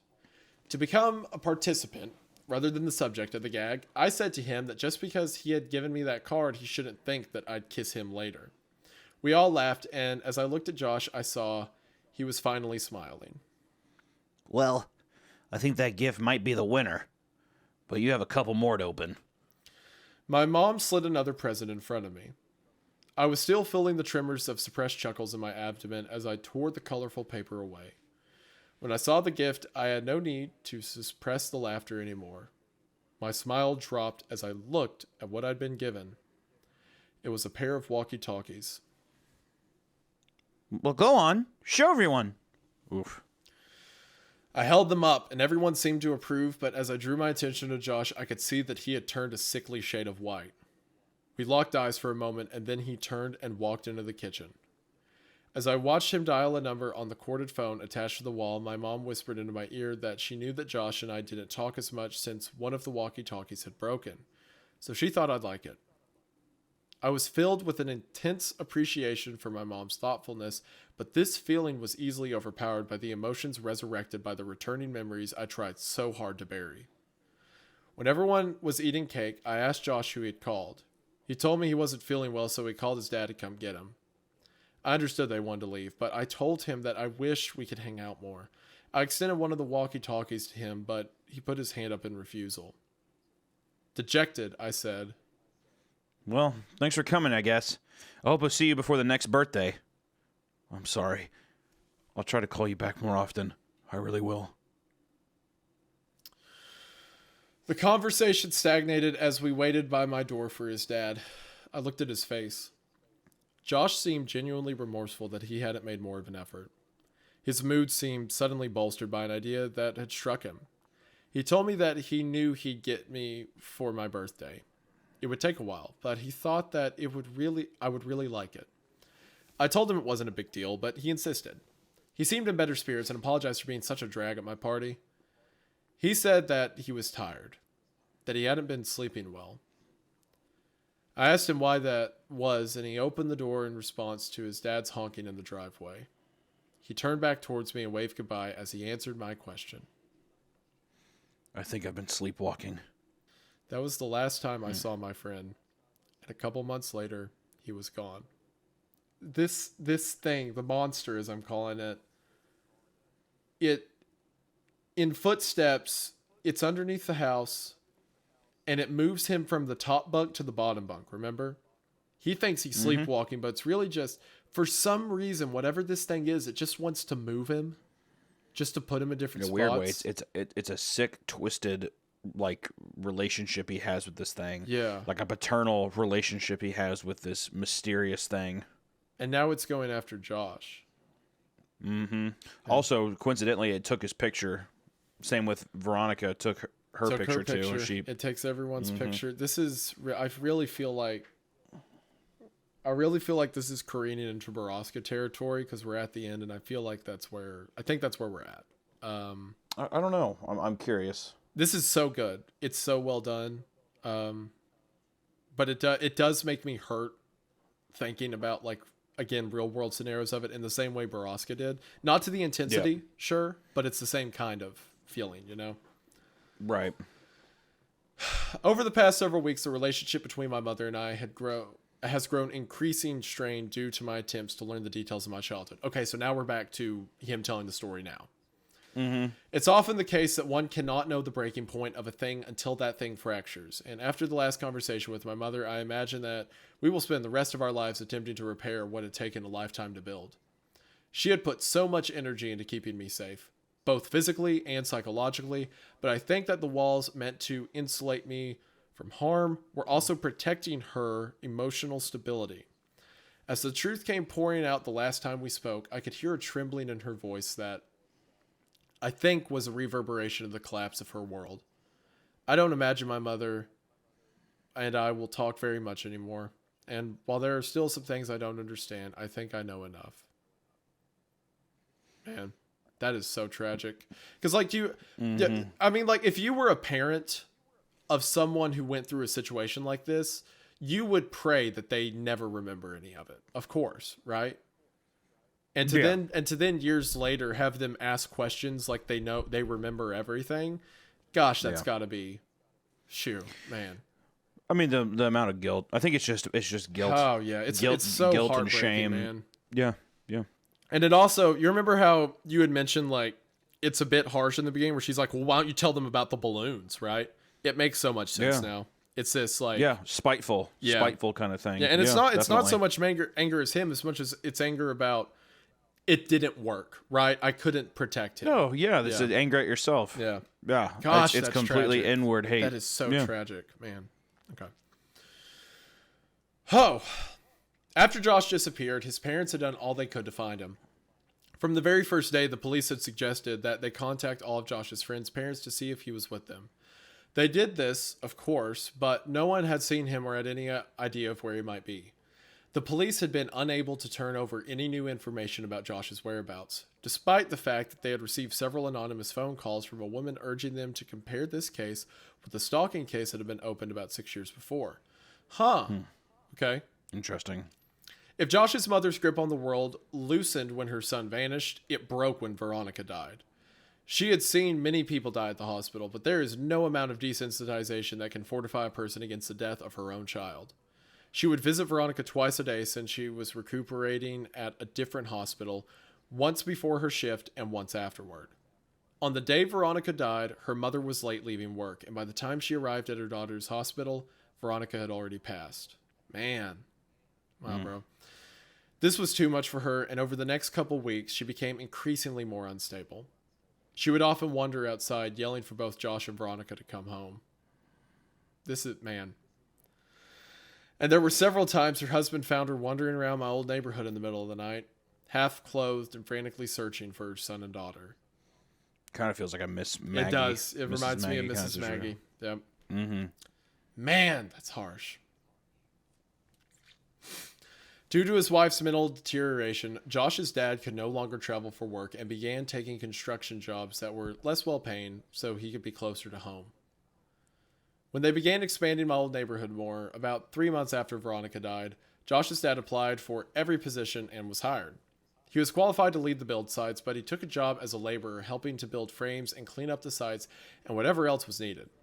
He even took odd jobs that would occasionally come up, mowing lawns, repairing fences, anything to keep him from traveling. They began clearing the woods in the area next to the tributary to transform the land into inhabitable property. Oh no, I think I know where this is going. Josh's dad was tasked with the responsibility of leveling the recently deforested lot, and this job guaranteed him at least several weeks of work. On the third day, He arrived at a spot that he could not level. Each time he drove over it, it would remain lower than all the surrounding land. Frustrated, he got off the machine to survey the area. He was tempted to simply pack more dirt into the depression, but he knew that he would only be an aesthetic and temporary solution. He had worked. Is this the hole that they were talking about before? I think this is the hole. Yep, by the shark floaty. Yep. I think so. He had worked at construction for years and knew that root systems from large trees that had been recently cut down would often decompose, leaving weaknesses in the soil that would manifest as weaknesses in the foundations above. He weighed his options and elected to dig a little with the shovel in case the problem was shallow enough to fix without needing a machine that would have to be brought over from another site. And as my mother described where this was, I knew I had been at that spot both before the soil was broken and before it had been filled in. I felt a tightening in my chest, and here it goes. Mm-hmm. He dug a small hole about 3 feet down until his shovel collided with something hard. He smashed his shovel against it repeatedly in an attempt to gauge the thickness of the root and the density of the network when suddenly his shovel plunged through the resistance. Confused, he dug the hole wider. After about a half hour of excavating, he found himself standing on a brown blanket-covered box about 7 feet long and 4 feet wide. Our minds work to avoid dissonance. If we hold a belief strongly enough, our minds will forcefully reject conflicting evidence so that we can maintain the integrity of our understanding of the world. Up until the very next moment, despite what all sense would have indicated, despite the fact that some small but suffocated part of him understood what was supporting his weight, this man believed, he knew, his son was still alive. My mom received a call at 6 p.m. She knew who it was, but she couldn't understand what he was saying. But what she did comprehend made her leave immediately. Down here! Now! Son, please, God! When she arrived, she found Josh's dad sitting perfectly still with his back to the hole. He was holding the shovel so tightly it seemed that it might snap, and he was staring straight ahead with eyes that looked as lifeless as a shark's. Did we really need a shark? Story. Yeah, interesting use of words. He wouldn't respond to any of her words and only reacted when she tried to gently take the shovel from him. He dragged his eyes slowly to hers and just said, I don't understand. He repeated this as if he had forgotten all other words, and my mother could hear him still muttering it as she walked past him to look in the hole. She told me she wished she had gouged her eyes out before she faced downward into that crater. And I told her that I knew what she was about to say and that she need not continue. I looked at her face and it was expressing a look of such intense despair that it caused my stomach to turn. I realized that she had known of this for almost 10 years and was hoping that she'd never have to tell me. As a result, she never came up with the proper arrangement of words to describe what she saw, and as I sat here, I met with the same difficulty of articulation. Josh was dead. His face was sunken in and contorted in such a way that it was as if the misery and hopelessness of all the world had been transferred to it. The assaulting smell of decay rose from the crypt, and my mother had to cover her nose and mouth to keep from vomiting. His skin was cracked, almost crocodilian, and a stream of blood that had followed these lines had dried on his face after pooling and staining the wood around his head. His eyes lay half-lidded, facing straight up. She said by the look of him, he had not been long dead. Wait, how long was this after the disappearance? This was a long they time, said something right? About 10 years, I thought that's what they said. Well, 10 years. Am I wrong? So currently the author is having the conversation with the mother, and now 10 years after this happened, he's finding out about it. So he's probably 20. So he's probably 25 now. Right. So that was still 3 months after Veronica's death. Which means that would still be years, though. I thought no, that would still be years. It was right? his 12th birthday. That's the last time they saw each other. My question is, how long was Josh kept alive if he hasn't been long dead? Well, that's what I'm saying. Because by this time too, if Veronica had died 3 months, then our protagonist is 15. So like 3 years is what I'm thinking. Josh was kept alive for 3 years. I guess so. All right, he had not been long dead, and thus time had not brought the mercy of degradation to erase the pain and terror that was now etched into his face. She says it was as if he had fixed his gaze right on her, his open mouth offering an all too late plea for help. The rest of his body, however, wasn't visible. Someone else was covering it. He was large and lay face down on top of Josh. And as my mother's mind stretched itself to take in what her eyes were attempting to tell her, she became aware of the significance of the way in which he laid. He was holding Josh. Oh my gosh, dude. Wow. Oh god, oh gosh, that's like, did he keep a boy alive for 3 years and then lay down in a grave with him? It seems like it, and just died. Dude. I can't tell if the guy is also dead. Oh I mean, I guess so, yeah. gosh. Their legs lay frozen, yeah. Dude, that is one of the most being buried alive with a, oh my gosh. As a kid, I used to have this, I would have nightmares, these waking nightmares. I used to get sleep paralysis, and I'd have these nightmares about being buried alive. Where I would dream that I was like my hands were against me and I was inside of a box and I couldn't see anything and it was getting really hot and I could hear people outside but they couldn't hear me. I would have this dream. I would have this dream a lot, and I had forgot about it until just then. Oh, the idea of oh my gosh, That's insane. And fucking and totally fucked. Okay. All right. Oh man, man, you don't know. Reading those words, it was like I was visualizing it. In my head, that's what Josh's last moments were like. But there was someone in there with him. Oh, Keeping him there. Like, oh gosh, man. Oh, that's brutal. Okay. Oh, all right. Sorry, everyone. Hold on. It's like flashbacks. It's so weird. Whew. He was he was holding Josh. Their legs lay frozen by death, but entangled like vines in some lush tropical forest. One arm rested under Josh's neck, only to wrap around his body so that they might lay closer still. As the sun passed through the trees, its light became reflected by something pinned to Josh's shirt. My mother stooped to one knee and raised the collar of her shirt over her nose so that she might block out the smell. When she saw what had caught the sun, her legs abandoned her and she nearly fell into the tomb. It was a picture. It was a picture of me as a child. Stapled to Josh. She staggered backwards, gasping and trembling, and collided with Josh's father, who still sat facing away from the hole. She understood why he had called her, but she could not bring herself to tell him what she had kept from everyone for all those years. Josh's family never knew about the night I had woken up in the woods. She knew now that she should have told them, but to tell him now would help nothing. As she sat there resting her back against Josh's dad's, he spoke. I can't tell my wife. I can't tell her about our little boy. His speech staggered in fits as he pressed his wet face into his dirt-caked hands. She couldn't bear it. After a moment, he stood up, still shuddering, and lumbered toward the grave. With a final sob, he stepped down into the coffin. Josh's dad was a big man, but not as big as the man in the box. He grabbed the back of the man's collar and pulled hard.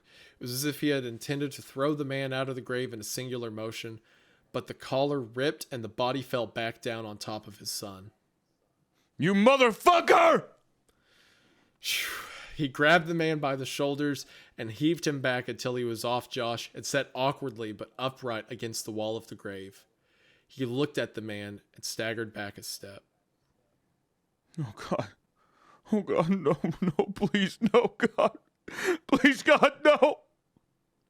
In a struggling but powerful movement, he lifted and pushed the corpse completely out of the ground, and they both heard the sound of glass rolling against wood.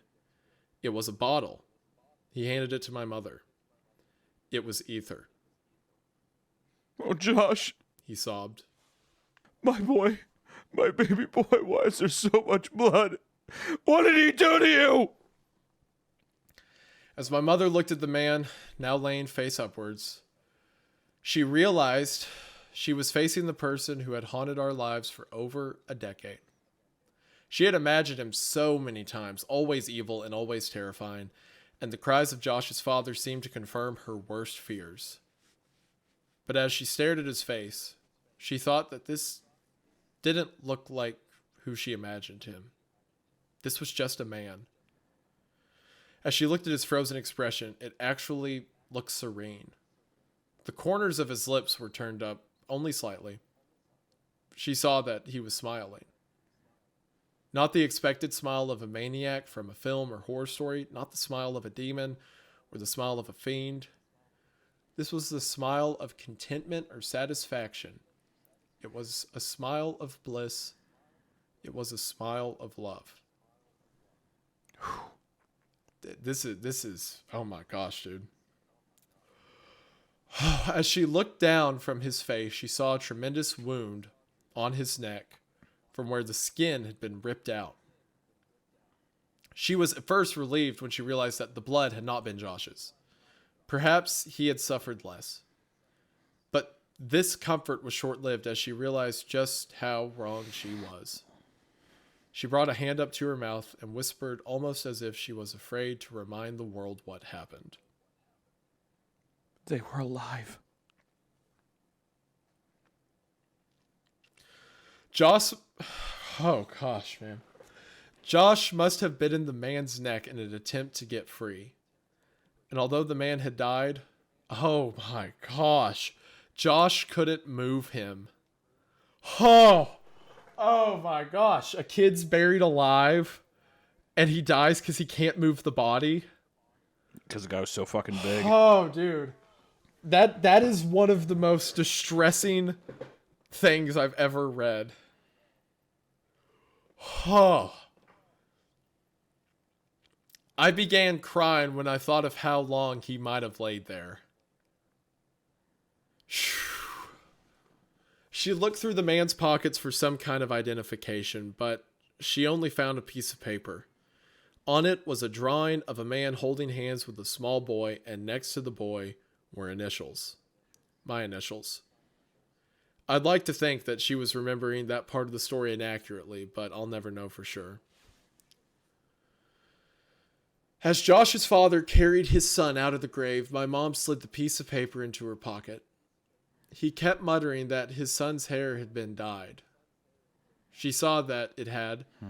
Oh no, dude. Oh gosh. The guy thought that Josh was the protagonist. I think that the guy made Josh look like the protagonist. Oh man. Hence the picture stapled to him.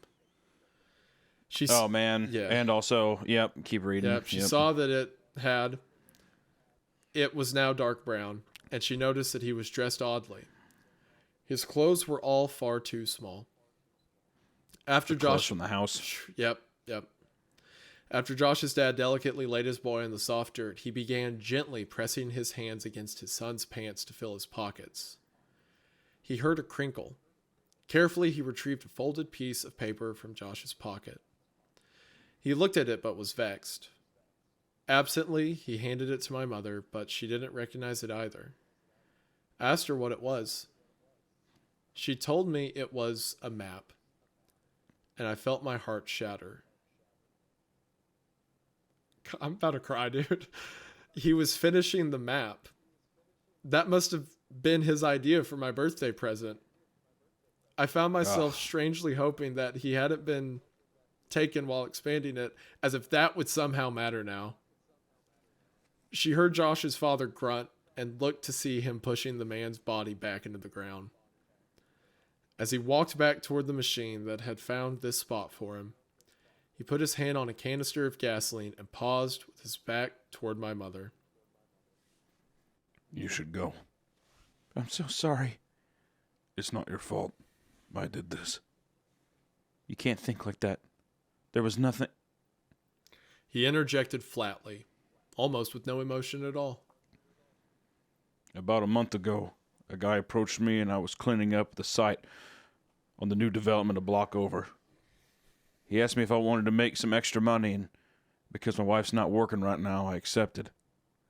He told me that some kids had dug a bunch of holes on his property and he offered me $100 to fill them in. He said that he wanted to take some pictures for the insurance company first, but if I came back after 5 p.m. the next day, that would be fine. I thought this guy was a sucker since I knew clearing that lot was coming up, so someone would have had to do it anyway, but I needed the money, so I agreed. I didn't think he even had $100, but he put that bill in my hand and I did the job the next day. I've been so exhausted that I didn't even think about it after it was done. And I didn't think about it until the day when I pulled the same guy off my son. The man comes to the father and says he needs the holes filled. And he says do it after 5 p.m. the next day, which means he tells this man to do that. He then crawls into a grave with Josh. And then Josh's father buried him alive. Yep. Probably didn't even see that the guy never he even would just saw cover it. him. Never even saw Yep. it. Oh, dude. Man. This is insane. This is such a heavy story. Yeah. He pointed at the grave and his emotion started to push through as he broke into a sob. He paid me $100 so that I would bury him with my boy. It was as if saying it aloud forced him to accept what had happened, and he collapsed onto the ground in tears. My mother could think of nothing to say and stood there in silence for what felt like a lifetime. She finally asked what he would do about Josh. His final resting place won't be here with this monster. As she looked back when she reached her car, she could see black smoke billowing, diffusing against the amber sky, and she hoped against all hope that Josh's parents would be okay. I left my mom's house without saying much else. I told her that I loved her and that I would talk to her soon, but I don't know what soon means for us. I got into my car and left. I understood now why the events of my childhood had stopped years ago. As an adult, I now saw the connections that were lost on a child who tend to see the world in snapshots rather than a sequence. I thought about Josh. I loved him then, and I love him even still. I missed him more now that I know I'll never see him again, and I find myself wishing that I had hugged him the last time I saw him. I thought about Josh's parents, how much they had lost and how quickly that loss had come. They don't know about my connection to any of this, but I can never look them in the eyes now. I thought about Veronica. I had only really came to know her later in my life, but for those brief few weeks, I think I really loved her. I thought about my mother. She had tried so hard to protect me and was stronger than I would ever be. I tried not to think about the man and what he had done with Josh for more than 2 years. Mostly, I just thought about Josh. Sometimes I wish that he never sat across from me that day in kindergarten. That I'd never known what it was like to have a real friend. Sometimes I like to dream that he's in a better place, but that's only a dream, and I know that. The world is a cruel place made crueler still by man. There would be no justice for my friend, no final confrontation, no vengeance. It had been over for almost a decade, for everyone but me now. I miss you, Josh. I'm sorry you chose me, but I'll always cherish my memories of you. We were explorers. We were adventurers. We were friends.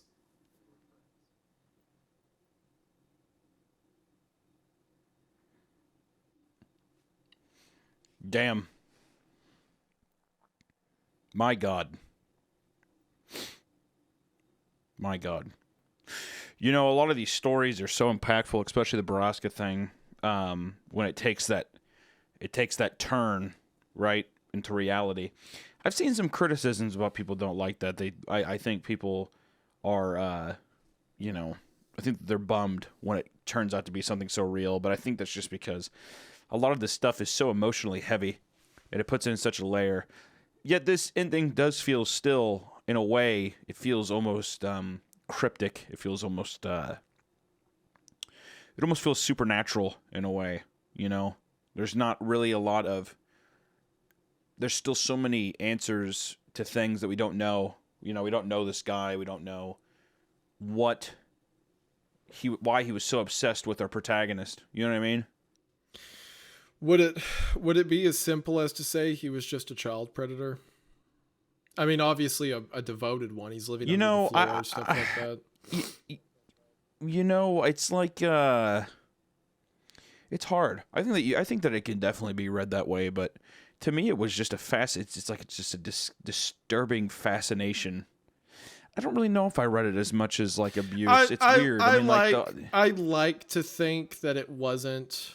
That it was more some strange obsession rather than just that, right? But that's just out of sake for my own well-being.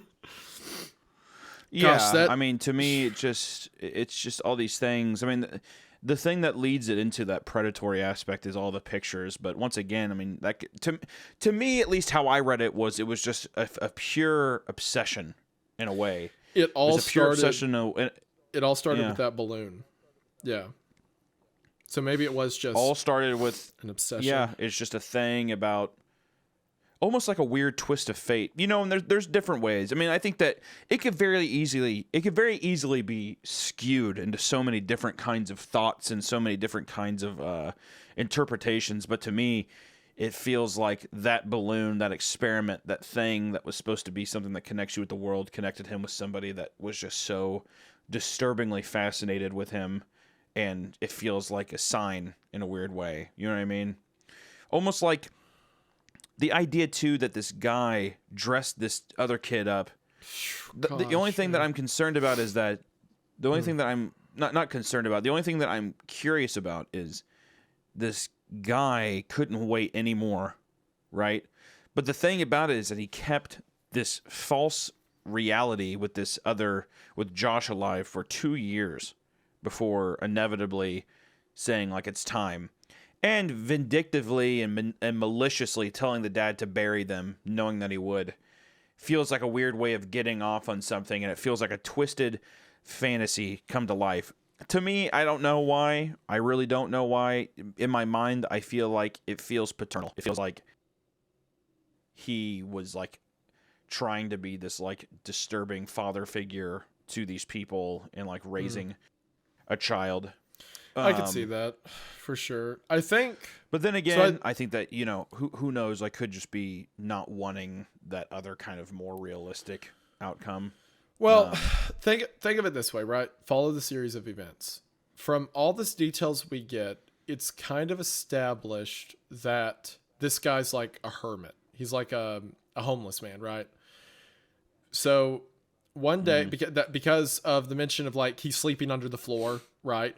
And also I think eating cat food, if I understood that right. Like, he's like a homeless guy out there living under the floor. It seemed like he was eating the cat food, or using it to get the cat. Using it to get the cat to come in because the kid was so obsessed with the cat. To think it could get the kid to come in. So I think what happened, this guy lives in the middle of the woods, right? It seems. So he lives in the woods, and then one day a balloon lands on him. And it is a balloon from a little kid who goes to a local elementary school. So he immediately develops a fascination. He gets his hands on a Polaroid camera and just starts dropping off pictures over and over. 50 in a school year. Keeps sending pictures in, develops this obsession with the kid, figures out where the kid lives, and then from there begins to live under his floor, begins to move the kid from the bunk to the bottom bunk, takes him out to the middle of the woods, and sets him in the middle of everything, and takes pictures of the kids and his friends. The thing with the ceremonious thing, too, of moving from the top bed to the bottom bed feels like a precursor to burying him. Oh, in a man. way, yeah. is what it feels like to me. And I the think only you're thing right. also the thing too is he wakes up. What I don't understand is the kid wakes up in the woods. The guy just left him there, right? And then the kid walks back. So did the guy leave him there to go get something to where he could be, he could bury him, or like you know what I I think it is. I think given what I'm going to keep calling them the monster. Given what the monster does later in the story, where he takes Veronica's phone and he's messaging him and stuff like that, I think he wants the boy to love him too. So I think he brings him out into the woods and leaves him there like, oh, this is my home. Do you want to stay? He leaves him next to the shark, right? The inflatable shark. He carries him across the thorns and sets him in the open spot. And I think like this guy was like sleeping on the shark. Remember there's a mention of like Josh falls on it and is like using it as a bed or whatever. I think that's what this dude was sleeping on. Just out in the woods. And then the kid gets up and walks away. So since the kid doesn't want to come live where he's at, the monster will come live where the kid's at. He'll live under the floor. I think that's what that was. The thing too with Mrs. Maggie, the way that they interacted with him and the way that she took our protagonist and Josh's time makes me think that he killed her out of jealousy. I think so too. I think that's right. I think that's also why he killed Veronica. I think so too, definitely. Because Veronica was getting his attention that he wanted. And then after he kills Veronica, he steals the phone and starts texting the boy, I love you. See you soon. He comes into a theater and sits next to him. Doesn't say a word, just breathes so that he can be near him. And then sends him a message that says, see you again soon. It feels weird because you can look at those things and it feels like he's trying to emulate a relationship. I don't know if it's necessarily sexual, but it does feel, in ways it feels paternal, but it feels childish. It almost feels like inevitably he is jealous of Josh's relationship with this kid. Yeah. Like almost like he wanted to be best friends with it. So in a way, the guy who is the monster is smiling, but I think it's just he finally got what he want, and now he is going to be with his friend, quote unquote friend, forever. It feels it's just crazy. I mean, like such a great story, so scary. I mean, like such a real intense setup for things where my mind, I felt like I was just like watching a movie in my fucking head. It was to make sure we have like the whole timeline right. So that happens. He starts to obsess over him. He lives under the house for a while. The mom figures out he's down there. They get out of the house immediately. She figures out someone's staying down there. This is after he's been taking pictures of the kid for years or whatever. He moves away, and then it seems like the stalking goes away when they move away, right? Because literally, this guy's homeless and lives in the middle of the woods. He can't follow them, 30 miles away, right? So he decides to inhabit the now abandoned house, to play house, basically, hang up the kids' clothes, stuff like that, pretend like the kid still lives there. That's what happens when they go back to the house. He steals the cat when the cat shows up, right, and plays it over the radio. Like he's playing house, basically, for where the kid used to live. And then there's no more interactions until a couple years later when Josh and our protagonist begin to part ways. And then, that's not true. We still have the map thing. So they're probably like 9 or 10 and they're doing the map at Mrs. Maggie's. They start parting ways parting their ways after the house thing. After the whole, go to the house. After the walkie-talkie. After the walkie-talkie thing. Yeah. That's when they start to part ways. I see. Okay. So then a couple years go by. Josh comes to his 12th birthday party. That's where they have their final goodbye. Then Josh goes out to finish the map, which is such a heartbreaking thing, and gets caught by this man, the monster, right? Yeah, who is very established that he's just been there anyways. Yep. He lives in that thick clearing they can't get through, because that's when they hear him when they're out in the woods on the raft, right? He lives in that thick clearing. He's stomping around, running around. So he lives out there in the woods. Also, when they were like 9, that's when he kills Mrs. Maggie. He sees the attention, kills her, gets away with it, goes back to living in the woods. So now when they're 12, Josh goes out to finish the map.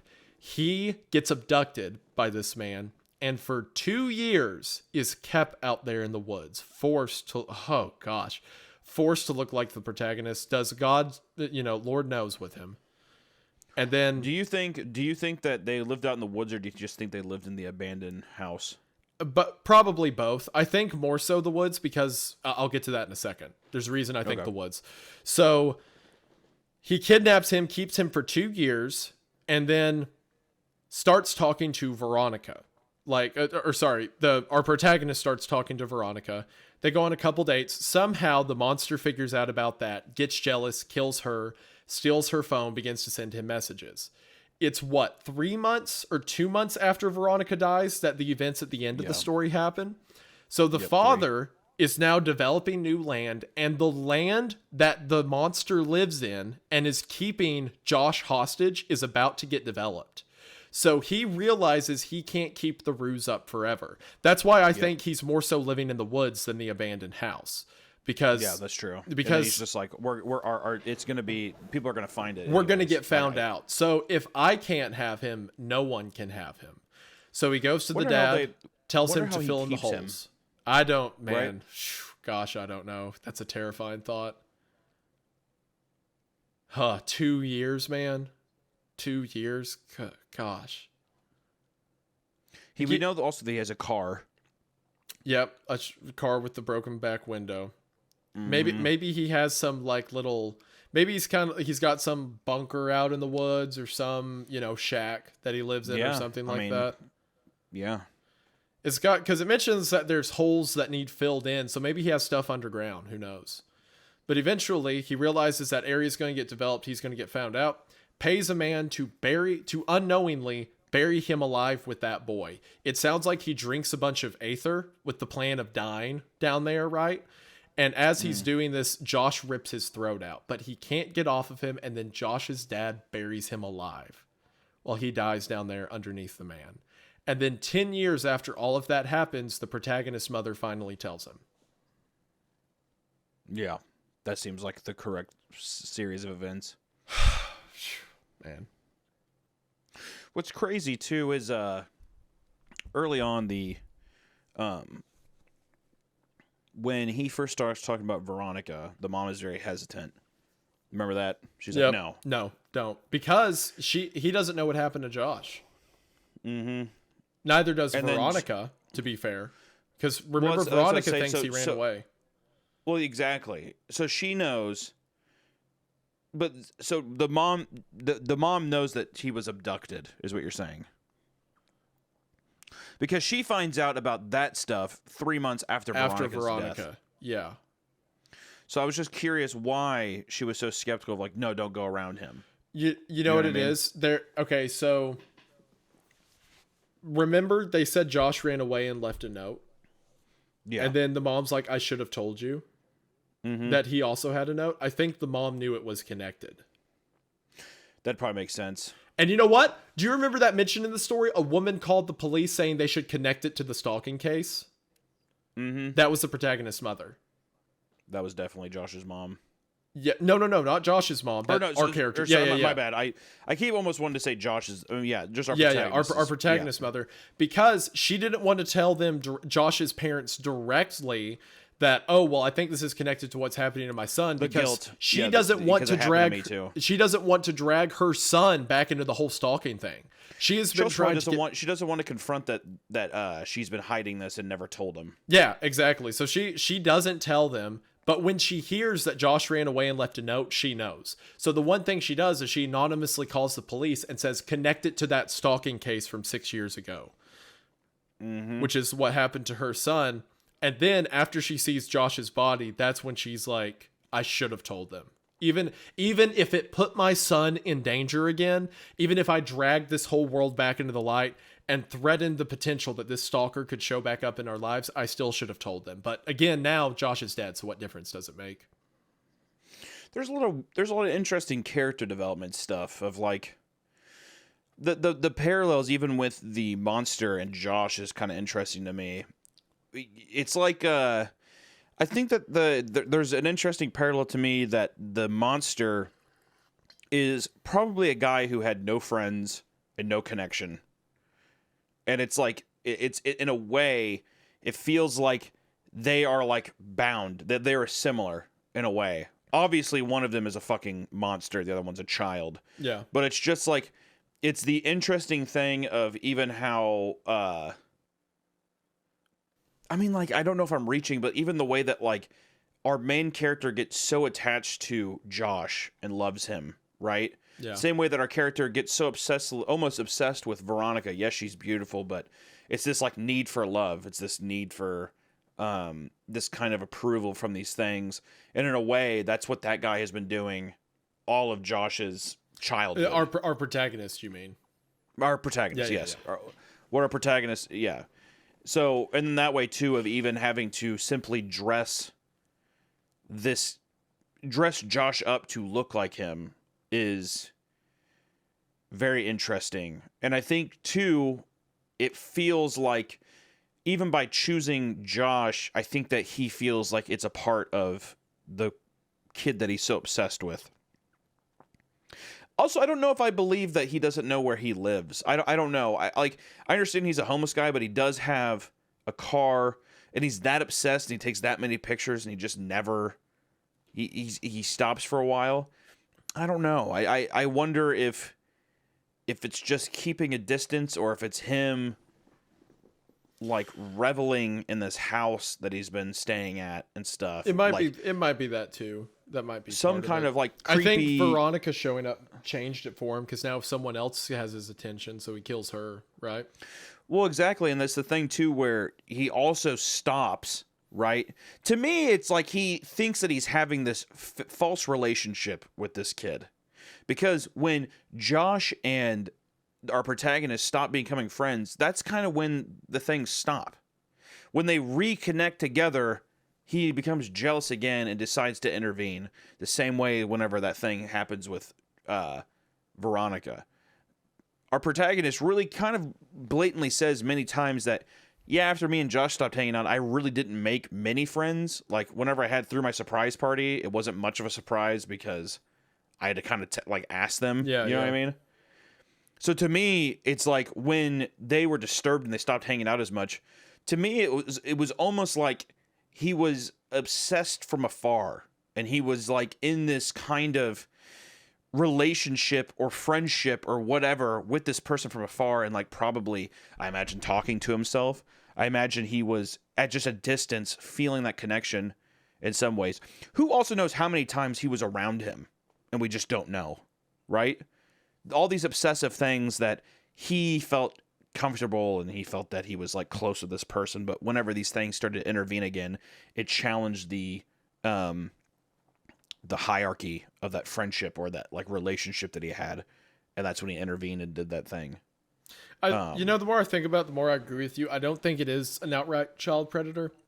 Maybe that became some element of it, but more than anything, I think it's an obsession, you know? I just think that if it was a child predator, I think when he first was, he just has had so many times to get him. You know what it honestly feels more like to me? Like a evil version of like Lenny from Of Mice and Men, right? Yeah. You know, like he's just this boy likes me. I love him. I want to be with him. I love that boy. I was even thinking of like a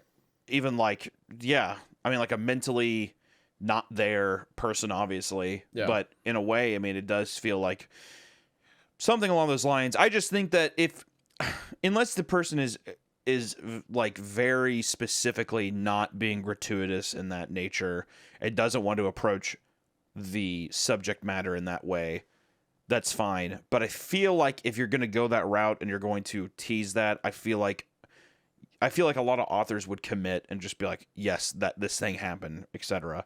But all the times where the guy had been alone with him, moved him, gotten into his house, all these different times, right? I feel like there just would have been some indication that something happened in that way. So I just think it was obsessive. I think it was like, especially even the way that she says love, it just feels love in a way that like our main character loved Josh. Our main character loved all of the people that showed him love back, right? Yeah. Yeah. It's I mean, I got to be honest too. I mean, this was just like horrifying. I think it does this great because even the ending is cryptic. It's like I know I've said that before, but like to have that little element of the most cartoonish thing that happened, the most over the top thing happened. Because even like with something like Baraska, right? It's a mine full of people, a mine full of pregnant women. It gets pretty crazy. It's with this. We talked about there is a level of extending your belief, of course. Yeah. Sure. And with this one, the biggest cartoonish thing that happens is a smile is had at the very end. That's that's like the ultimate tip of the cap. Because even the thing too of like you kind of have an old crazy woman who is delirious walking around. It feels supernatural. That, like you were saying, taking of Deborah Logan is kind of what it made me think of. Yeah. Kind of made me think of that M. Night Shyamalan, The Visit part. Yep. Even like the crawl space scene with that. There's like these elements that like something not of this world is moving around and corrupting, but it's just a crazy guy who probably in a fit of rage, just like totally cut up this woman, threw her in some garbage bags, and people were like, okay, well, what the fuck happened here? You know? Also, that too makes me think, you know, he went to the house, back to the house, whatever, because he was in hiding from killing her. He lived by her, right? Wait, say that again. Woods. He goes to the house. So when he kills Mrs. Maggie, right? He lives in that forest by there. Yes. He chopped a woman up and left her in bags. Yeah. He obviously, to me, that's when also the last time before that time jump was after that, after Mrs. Maggie thing, was the walkie-talkie incident where they go back looking for the cat, correct? The first time, yes, it's the Miss Maggie incident and then the cat, yeah. And then the cat. So to me, Box's its situation is because he's living at that abandoned house to be closer to, you know, he's living in this place that he has been before, but now he's living at the house instead of his normal area in the woods because there's probably people looking around investigating the area. So he's probably that's why he moved. That is a good point. That's probably why he was there a while. I will say that he was already at least semi living under the house because of the footstep stuff, right? But I think that was just because the kid was living there, though. Yes, correct. I think he goes there full time after he murders a woman, right? Yeah, because he's not living under the house. He's like living in the house is what I assumed. Yeah. I think you're right. So I think that what happened is now he has like a base set up. He also has all those kids' clothes, all that kind of stuff. What's interesting, too, is I got a feeling early on in the story about where's the dad. You don't have that father figure in the story, and in a weird, grotesque way, it seems like the male figure, paternal figure for the protagonist is this psychopath who is trying to extend this relationship with our main character. And I don't know why, but maybe that's why I also think it feels more paternal, or it feels like that kind of thing, because that kind of feeling has been there since the beginning. But the way that this story handles time jumps and the way that it interconnects all of these little things is so fun. I honestly, I truly believe, and I'll say this openly, that this is my favorite story we've read so far. Granted, we're only episode 7 in, but we've read a lot of like really crazy, well-renowned shit. This is I would desperately love to see this transformed into like a mini series. I would love to just see this world come to life because it is so vivid. It's so just tragically sad in a way too that doesn't feel, because looking at the comments too from Baraska, I can understand how people can feel that way. I still think Baraska is brilliantly written. I still think that it's an amazing, fun thing. But the way that this thing really, I mean, like, grabs you emotionally is so fascinating. There's really, like, we talk about Baraska. Yeah, I think the way we phrased it in Baraska is the suspension of disbelief is that all of these different people who would be involved with human trafficking are in one location. That's the suspension. Sure. There was no suspension with this story, other than maybe that a homeless guy who killed a woman didn't get caught, but that happens. You know, that can happen.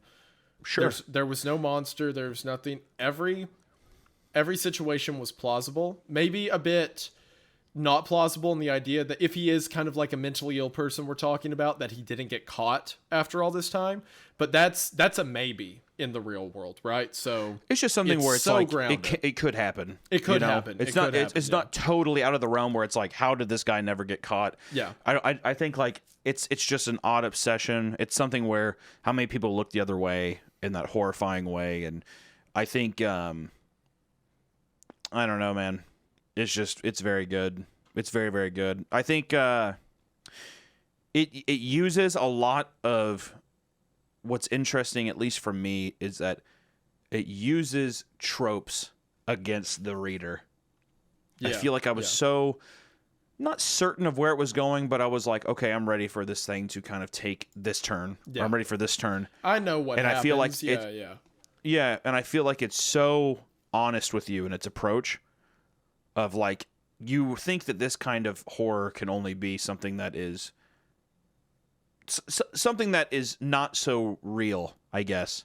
When really the most, and that's the case with a lot of things, and almost everything, in my opinion, is that the most horrifying things are the things that are real, the things that can truly happen, and the things that are hard to digest, and the things that are hard to talk about. But I think it just does it in a great way. There's so many times where using some of the dialogue and the description of like him stomping around the woods and stuff feels supernatural. It feels like a monster. It feels like, but it's just the description of something that is so real. Like just the use of describing things makes it feel so ethereal. It makes it feel so otherworldly. So it's awesome. I mean, I would be so curious if this guy has written anything else. But honestly, too, I want to get a physical copy of this book just to have up on the shelf here. Yeah, I think he definitely deserves it. So I'm looking through his stuff right now. Under 1,000 Vultures, the only story he published is Penpal, and then he made posts about Penpal, like whenever it started the GoFundMe and stuff like that. And apparently, according to him, a producer who worked on the film Undefeated reached out to him and wanted to make it into a film, but that was 11 years ago, and I'm not seeing anything about it to my knowledge. It seems like something that'd be picked up by like Channel Zero or something, right?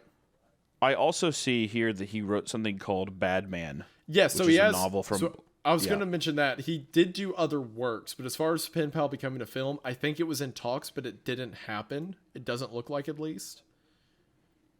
Well, there was a TV short in 2018, apparently, directed by Steve Morgan. I don't know if this is. There's an IMDb page for it. I don't know how legit it is, but budget $16,000. Okay, not just dunking on like low budget stuff, but it was probably an indie film. Yeah.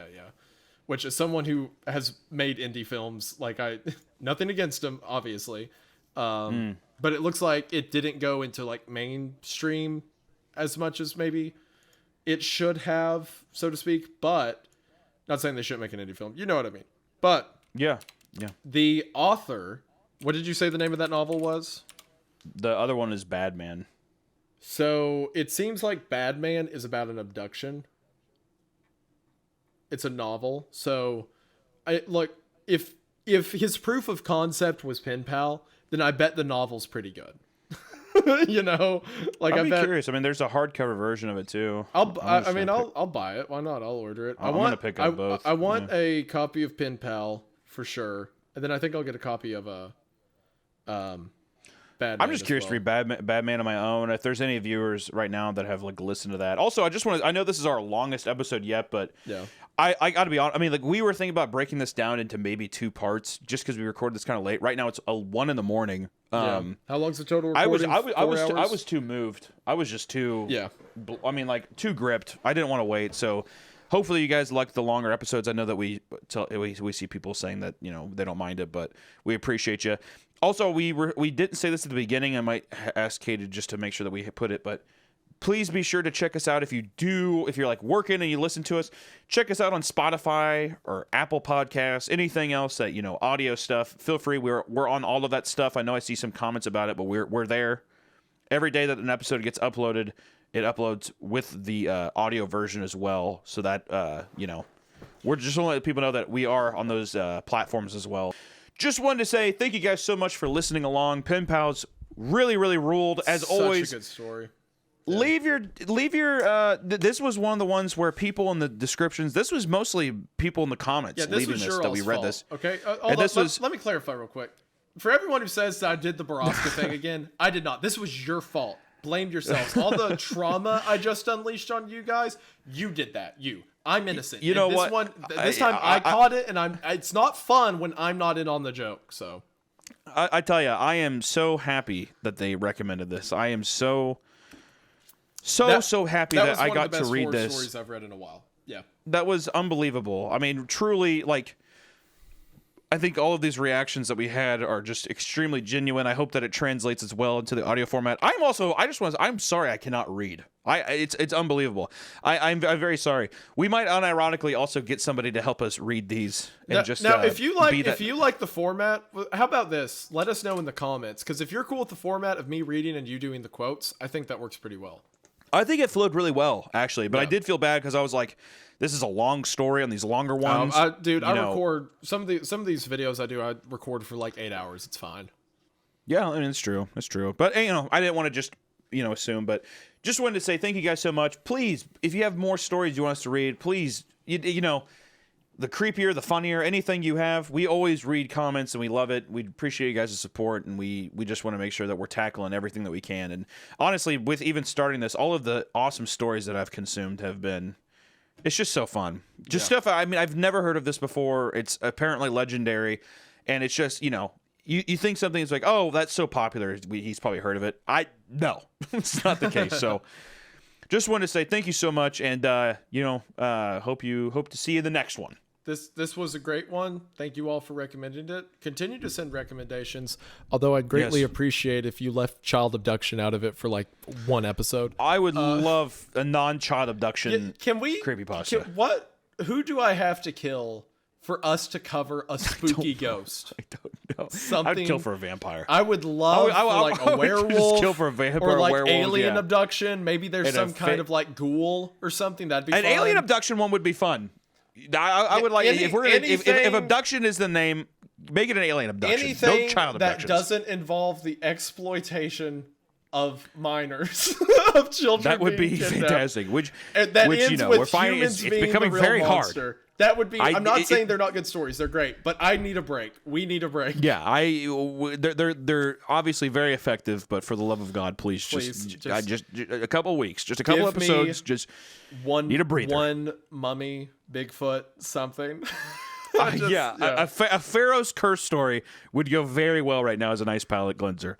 I tried to get us out of it with the woman dying in a car crash and then becoming a ghost on Facebook. I tried. That is true. But they pulled us back in. They pulled us back in. Is what they did. They said, no more of that. When I think I'm out, they pull me back in. Just when they think I'm out, they pull me back in. All right, guys. Thank you so much. Thank you all for being here. It means the world. I'm so sorry for what just happened to you, but it's really your fault, and you're going to keep watching the show regardless, so I don't care. Have fun. Thank you for watching.